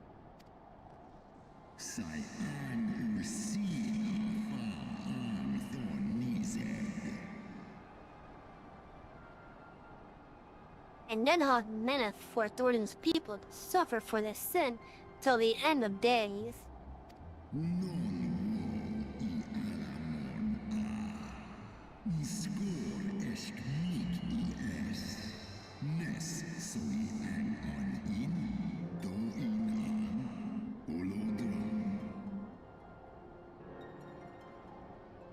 which thou imagines a war of extinction, is but a punishment, a siege of the spirit. Hast thou not seen those who tire of the torment, those who abandon their own and side with Dragonkind? Ishgard's so-called heretics.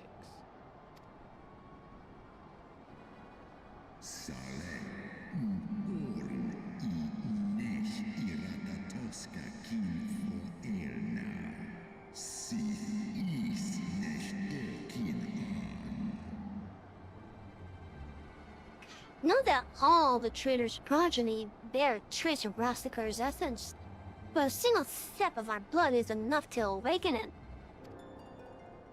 Then, the seed lies within us.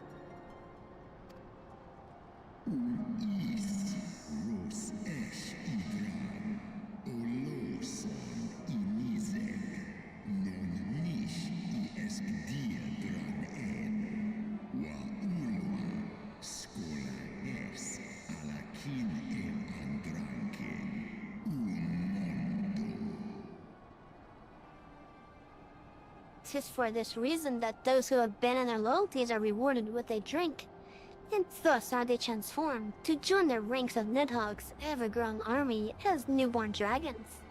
One by one, through death or defection, my brave brother shall account for all the betrayer's children. Ye gods, I have borne witness to such a transformation. Looked on as a heretic assumed the shape of a dragon. I imagined it some manner of Dravanian enchantment. But if any Ishgardian, regardless of allegiance, has such potential within them, 12 forgive us. To think of all the dragons we've slain!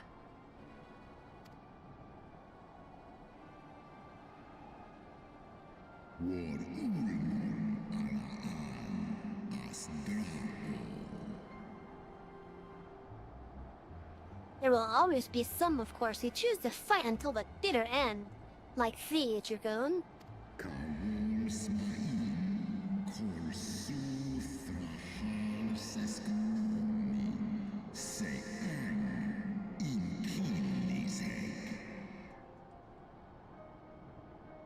But strike out as thou might, thy youthful vigor will be spent ere thou reachest 210, and Nidhogg shall remain to torment thine offspring.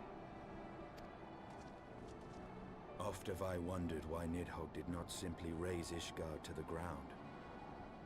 Now I have my answer. He has no intention of winning the Dragonsong War, for it is no war at all, but vengeance. An eternal requiem sung for his murdered sister.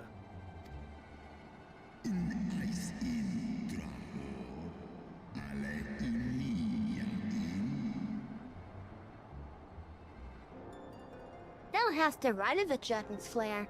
Comprehendest thou now the futility of thy quest? Well, even though the Asgardians started it, Nidhogg is just tormenting them on purpose. I have not come this far only to admit defeat. We can still return the eye to Nidhogg and beg forgiveness for our ancestors' crimes. Mayhap our words will sway him.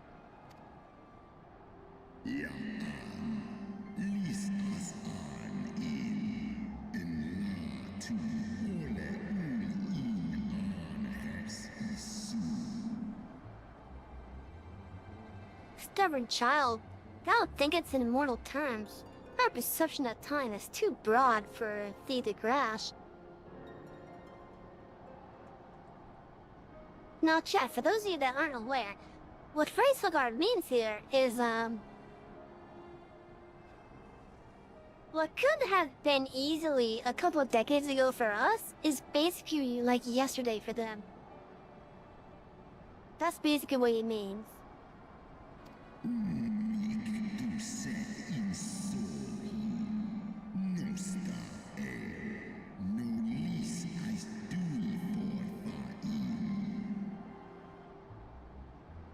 Tis a simple matter for thee to offer thine apologies. Thou dost not perpetrate the crime. Despite diversions, the deeds of history seem distant to thee.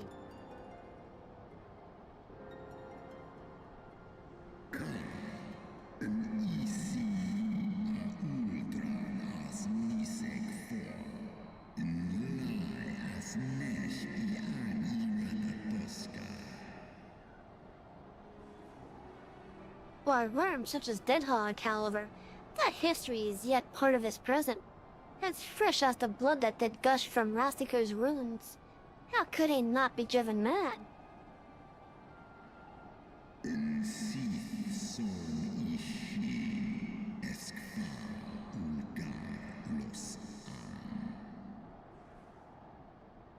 This only by the calming embrace of Shiva's soul that mine own fury hath not consumed me.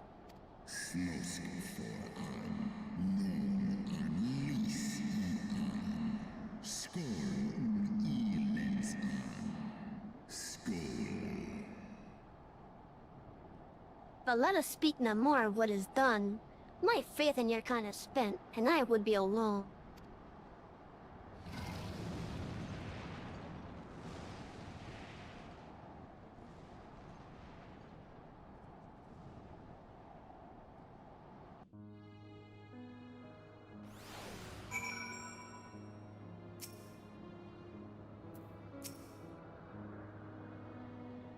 What false god is this Shiva?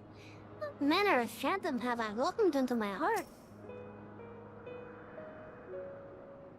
As predicted, Iceheart's faith in the worm was misplaced, which leaves us with but one recourse. You know I have the right of it, warrior of light. Rashford was every bit as awe-inspiring as I imagined. His voice fairly dripped with power, the will behind his words so undeniable that it transcended my ignorance of the dragon's tongue. 'Tis but a pity that I misliked my son. So far did we travel, even onto the very heavens themselves, only to be dismissed like unruly children, and far from mitigating this humiliation. The hidden truth we have learned serve only to prove that our grand mission of peace was destined to fail from its first. Nothing will deter Nidhogg from his course.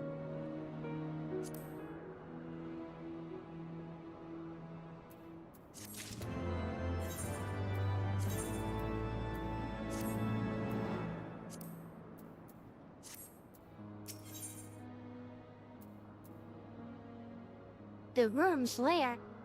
Alphina is considering your party's next course of action.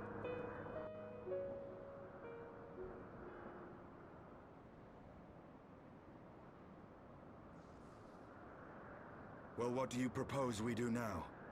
I, for one, am intent on continuing to the east. What is there to be found in the east? Nidhogg's lair, the Eyrie, is said to lie in that direction.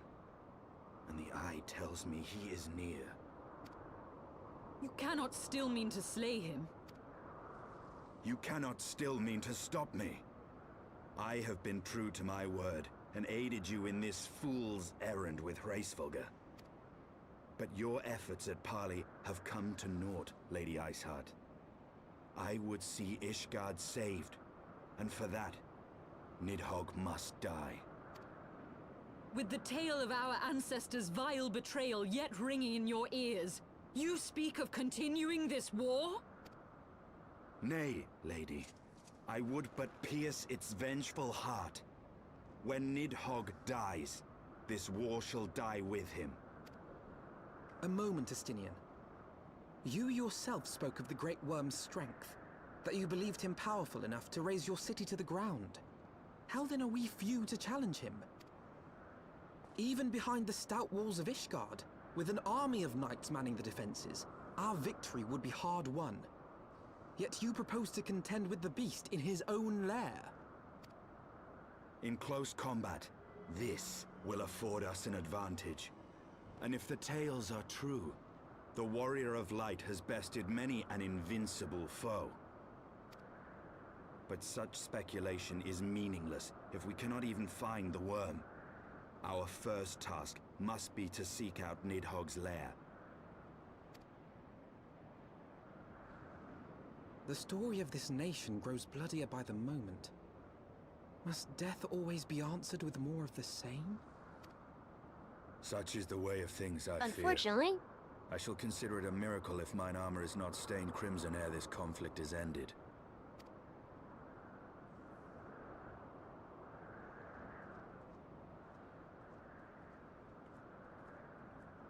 That I should be blinded by my own lies. Everything I believed, everything I thought I was, gone. All gone. Leave her. Your words will not reach her now. And we have not the time to wait for her to gather up the pieces of her shattered faith.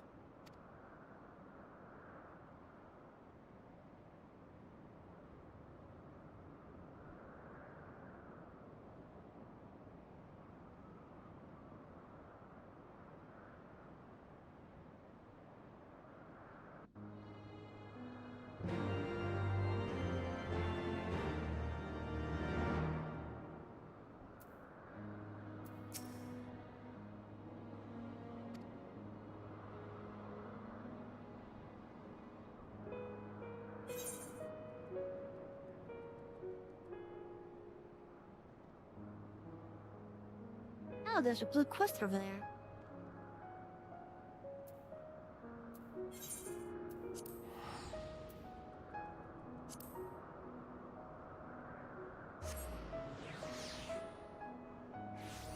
Considering where it is and with what my memory is and what might be over there, I'm willing to bet it's a Moogle.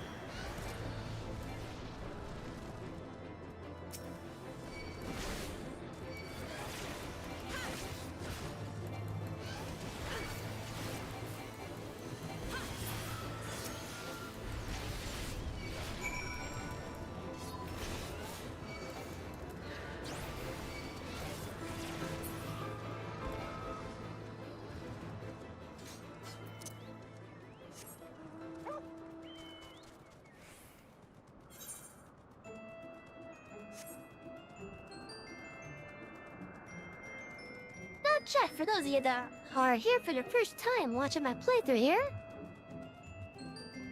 let me just give you guys a rundown on some restrictions that we have. Or areas where we have enabled or unlocked flying, rather. We will not be using flying unless it's absolutely necessary for the main story. I can only think of one area that could possibly require that, at least for the Evansward. But I don't believe it is really necessary anywhere else. Until maybe either a Shadowbringers or Endwalker.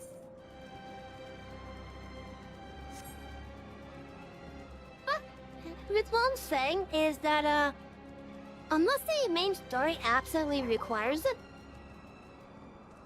we are gonna be pretty grounded for this playthrough.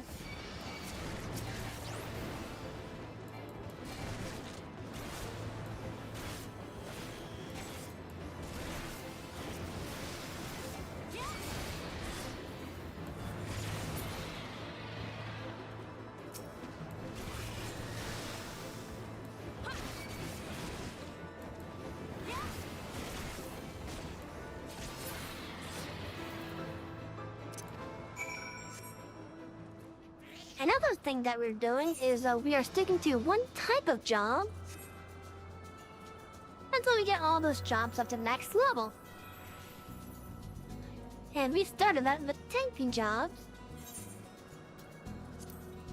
But right now, we have 2 of our tanks up to level 60. The other 2 are at 55 and 56 respectively.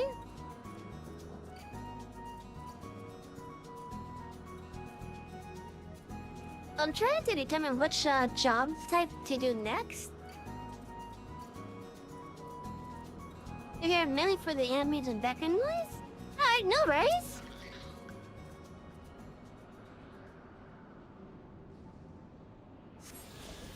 You just being here is telling me that I'm doing something right. Even if it is, mostly in the form of alerting. But yeah, I'm just giving you a rundown of like some of the restrictions that are playthrough here, huh?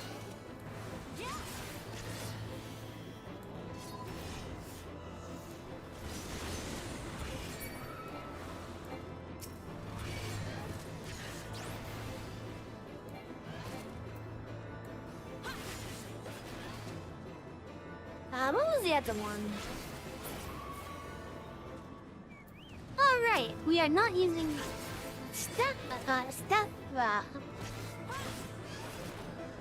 we're not using items that scale. At least not the promotional ones anyway. Like the ones that you would get from like pre-ordering, for example. We're not using those. We use it for glamour, but not for the scaling stats that they offer.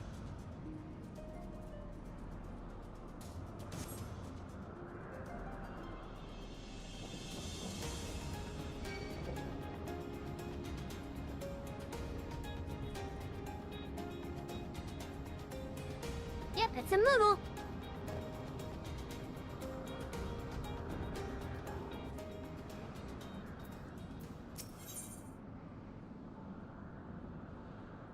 Waiting to inhale. The Moogle on the watchtower is cradling her rumbling tummy. Well, whatever can be taking her so long, Koopa? My replacement should have been here already, but I don't see her anywhere. I'm so hungry. I wager she went home on account of those troublesome toll hands that are flapping about. If you slay 4 of them, that should secure a safe path. Giving my replacement no excuse. Please, my stomach begs at you, Koopa.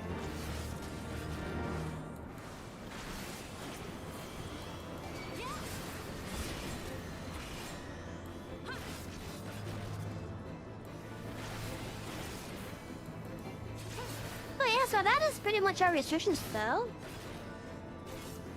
We're staying as grounded as possible until we finish the MSQ as it currently is. We are doing one type of job at a time until all big jobs in that type are max level.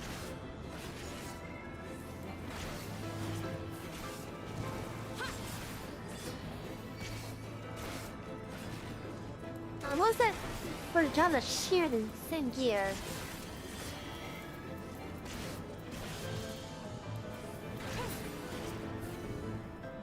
So the quest that we are focusing right now is the MSQ. We're doing some beast tribe stuff. And so it's the MSQ, the blue unlocks, and some beast tribes that we're doing.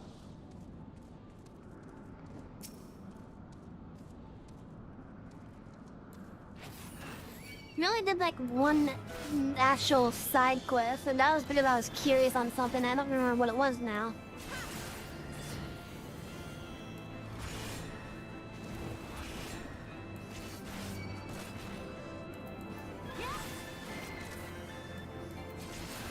Oh yeah, we're also doing like roulettes and whatnot too.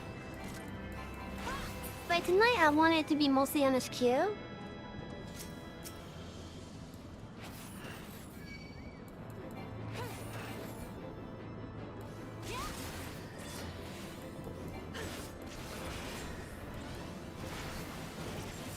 Sometimes we do like just a pure crafting and gathering stream. Other times it's just like grinding streams.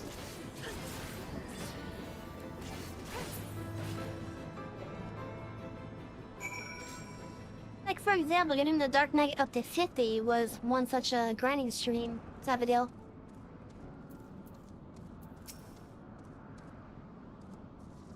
Well, thank you. Now that the toll hands are out of the way, it's only a matter of time before my replacement gets here. I'm about to pass out from hunger, so I think I'll go ahead. What could go wrong, Koopa?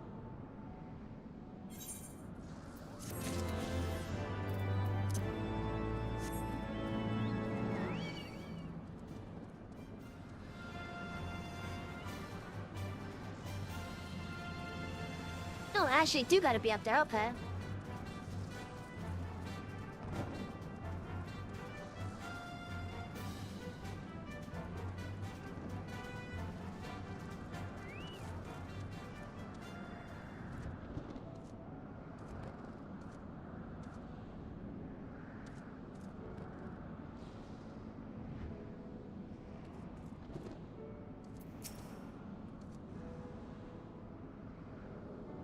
Justinian, pray tell me I am wrong.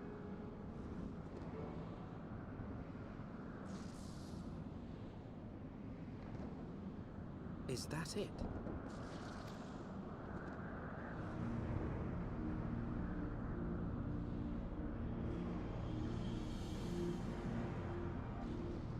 Aye, that would be the Eyrie. I feel Nidhogg's presence through the eye. His caustic hatred gnawing at my soul. 'Twould seem the death of his consort has put him on guard. Mark how he wards his lair with tempestuous winds. A similar barrier once barred our entrance to the Primal Garuda's domain, until we discovered the means by which it could be penetrated.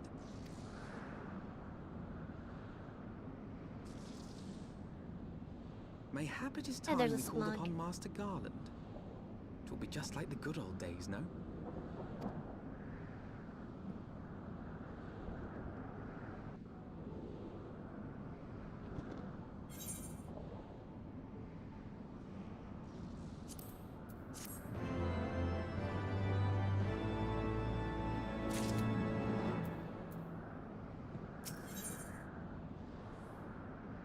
New winds, old friends. Justinian would have you unless the aid as Sid Garland. A force of sufficient power to break through Primal's defenses might conceivably grant us access to the Eyrie. And I can offer no better solution. Pray consult with this engineer friend of yours. Pray, well, on the condition that you swear not to lure Nidhogg from his lair in our absence. And steal all the glory for myself, you mean? Nay, I am not so selfish as that. Contact me by Linkerl when your preparations are complete, and we shall set forth for Mishra together.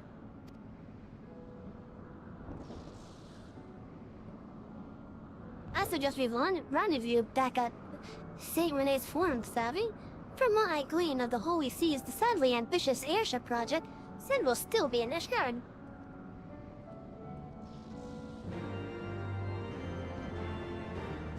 Down we are, Baka.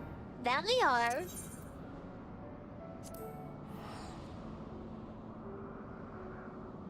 Now let's take a quick detour over the Moncom before we go back to the Foundation. Cause I have a Munko I gotta talk to.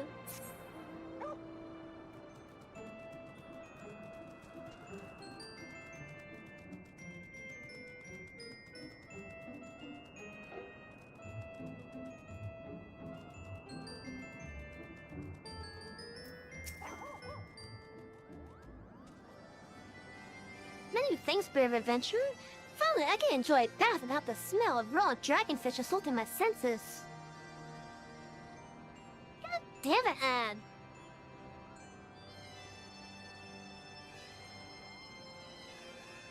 I guess I'm gonna restart this text box when the ad ends. That freaking timing. If I was in a dungeon, it'd be a different story.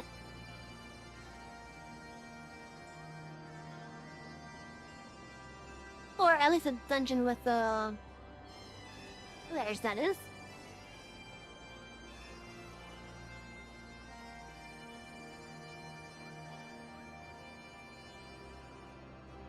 Honest Girls Online, what? What about that?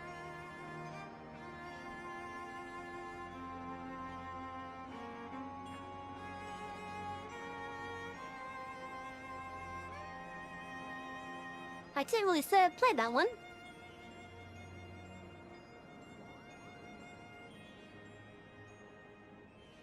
Well, hey, at least it was in a somewhat appropriate ad then. Consider I'm playing a MMORPG, It fits that it doesn't add for an MMORPG. Oh yeah.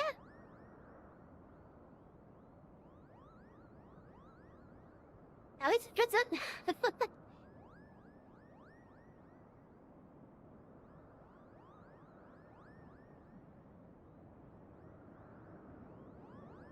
But yeah, like I never know what ads Twitch puts on my thing.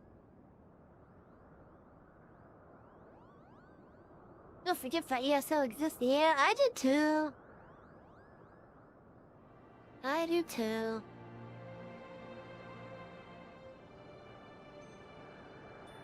Like, I tried to play it. I never got past the first area once he got through the tutorial. It just didn't grab me.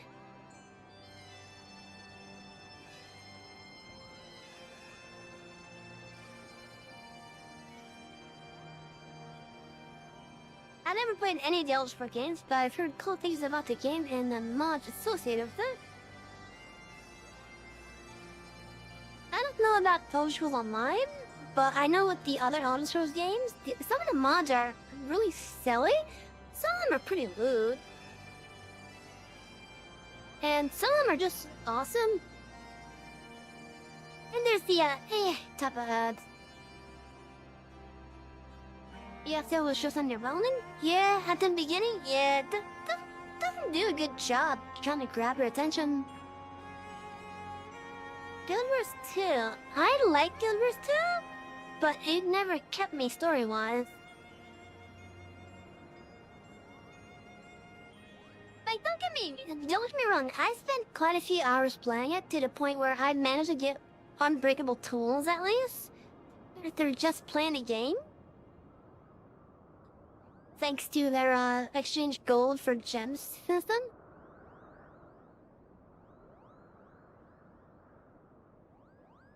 But, I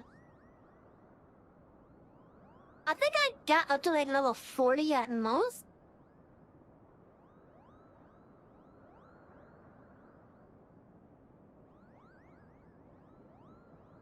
It's just archaic at this point. Ugh.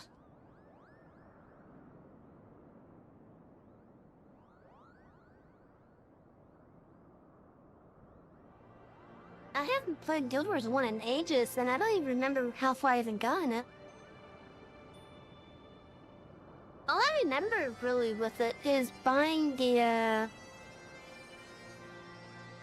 least in regards to Guild Wars 1, I remember buying the whole set, which is the game and 2 of the expansions.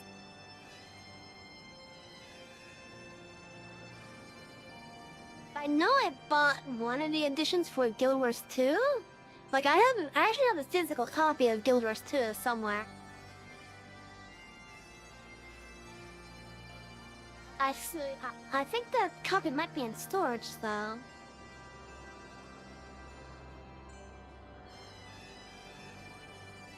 And I don't think I have it here.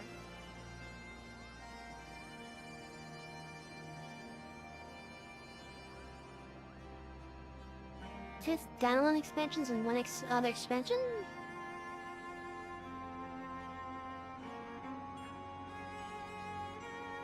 Yeah, I honestly just don't remember the collection that I bought. All I remember is that I did buy, I think I bought physical copies of Guild Wars 1 as well. But I don't remember what happened to them.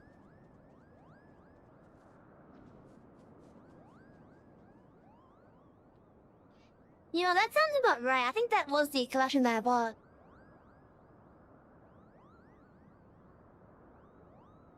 But yeah, I just don't remember what happened to it. Like, I left my physical CD anyway. But yeah, I think my Guild Wars 2 one might be in storage.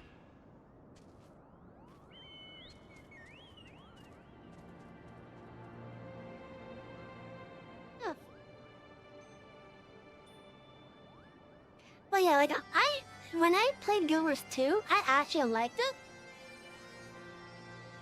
I liked it. I loved how the gameplay was. And I remember like when I was playing it, like at the very start. I loved how it was. But then I just stopped playing it because I kind of got bored of it. I went back a couple months later just to find that the maps I was familiar with have basically like completely changed.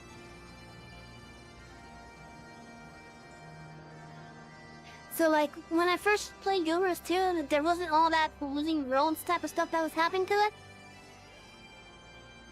But now if I was to go back to it, there's so much stuff that has happened. It makes me wonder like, what the hell happened here? Why is there like an airship wreck inside of this lake?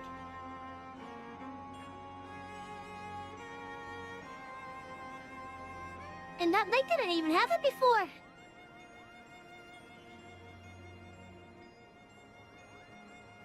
Getting rid of the dual class system was great. There's a dual class system? Oh, right, the talent stuff that they did. Right, yeah.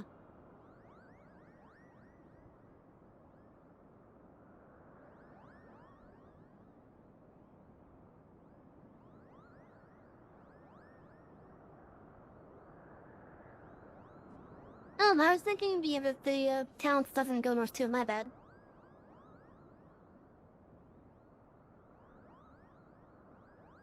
Yeah, honestly, when it comes to Guild Wars 1, I just don't remember anything of it now.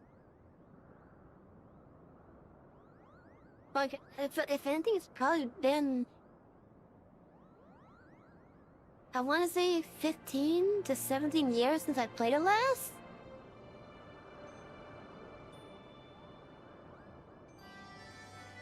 At least I think that's how long ago it was.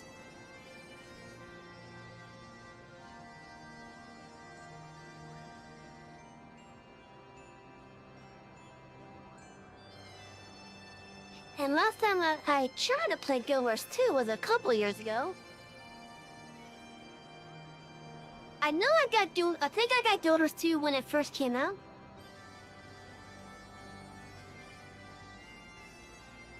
But yeah, if I was to try to play it now, a lot of the maps are just so different thanks to the living road stuff.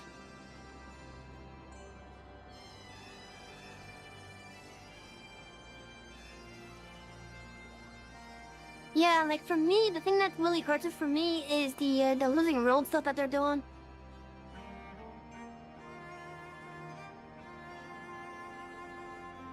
Because again, it just changed the map so much that I don't even know what's happening anymore with it.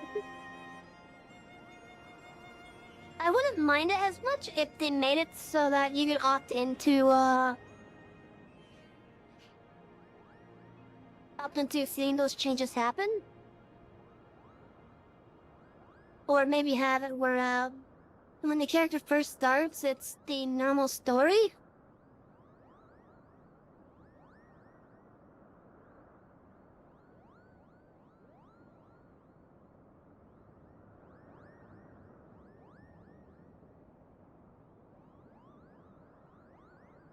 Alright, Guild Wars 2 is free now. I forgot about that. I forgot that Guild Wars 2 is free to play now. Like, free to download and install and play.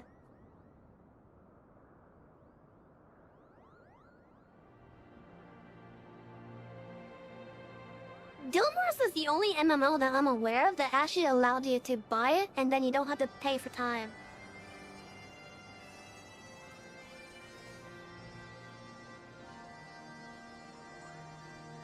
Jeez, yeah, that's a bit messed up.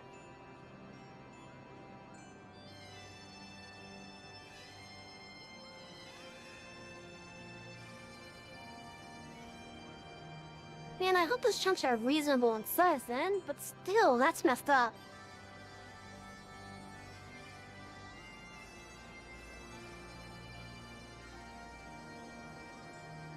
Anyway, since the ads are over for the past couple minutes now,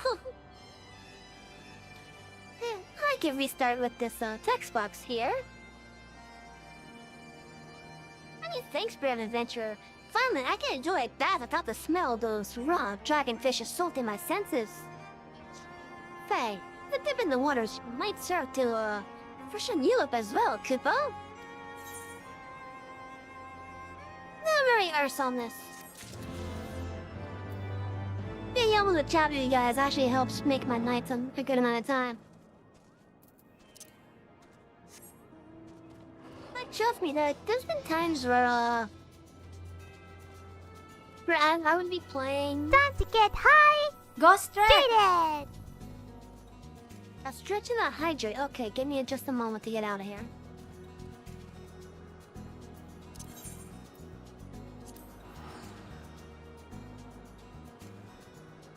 But yeah, like, there's been times where, on the streams where there's been, like, barely any interaction. And I'm talking about, like, with people just, like, talking and such.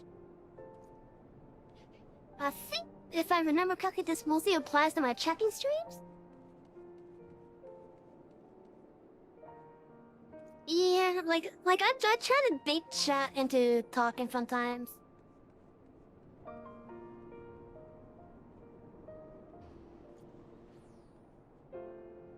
But yeah, like, I've noticed that mostly with my trucking streams, where, chat itself would just be silent. Like, I know there's people watching, because I know the counter says there's at least one person or something.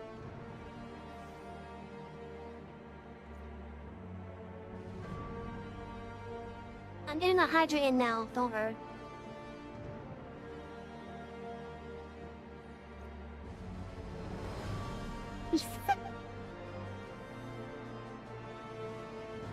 I don't know, that might help with my, trucking chips though.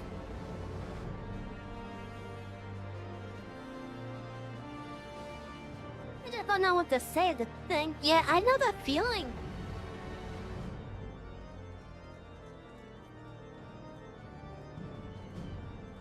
I know that feeling a little bit too well.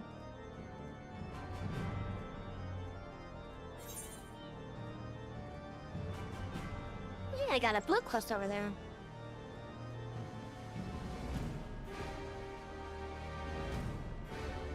Oh, wait, that's a job quest.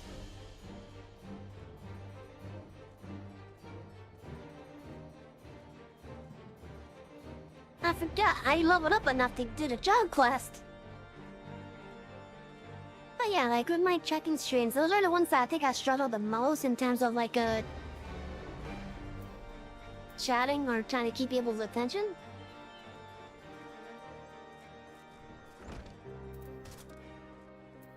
Cause like with the other games, at least I have something to do, whether it be me bitching about something that I just screwed up on or something.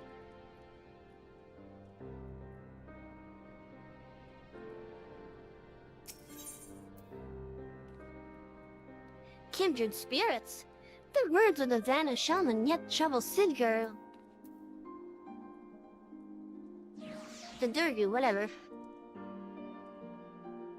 There are times where I won't shut the F up, and other times where I completely silent. Oh, I know that feeling. Like, if you get me started on something that I absolutely love, it is hard for me to shut up.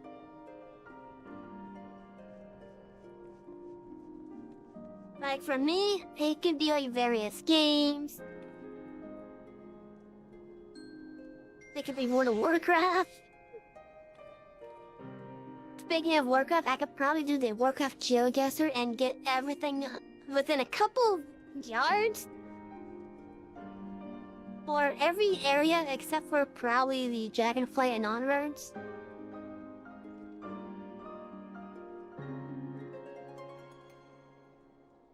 And probably half of Shadowlands.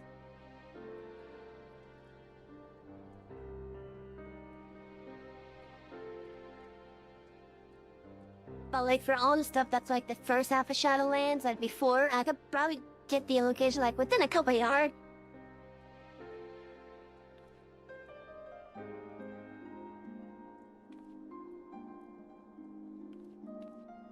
I think I know Azeroth a little bit too well at this point.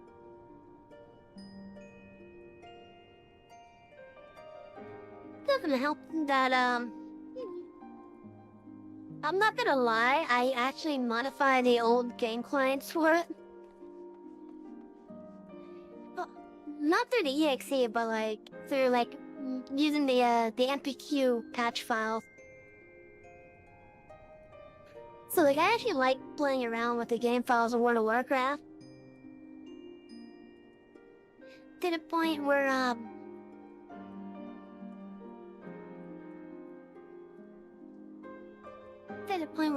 I've gone as far as getting the server software for my own little personal private server.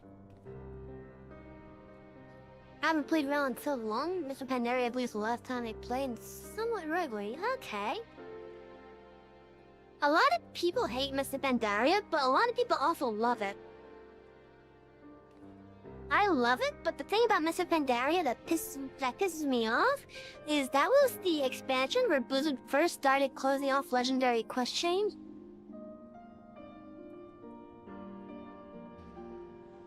At least in regards to like the chapter spanning quest lines, that is. So the first time the cloak was a legendary, I got to chapter 2, and then what was this Draenor pre-patch came out and the quest was no longer available. And that pissed me the hell off.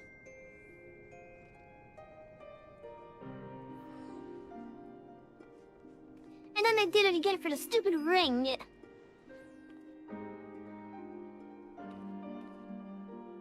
I just haven't played it much since I started playing 14. Yeah, I know that. I know that feeling. Funny enough, I've actually had my Final Fantasy XIV account since Stormblood, but I never started playing it until Shadowbringers.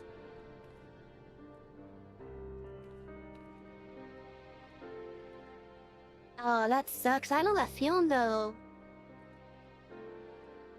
As it is, I think my computer will barely meet minimum requirements for even Final Fantasy XIV as of this summer. You go into your notes app on your phone, because my unhinged rambling is on there. You should provide some form of conversation starter and anything of value.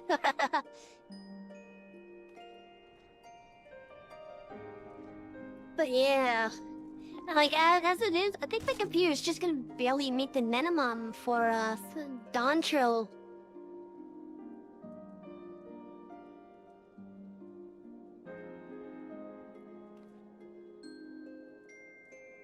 On a school laptop, okay.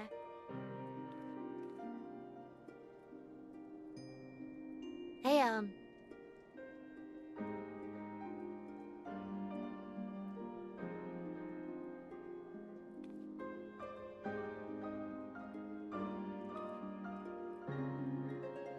is this a charge skill? Usually crashing unless I play something like Vampire Survivors and whatnot. Okay.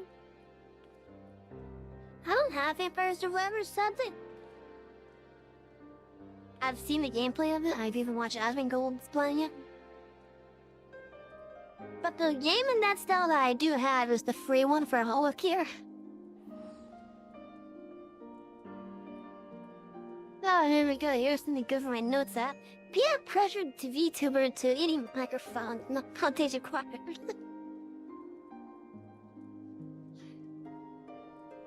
That is so, I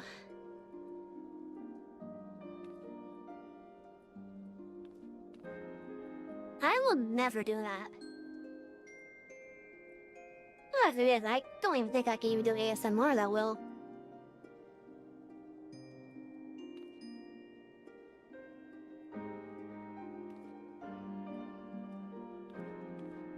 I don't even have any plans to do ASMR.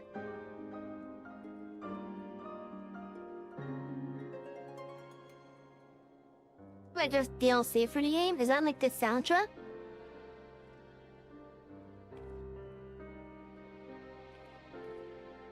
Cause that's the only DLC I can really think of, unless there's like actual like expansion type of stuff with it.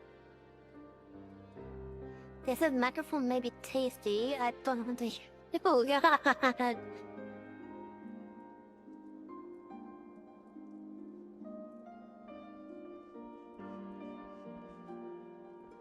Oh, okay.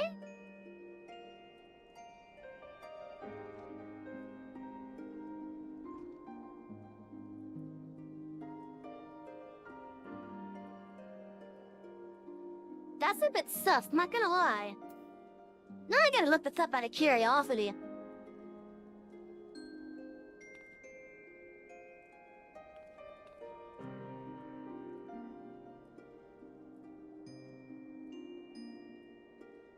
Oh shit, you're right.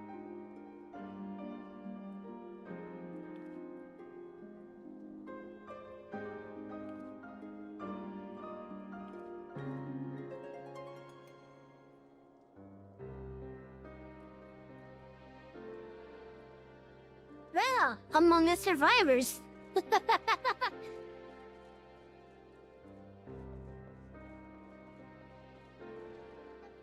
We can play the base game for free on mobile, by the way. If you ever want to try, and $3 or whatever it is, oh.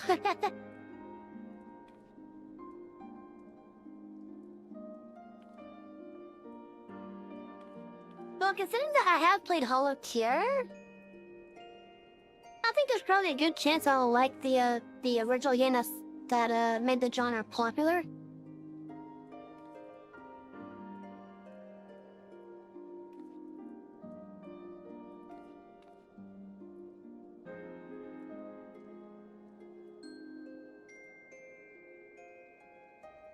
Have a context code section. Oh boy.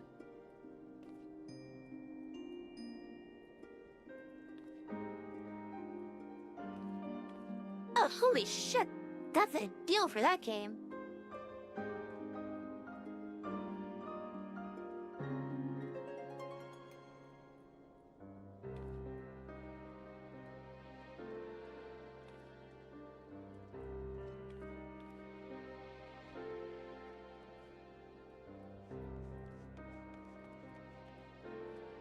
What the hell? That's a deal for that whole franchise. What the heck?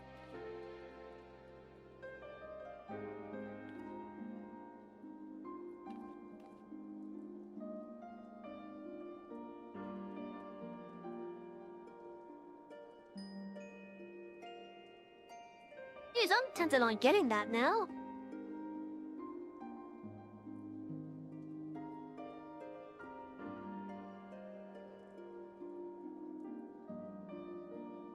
But yeah, to do and unlock everything in the base game is probably about 30 to 50 hours minimum. Yeah, that sounds about right.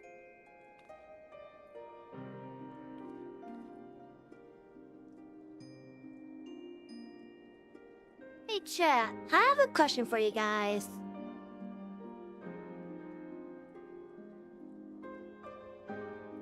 Would you guys be fine with a point-and-click game? Like games that are point-and-click. Like, for example, Monkey Island. Or in the case that I'm currently looking at, Leisure Suit Larry.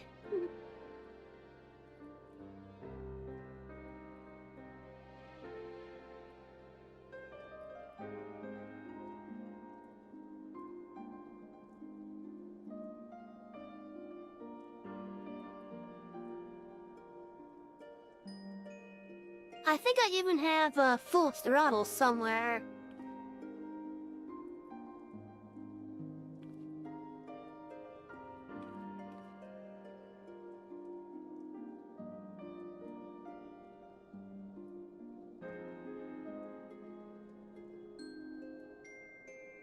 Not usually I think, but you still what? Oh no, not Larry, lol. Adamon, who held this back for bullying. Only context clue made those bastards removed the scumble eyes when his wet bob popped.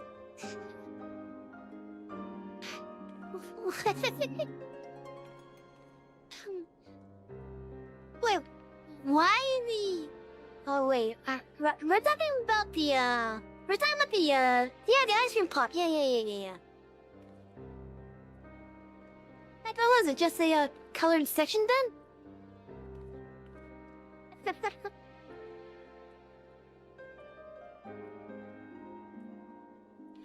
Oh yeah, Automon thought you were bullying me with that one. Specifically with the word bastards.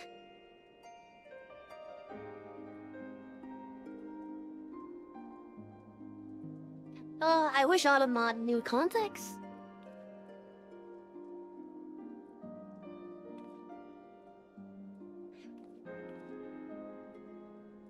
Like, I'm tempted on getting the Leisure Suit Larry collection. Because it's less than $20 right now for 11 items.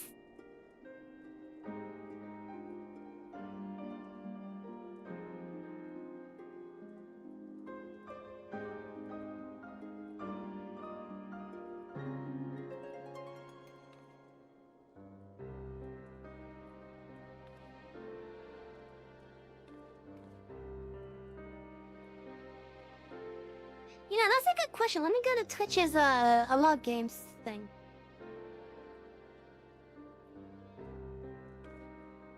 Because I'm curious now. Okay, where is the thing to go to?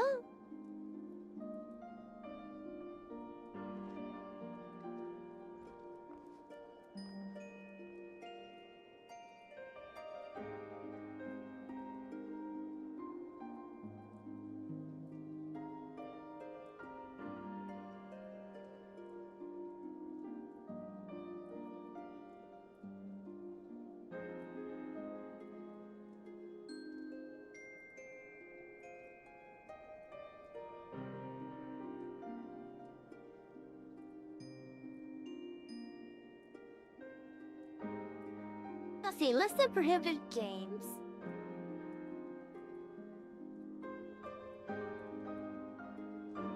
Let's just do a search for Larry.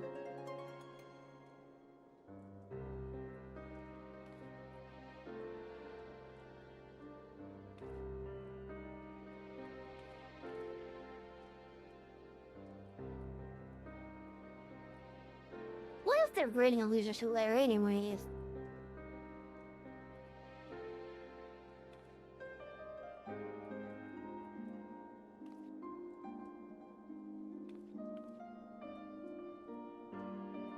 Where's the rating on Steam?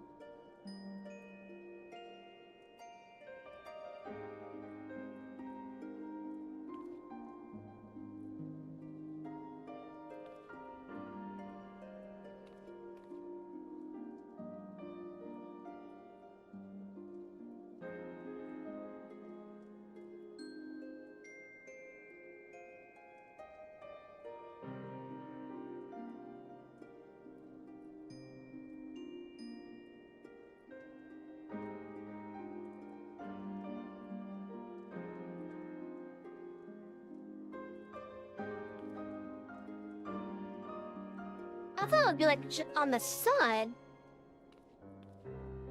But I don't even see a rating.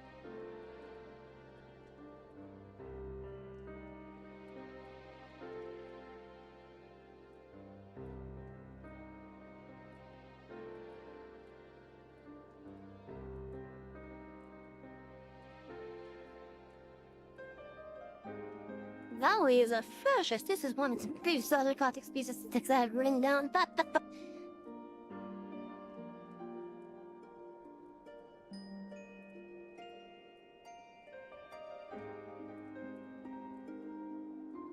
yeah, I just don't see a rating on Steam for some reason.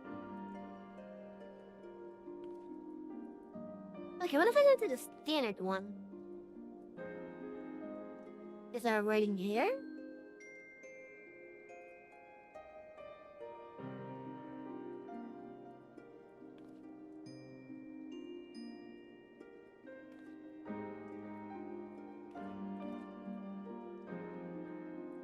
I don't even see a rating, but there is a mature content description though.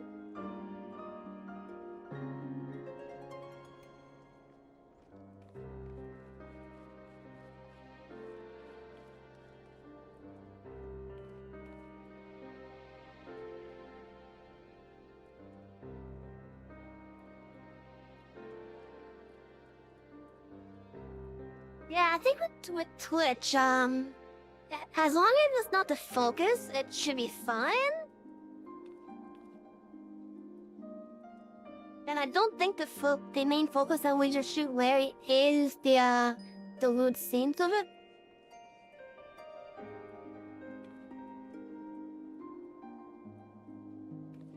Because I think it's mostly aimed at them like some kind of story otherwise, in which the lewd scenes are just like side stuff that sure people go for.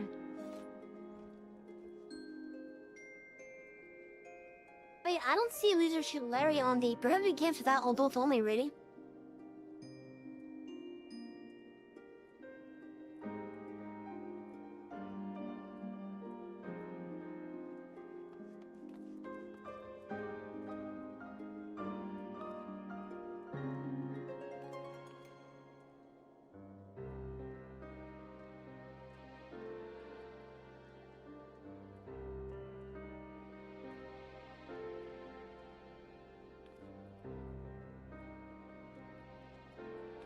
It probably is a great area. Oh, I think I thought of a good idea to try to find us.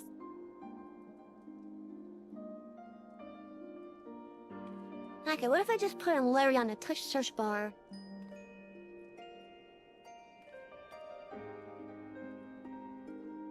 No?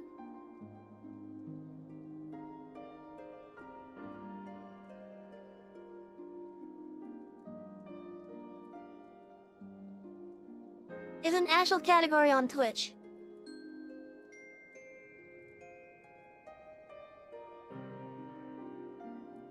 There are categories on Twitch for it. So if I had to guess, it's probably safe since it has categories.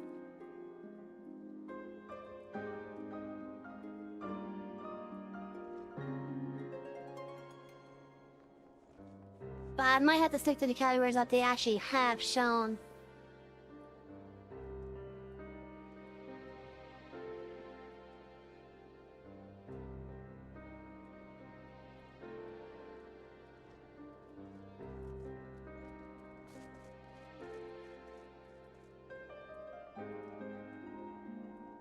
But yeah, so there's a category for Leisure Suit Larry, Wet Dreams Don't Try, Wet Dreams Try Twice, Love for Sale, Greatest Hits and Misses. Leisure Suit Larry 2 goes looking for love in several wrong places. Leisure Suit Larry in the Land of the Lounge Lizards Reloaded, as well as the original one. Then maybe I can do it?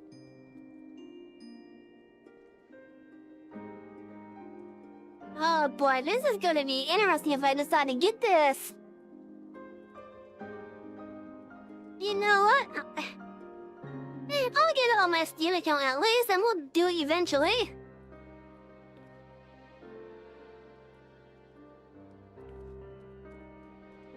We'll eventually do it.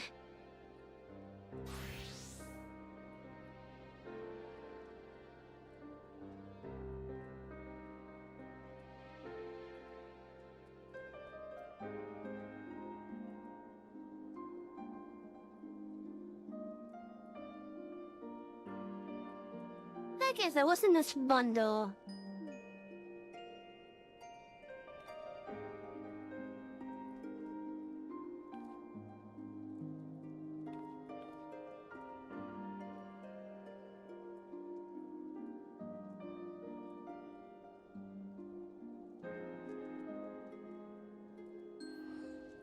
So yeah, I think I could probably stick to at least the ones that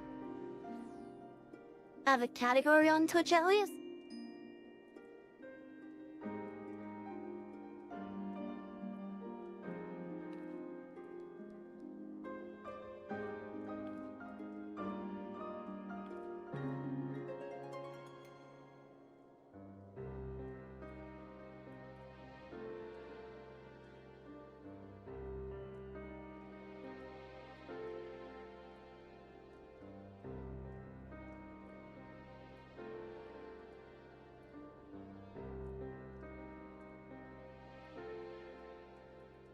Like, I see Honey Pop is banned from Twitch and it's him rated and no nudity without the optional pause shut him out.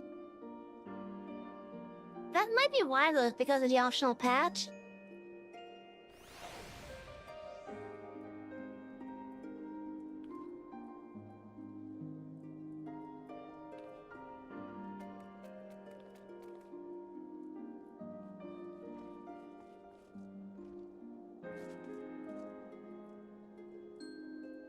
Alternative versions of adult-only titles with an ESRB rating of mature or lower are permitted, including mature versions like Grand Theft Auto San Andreas and Fahrenheit Indigo Prophecy.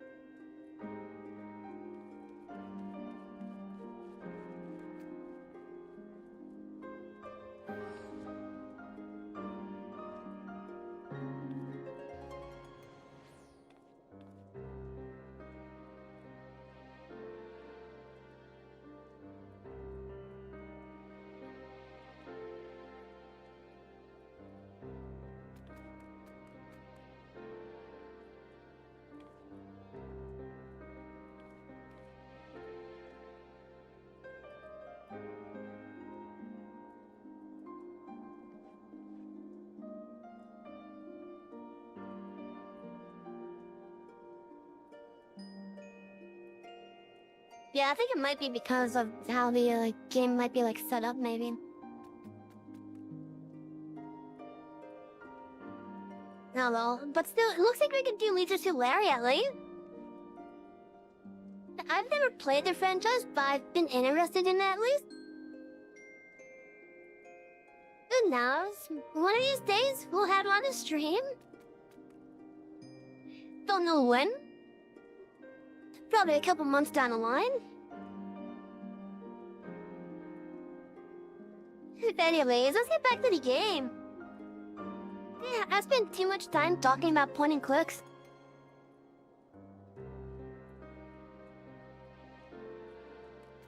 Kindred spirits, the words of the vanished shaman yet trouble Sidergo. So a great spirit dwells within Rio, if that shaman is to be believed. We need the answers, Savvy, and I can think of no one better to ask than those who commune with spirits regularly. I speak of Gridania's conjurers, who can hear the voices on the Twelveswood, or so it is said. It's just as well. Frey told me she had an aptitude for the arts. What had taken him months to learn, she mastered in days.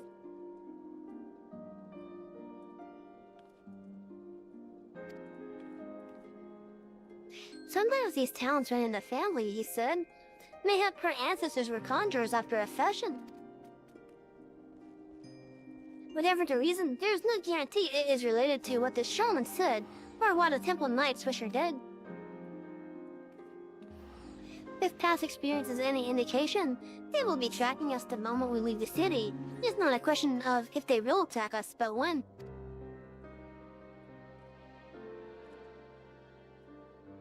But you will be ready for them, I see. Then let us be off. The road should be safe, so far as Camp Dragonhead.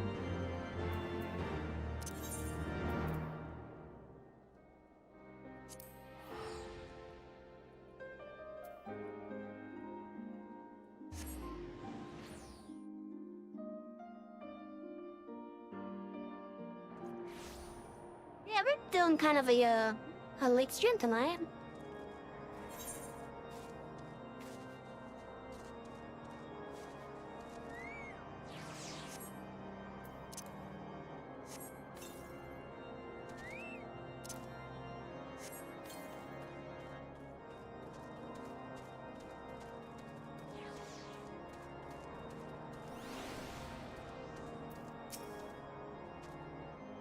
Yeah, you guys don't have to worry. Leisure to Larry won't be on the channel immediately. It'll be like a couple months down the line.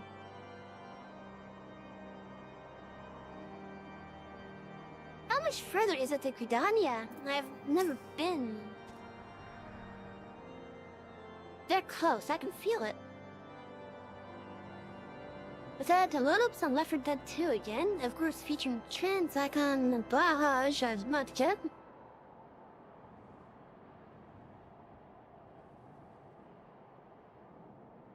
I don't even know who that is.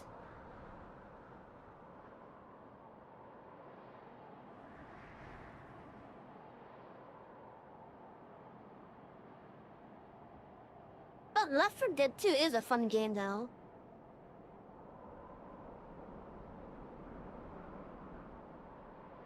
Stay with Riel. I'm going to scout out the route to the observatorium.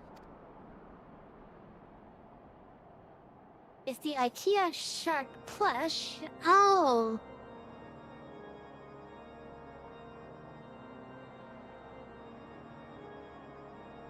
Okay, so it's okay.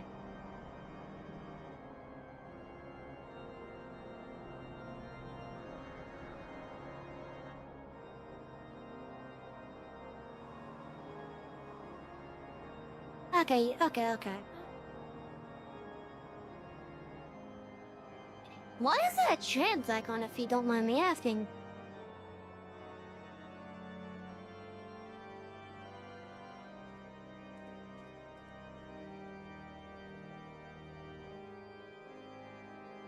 I'm only asking because I genuinely don't know why.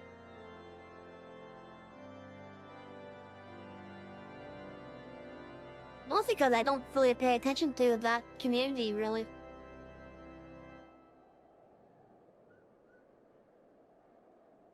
Which probably goes with the fact that I really don't really care about, like, how people that I play with, as long as they're nice to me.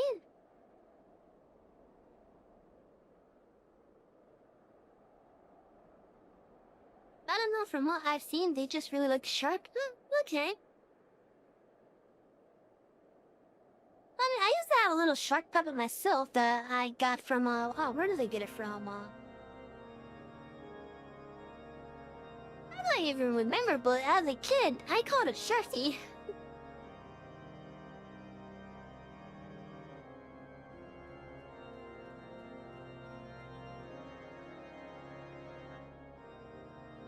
Oh yeah, I guess that's gonna have to be something for me to look up to, figure out why it is, that kind of thing. I don't see what the appeal in it becoming that is, but okay.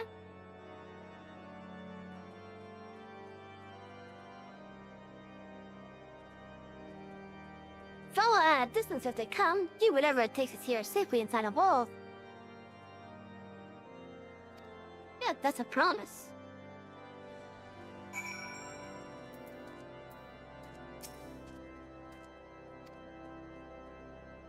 Please be safe, Sid. I'm ready savvy whenever you are. So yeah, like, in regards to, I guess I'm just gonna say that kind of thing, really. You guys won't really see me doing much about, like, various, what's the word I could use here?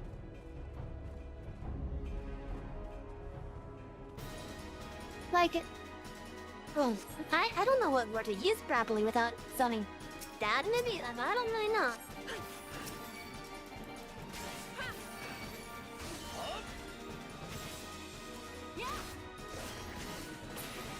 But, like, I'm not really much for, like, the activist stuff. In fact, I kind of hate just how, I guess over-energetic some of these activists are with some of that stuff. I'm one of those people that believe that if someone's gonna be offended, they're gonna shout themselves, not on behalf of someone else. Like, for example, if you were to say something that I find bad, I would make it known myself.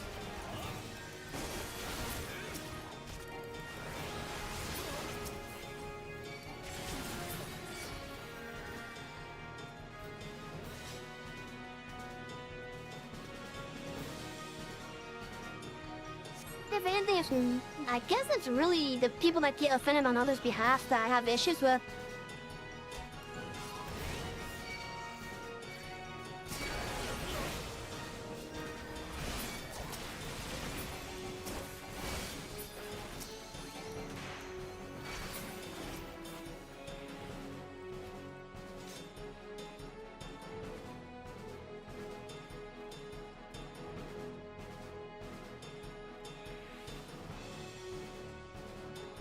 I do want to apologize I made this awkward if any of you are like that.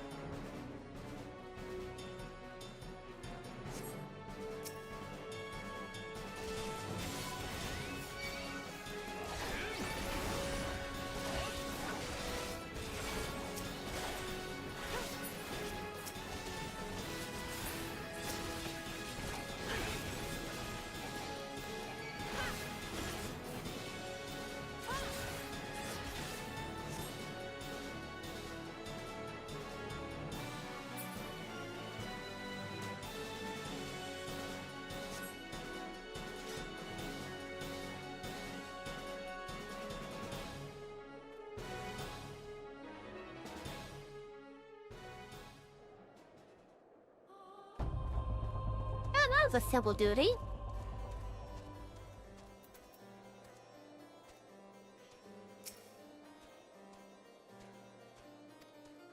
You're not hurt, are you? No, I'm not hurt. Sorry, I think the gods are alright. Yeah, I should have known they would strike when we were apart. They're certain to return when reinforcements are on. We must press on south into Gridanian territory. Until we reach the city proper, we cannot be assured of their safety. We'll leave now, Rio. You can rest once we reach Stoneglade Fane.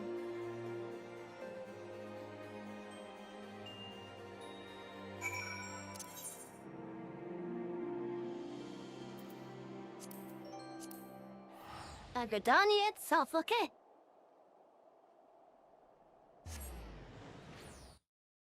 What time is it? 11:42. Yeah, we're going late tonight.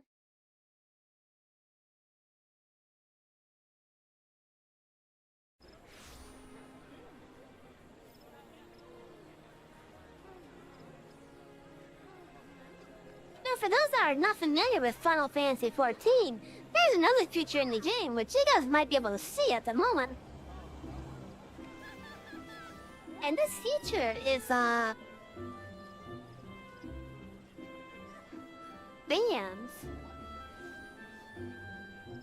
Like player-made bands, playing music and stuff. Well, shooting, I try to avoid these bands like the plague. Mainly because I don't want to get copyright struck.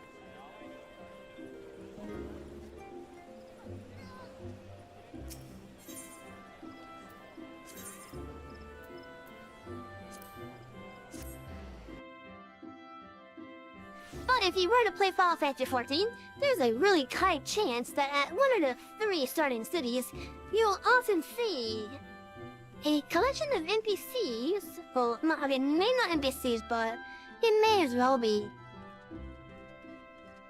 What I would really call it would be, one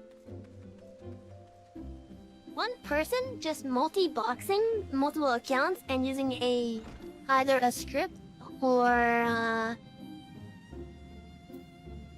yeah, probably a script is probably the best way to say it. To have multiple different game clients do different actions.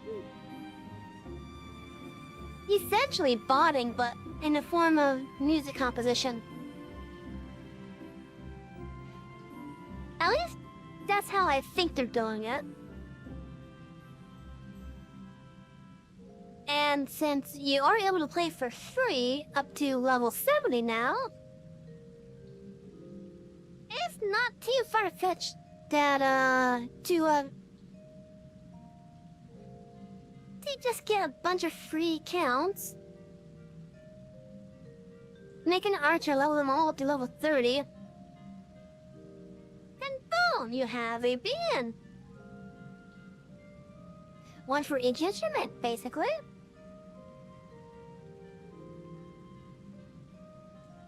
But yeah, I think most of the bands are probably just one person using some kind of program or script to have all those characters do the music. And if that is the case, that's the only time I will be fine with botting in this game. It is when they're playing music and chess music. Otherwise, it's a cheat. So as long as they're just doing music and chess music, I don't have a problem with it, really. Unless I'm streaming, then I try to avoid them like the plague.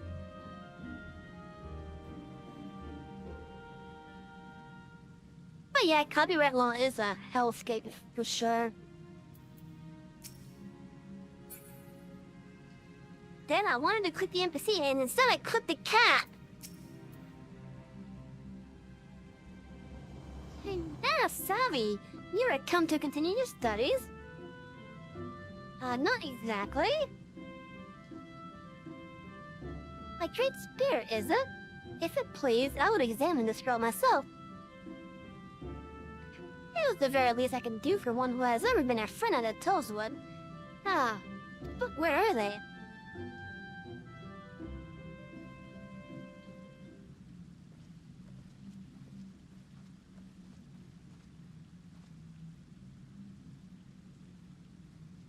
Apologies for our late arrival. Rio grew tired and I had to carry her part of the way. I could have kept walking. Our burdens need not be our own, child. There is no shame in sharing the weight. Who's the boy?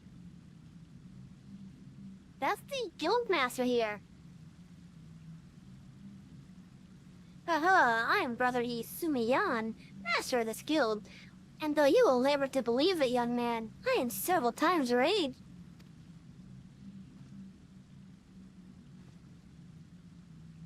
You must be real. Salvia has told me all about you. Pray come closer and take your ease. I ask that you close your eyes and listen to my words.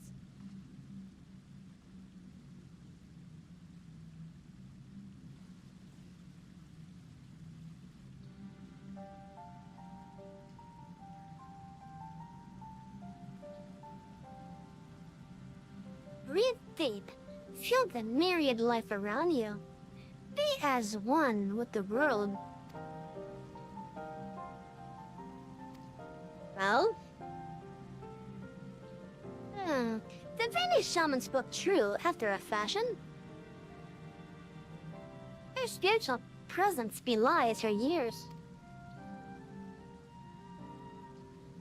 It is clearly not the product of training, rather an innate power with which she radiates, akin to that of the elementals or the Gervanian.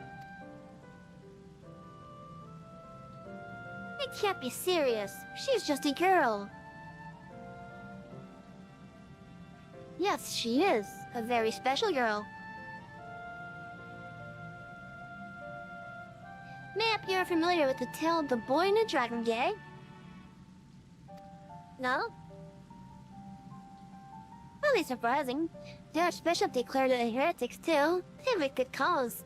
It was a corruption of an older legend in which man partakes of dragon blood and, in so doing, becomes one himself. Rumor has it that heretics hold such rituals for this very purpose, and if there is truth in such tales. Perchance she has ingested the blood of an ancient dragon? What? She's not some half-crazed lunatic? I make no accusations. I only offer a possible explanation. Moreover, I have to say that she did so knowingly. You? Excuse me, pray forgive me. I did not mean to cause you distress. You have nothing to fear, my child, for you are in perfect health and blessed with two loyal guardians. Would that others could say the same. I think Rael would benefit from a brief respite before returning to Ishgard, unused to the rigors of the road as she is. Why not show her to the Carling Canopy? An eel pie can do wonders for the soul. We thank you for your time.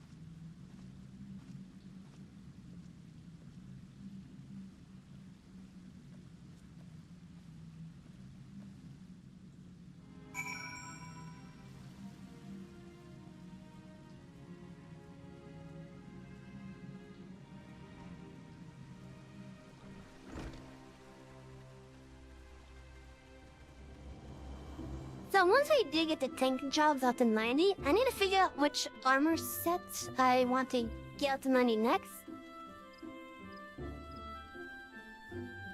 I'm thinking maybe monk and samurai?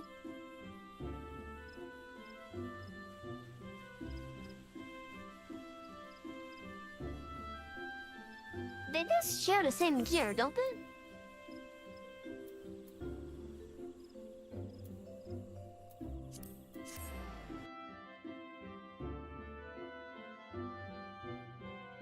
I think they do.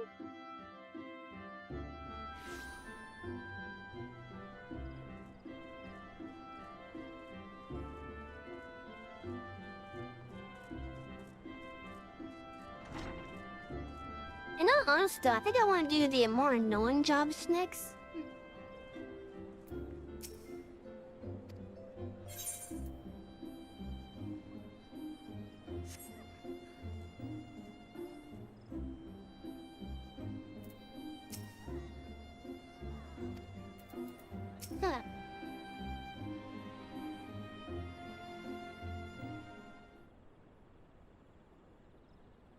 Fairy tales and fantasies.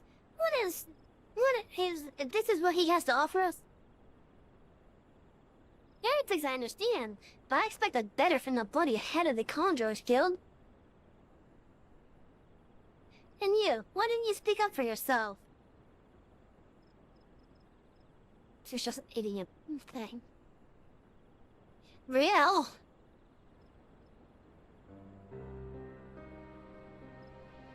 There were no windows, just walls of stone and little cracks to tempt your fingers, and iron bars colder than ice. I couldn't tell when it was raining, whether it was day or night. She didn't say I drank blood. All she said was, it's better this way. At least, if they catch me, they'll just kill me this time.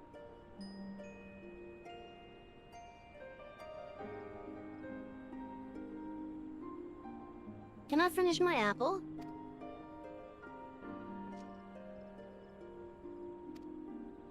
Go ahead.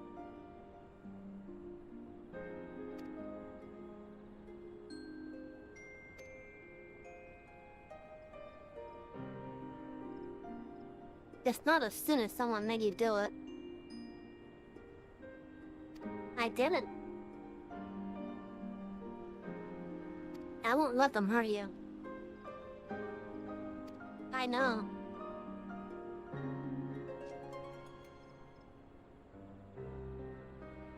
You want another one? No, thank you. Right then. Keep an eye on her until she's finished eating, would you? I could do with some fresh air.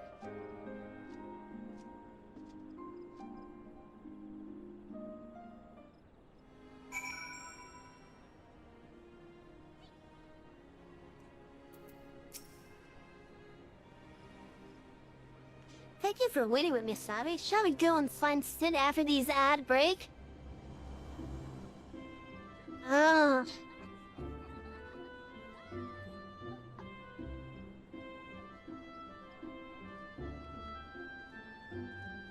You know, I think I might be coming down with something.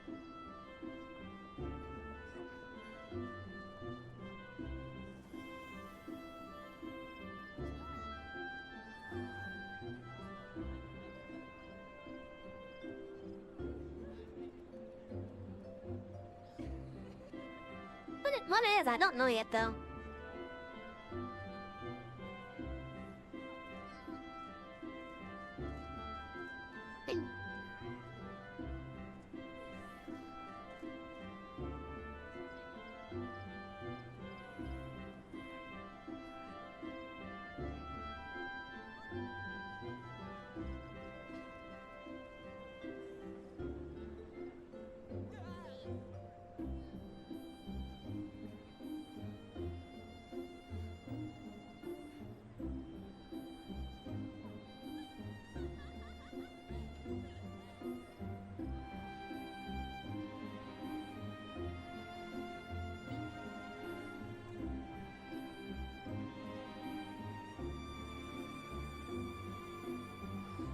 Oh, that's gonna be great. Oh, you gotta go? Okay. Thank you for dropping by. You have a wonderful night, Giuseppina.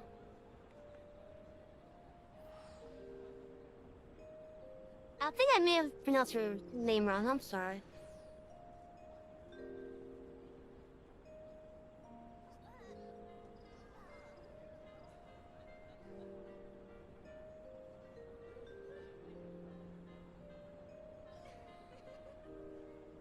I'm waiting for the ad break to finish so that we could continue doing this. But looking at the time, we may be stopping very shortly. We're at least half of this job quest anyway.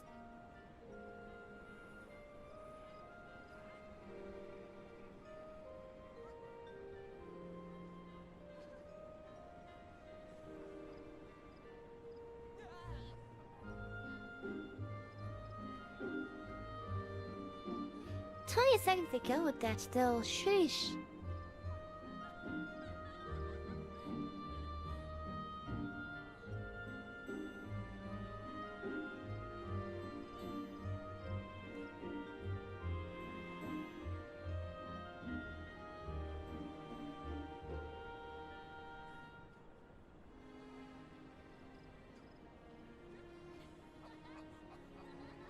The fact that person did that with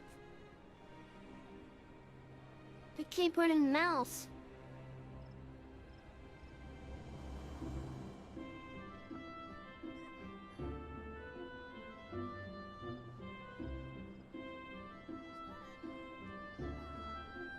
That still has me quite inspired.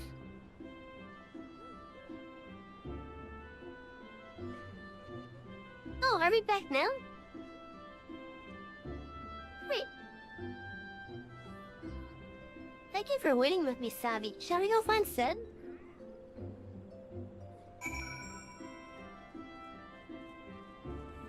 Well, he wasn't too far away.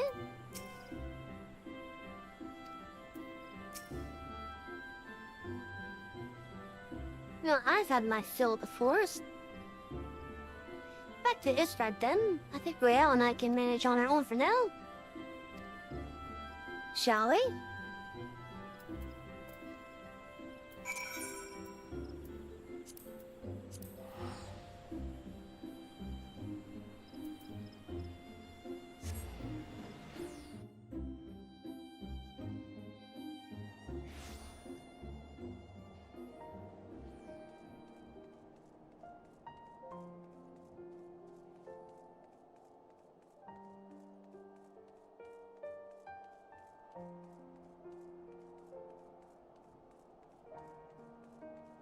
I really wish I had the Heaventhward vendor unlocked for the poetics.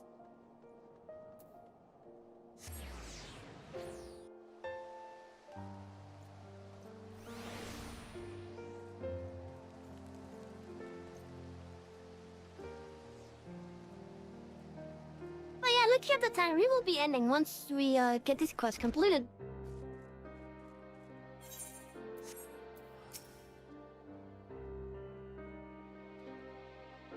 Was blessedly uneventful journey. Mayhap the Temple Knights were still nursing the injuries he gave them. Rael was worried they might try to ambush you on the road, but I assured her that you would be fine. I must apologize, Savvy, for all you have done for us. I fear I have yet to adequately recompense you. I will continue to share with you what skills I can. Alas, I fear we near the limit of my knowledge.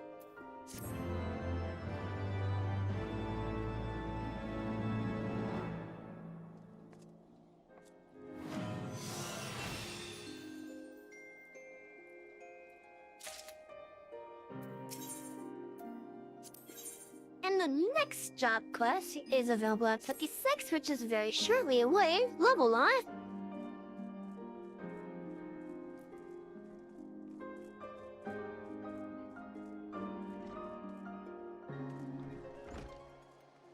For now, I think I will park myself next to the MSQ NPCs.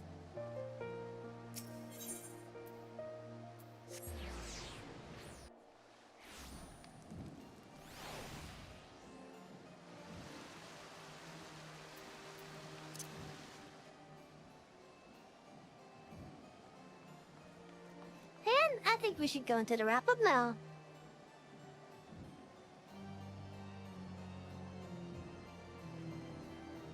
I hope that the game sound will be there once I go to the outro screen.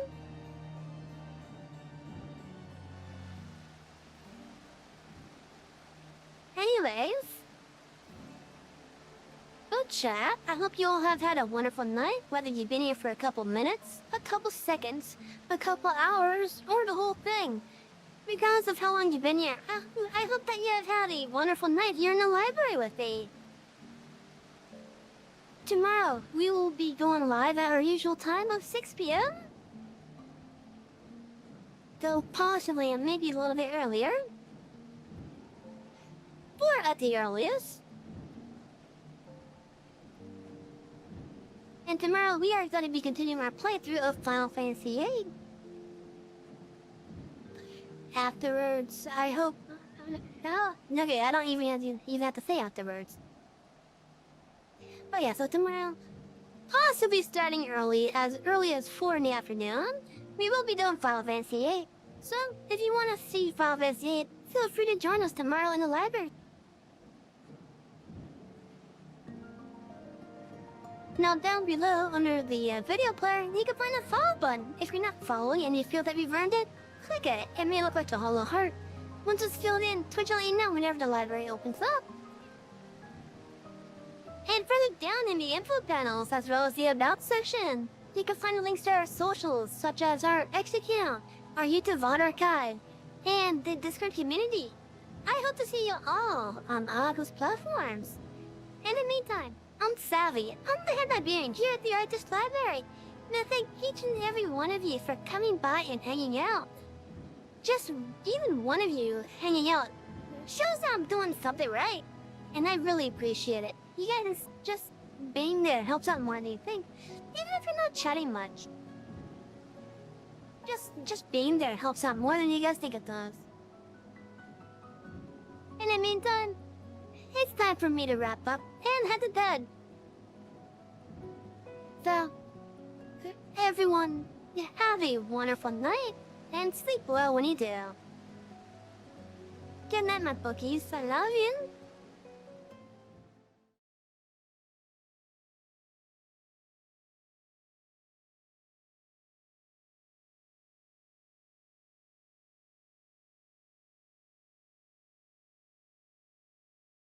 Oh no, I don't have any music still.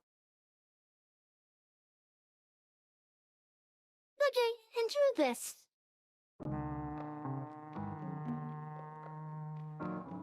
And good night, everyone.